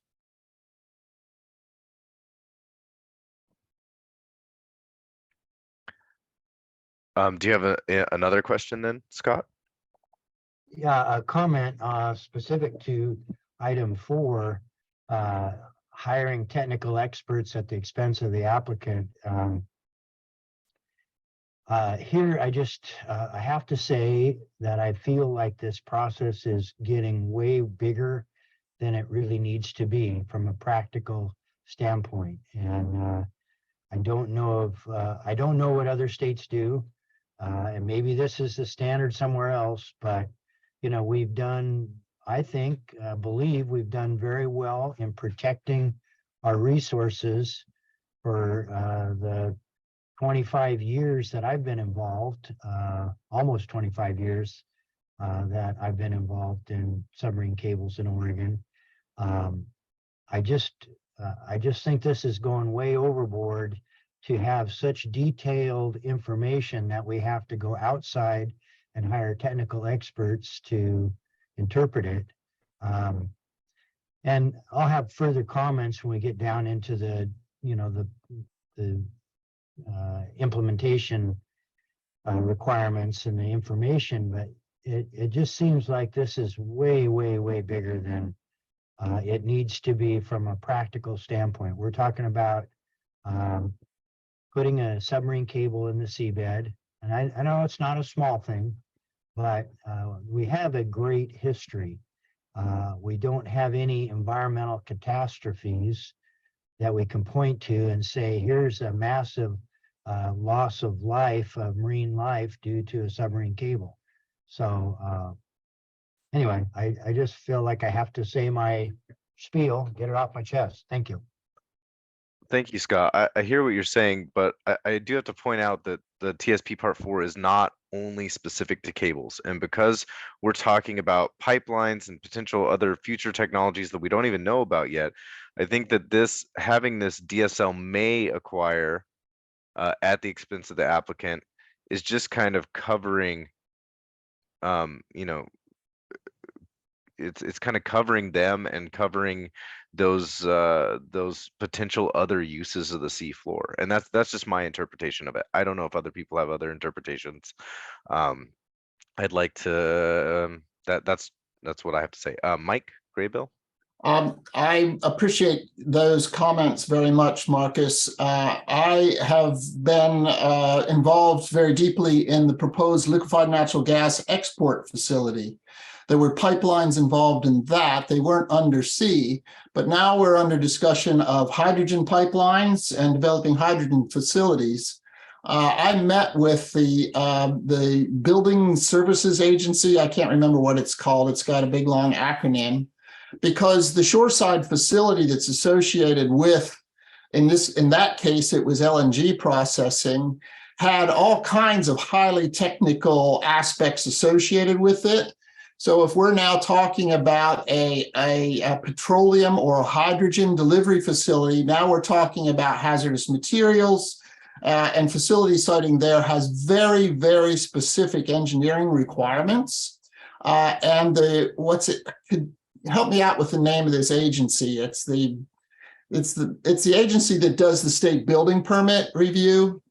And they have a practice when there's a complicated construction project, they have a practice of needing to hire out technical expertise to review the applicant's permits. And I think the same case was there for the under bay horizontal directional drilling for the pipeline that was proposed in Coos Bay. That was a high pressure natural gas pipeline. It had technical aspects that certainly exceeded DSL's in-house capabilities, and they would have benefited greatly by having the capacity to have someone who had expertise in horizontal directional drilling evaluate the permit application. Thank you, Mike. Scott Marion.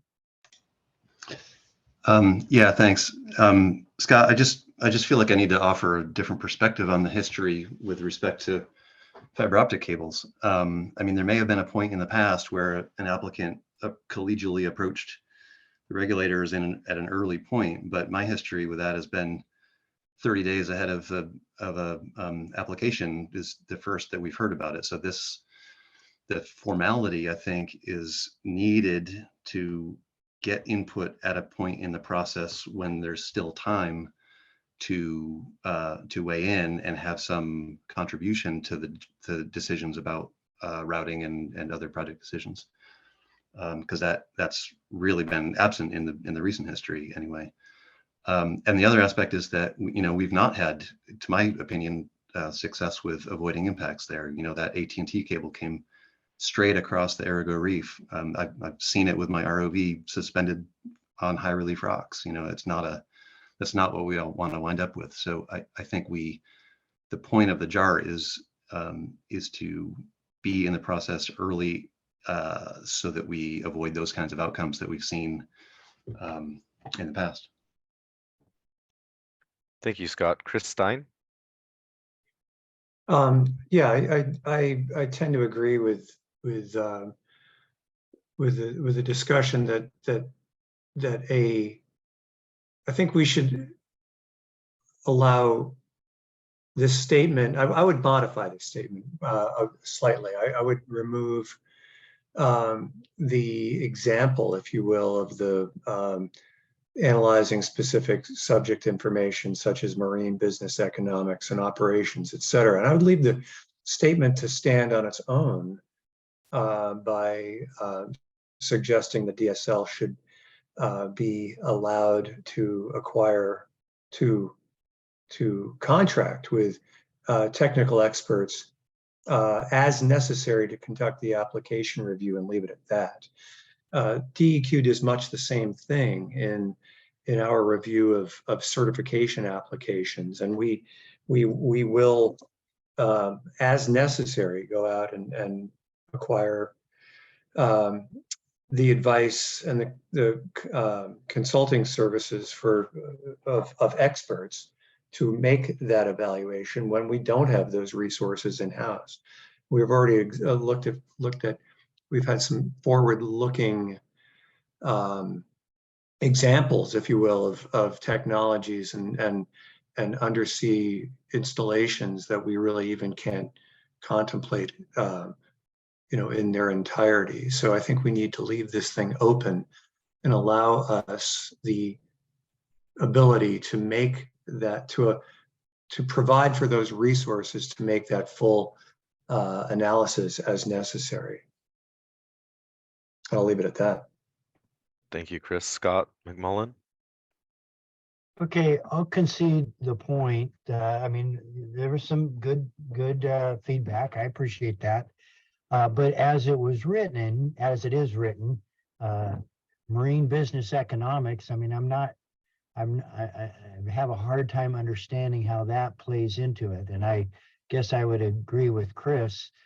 Let's remove those examples. And I just want to maybe have some kind of an assurance that this isn't just going to get carried away to where every time there's any project under TSP Part 4, we're going to go hire outside experts and have the applicant, pay for them, because there is a downside to this kind of language, and that's that we could make it so expensive and so onerous on people that they would decide better to take their cables somewhere else, like California.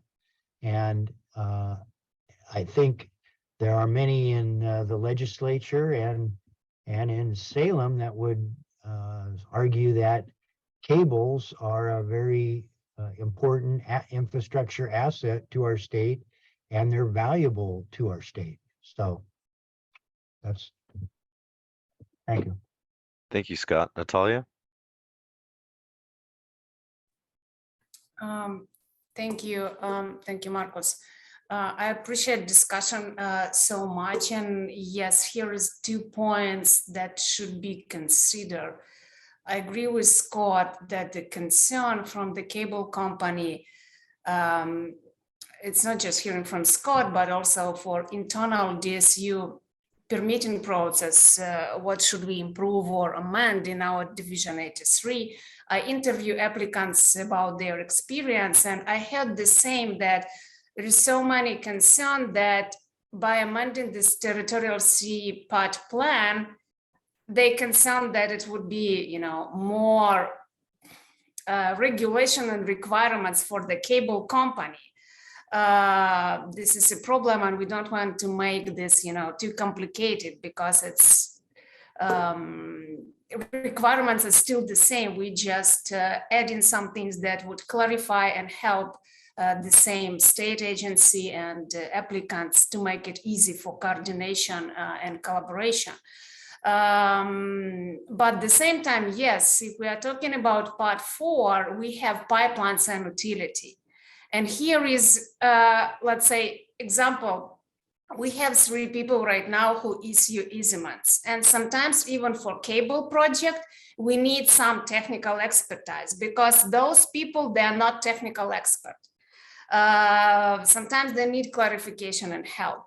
So if it would relate to pipelines and utility, which is really more complex, and then when offshore wind energy will start and other possible energy transmission project and pipelines, that certainly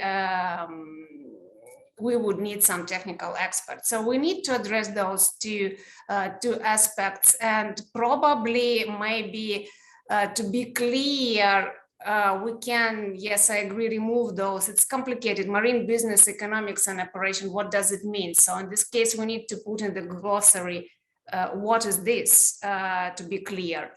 But maybe really to separate and clarify that those additional technical expertise may be really required, and DSL can acquire the services of technical expert, particular for complex project that will be need technical expertise.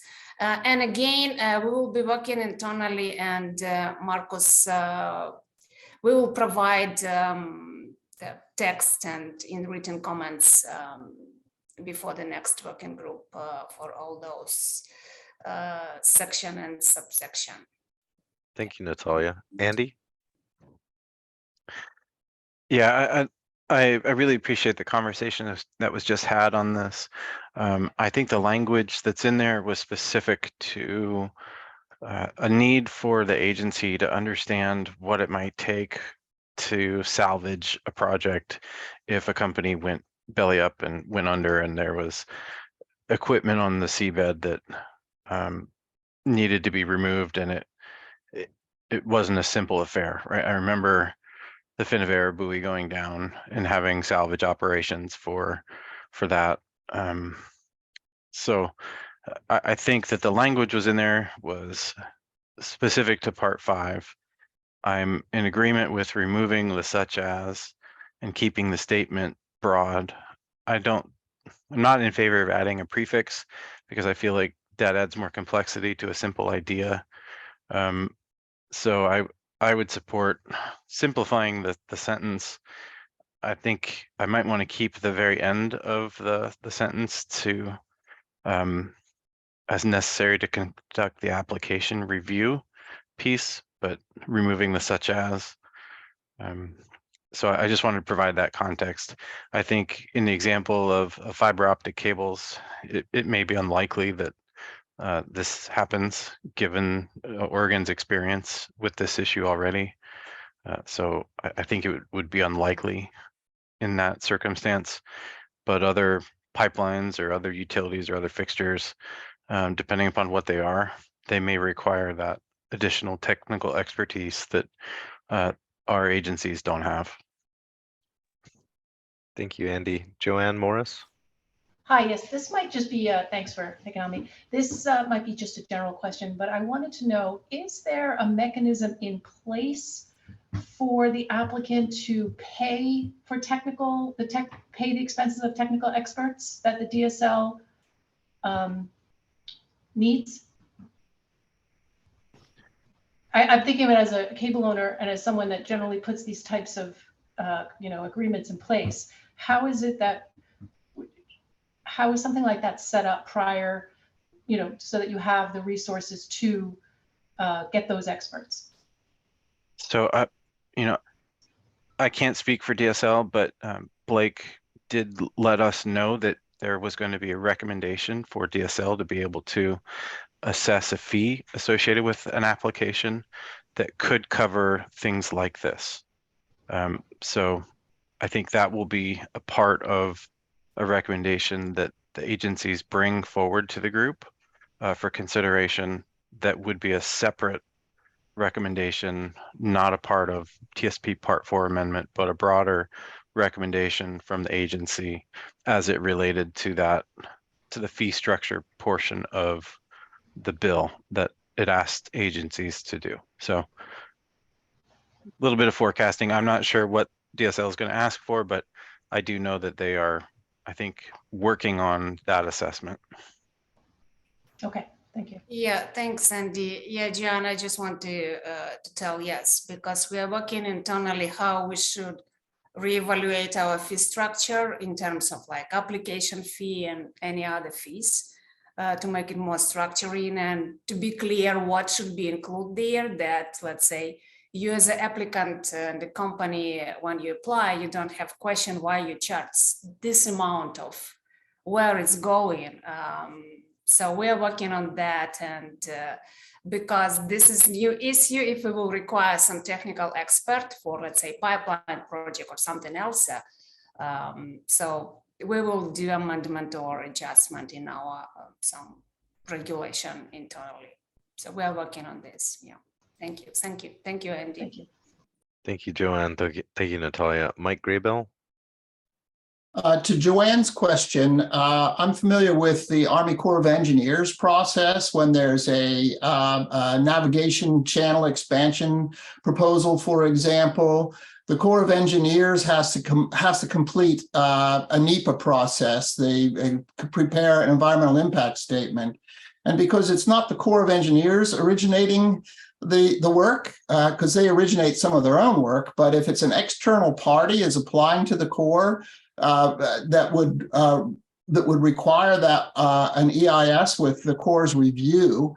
The Corps creates a structure just to say, well, we'll do the review, but the applicant will bear the cost of that review.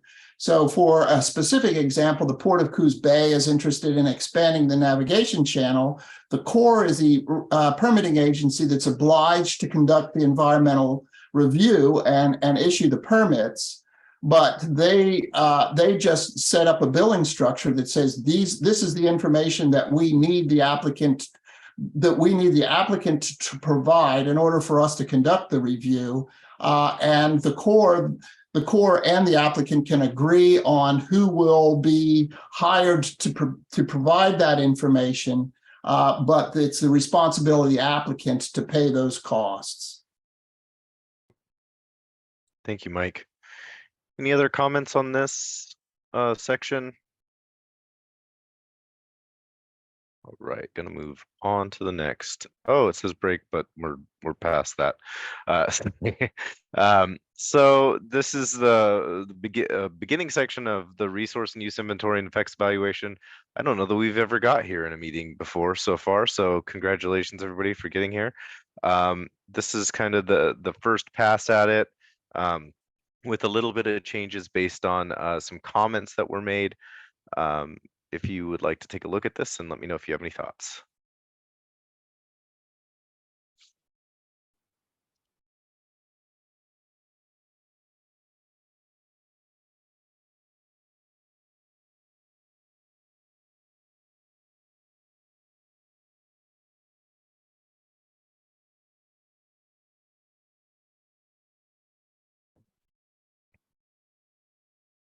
Mike, is your hand up from earlier, or is this another comment?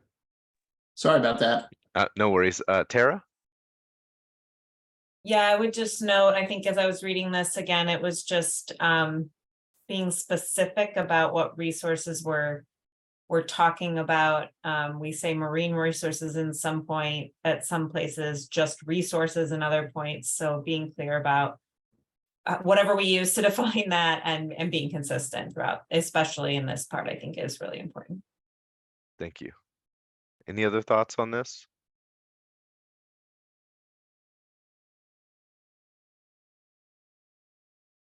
All right, we'll move on to the next, which, oh, Scott McMullen. Yeah, sorry for the slow keyboard there. In 4.4.1, I thought it seemed a little bit negative to say that the to identify where the applicant needs to address deficiencies. It's almost like it's assuming that the applicant is going to have deficiencies. It just seemed like that was a sort of a negative slant to that paragraph. And I think there were some other things in this section as well, but I don't see them yet. Maybe it's a little bit further down. 4.1. I think somewhere else here, I think we used the abbreviation DSL. I have it down as under 4.4.4, so that's the next page. Sorry. No worries. Thank you, Scott. If there's no other comments on this section, we can move to the next and then we can address that. I'll just say I agree with Scott's reading of that language. It does seem kind of overly negative.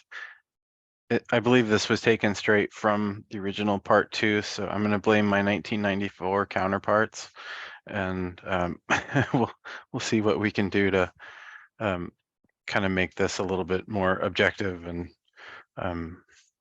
less biased language. Thank you, Andy. So this is the next section, and Scott, did you have a comment on this section you were wanting to address? Yes, I did. I think this is where I saw DSL used instead of other places. It's the agency responsible or something to that effect. And it seems like since it is DSL, a good policy would be to write out Department of State Lands in the first use, parens DSL, and then every instance after just put DSL. I think that would provide clarity. But to my knowledge, this was the first I saw the initials DSL and thought it'd be better just to be consistent all the way through the document. Thank you, Scott. Mike Graybill? I don't know whether this territorial sea plan is confined only to the territorial seabed, but I've actually heard additional reference to the ocean shore. And there are some, I can't envision any territorial sea crossing of a utility or a pipeline or a cable that doesn't have a shoreside component. And when you have a project that has a shoreside component, then DSL is not the sole reviewing and permitting agency. So in the case of the wet part of a project that is crossing the territorial sea, I would agree that DSL would be the lead. But for the dry part of a project, you're going to end up with other regulatory permitting authorities engaged. Yeah, and I think that that was something that we talked about earlier in that, you know, TSP Part 4 really is dealing with the wet part of things, and what's within the territorial sea. Now, members of the, you know, having members in the JART and other agencies bring up their requirements during that pre-application phase is kind of baked into this, but Yeah, I, in the parlance of NEPA and EIS, these are related actions. And I realize that the state doesn't have that, but you can't have one without the other. And I think it's unfair to constrain the review to only one aspect of it.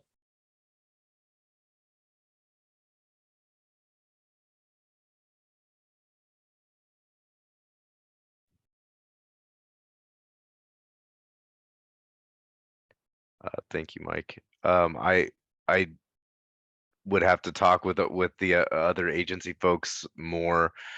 You know, still having the same kind of continuing discussion about jurisdiction and what we can do. But before I make any kind of substantive comments on that. But thank you for the input. Any other thoughts on this section?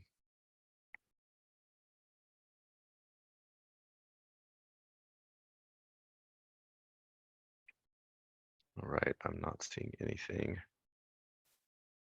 So here's kind of dropping into this, and there have been some significant changes to these sections in that, as you can see in the physical and chemical conditions, that section, you know, A under that is for cables, whereas the rest is additionally for pipelines or other utilities or fixtures.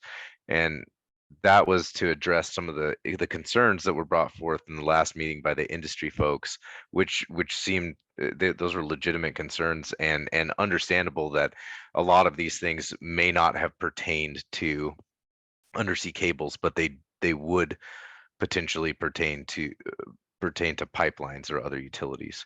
So with that kind of being in mind, take a look at this and see if there's any comments that you might have.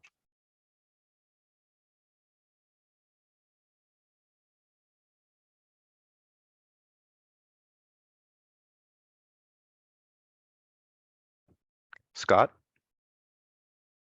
Marcus, thank you for that clarification, because I was, you know, I read this and I thought, man, oh man, this is way, way overboard. And having that clarity that A is about cables and B through G are not, although I'd say probably G could be included for cables. But how do we make that distinction so that it's in here and not just mixed together, so no one knows, no one can look at this and say, oh, well, only A applies to cables, or say B only applies to pipelines. There needs to be some clarity on how this is drafted so that an applicant or somebody researching, looking at whether they want to land a cable in Oregon would know with certitude what the requirements are for cables. Thank you, Scott. I had put a statement in this inventory content section that kind of speaks to that, and if people have suggestions for different wording, I would love that. This is just kind of what I put in, that the inventory and evaluation listed below apply to all proposed undersea cable projects and associate for which an applicant pursues that. Oh wait, actually, where did maybe I didn't put that in this section, or maybe I put that in the next revision of it. Oh no, there it is, right there at the very bottom. Projects in the territorial sea related to pipelines or other utilities or fixtures have additional data inventory content specifically mentioned.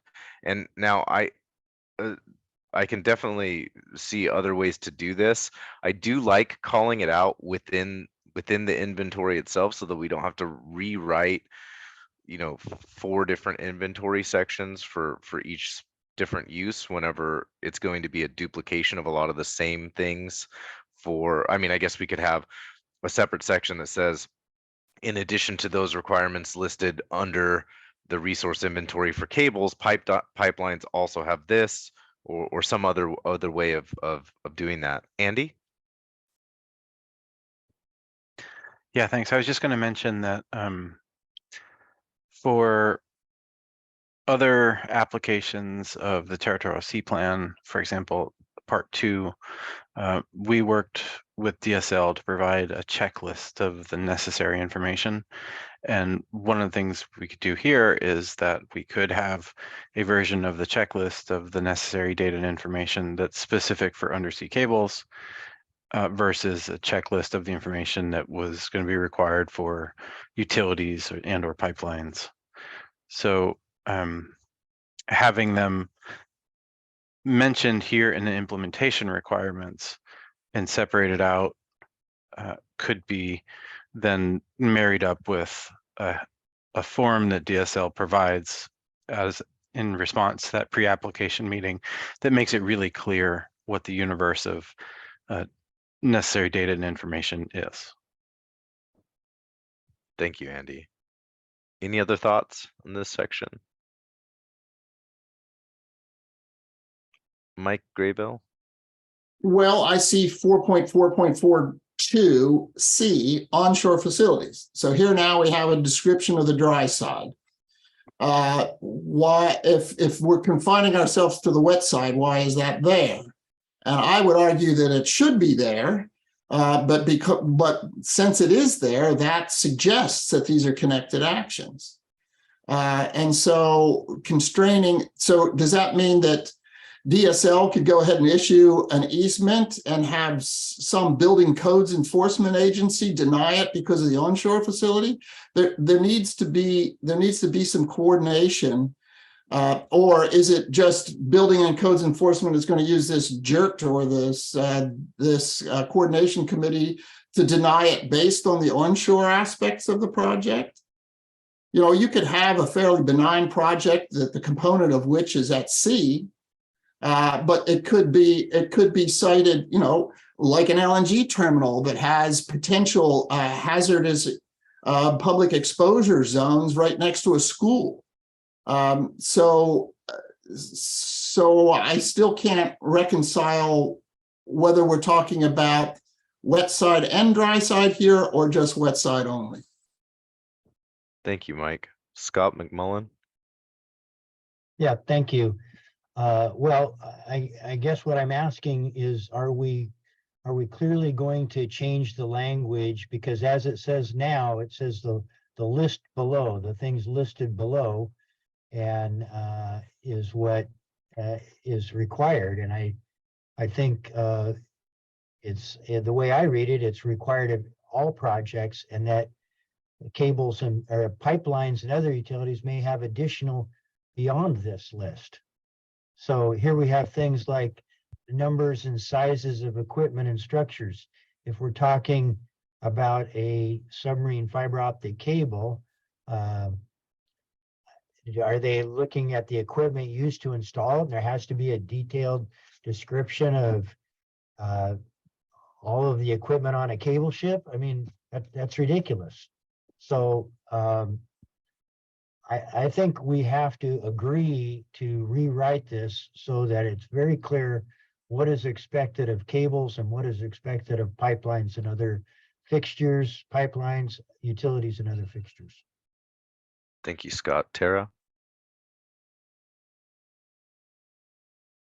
Thanks. I don't disagree with Scott's comment that maybe some of this might not be applicable to all of the uses that we are covering here. But I do think a lot of it is relevant to cables. I wanted to also just suggest a smaller edit on F of 4441F. The physical and chemical properties of hazardous materials to be used. And I was thinking that might just be changed to materials and remove the hazardous category. I think that it would be important to understand, you know, what sort of chemicals are being used or physical materials are being used for these projects. period. So that was my smaller edit. And then a broader comment about, I'm not sure how to structure this or that all of this will be relevant to all projects, but feel that there must be a way to still have a list where I mean, maybe there's a way to just say not applicable for applicants to say that on a checklist. So, but still having all this be required.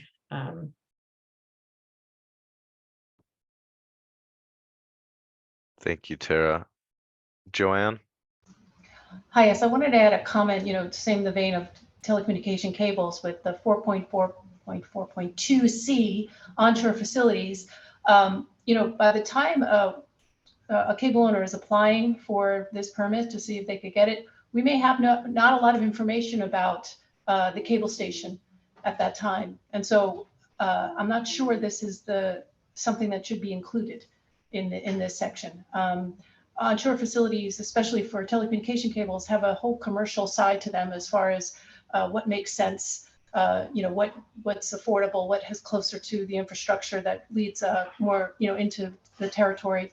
And so there's a larger component here with onshore facilities that providing that information so early in the permitting, I think is not reasonable. Thank you, Joanne. Any other thoughts on this section from anyone?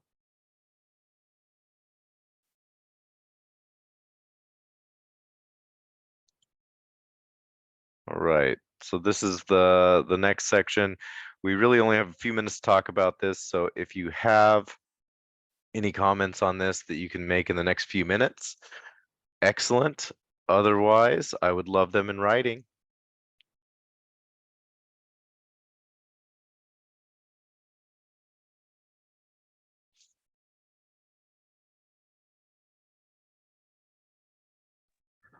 Marcus, do you want to bring up the comment that Reed provided to us and via email?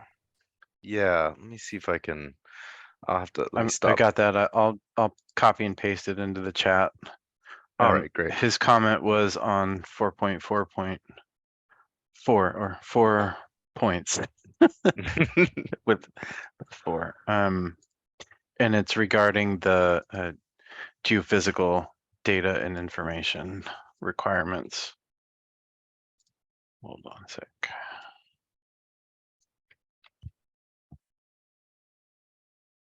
Check.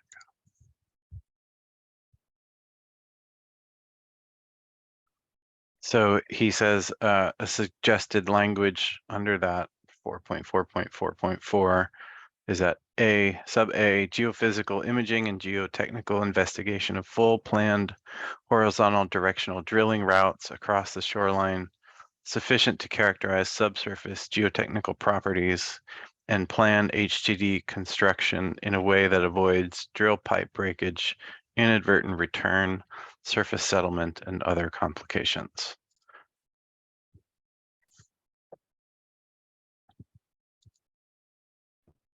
Thank you, Reed, and thank you, Andy, for reminding me of that and bringing it up. Joanne, is your hand up from previous, or do you have another thing to say? Nope, just making sure. Sorry. Sorry about that. No, it's all right. Scott McMullen. Yeah. Again, this probably has more to do with pipelines, I'm guessing, but certainly the cable route surveys would have information on the geologic hazards and the seafloor substate tract. That's exactly what that's about. I don't understand why we have to investigate for or have a report on potential mineral deposits and hydrocarbon resources for installing a submarine cable. It just seems like it's asking a lot. And again, this may all fall back to the differences between cables and other fixtures, pipelines, and utilities. But I guess I'm not even sure why hydrocarbon resources need to be identified. Anyway, I mean, we're going to have a document that is so massive, it's going to take.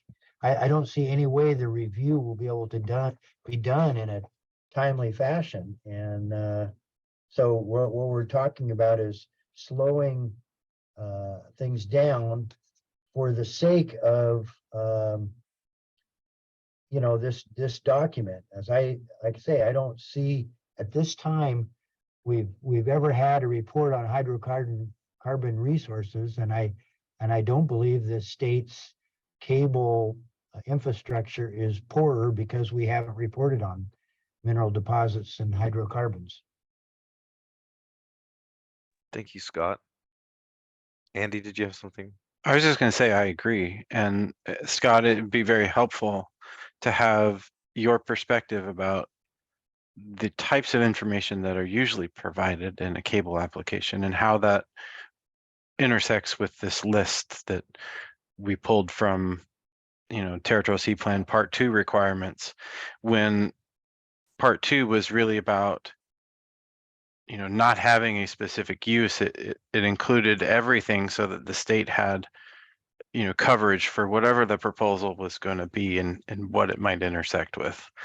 I think because we are developing this specific resource inventory list for this particular portion of the Territorial Sea Plan, it makes sense to really tailor that to the types of information that are going to be valuable and inform us about seafloor compatibilities, incompatibilities, interactions, and potential effects, right? So I too agree mineral deposits and hydrocarbon resources don't have anything to do with a submarine cable route per se, especially if you're trying to avoid those things.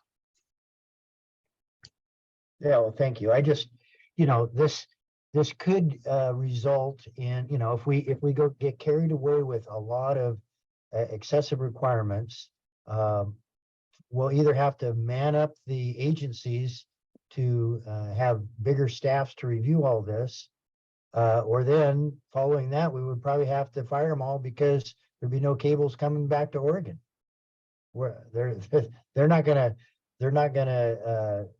submit 300-page documents on all of the benthic flora and fauna, all the way from, there are hundreds of species that could be reported on, but just all this stuff is so much that is, I just fail to see where we have value in getting it. Maybe it's good to have the ability to ask for it and you get some new uses and some special cases, but for the routine things that we've been doing, we haven't had it, and I don't feel like it's been necessary. I think I'm getting to be a broken record. Thank you, Scott. I did want to say, I guess I'm gonna read these things out of the chat really quick, and then we're gonna have to kind of stop commenting so we can move on to the next planning for the next meeting section, and so I can tell you the results of this Google poll or Doodle poll. Delia Kelly said hydrocarbon resources, for example, methane seeps that are unstable sediment and emerging hard substrate. And Mike Graybill said, would the state be concerned if a crossing plowed a cable through a methane hydrate field? So those were some thoughts that were brought out from that discussion. Otherwise, I'm going to stop sharing for one moment so that I can look at this doodle poll and let you all know where we're at with that.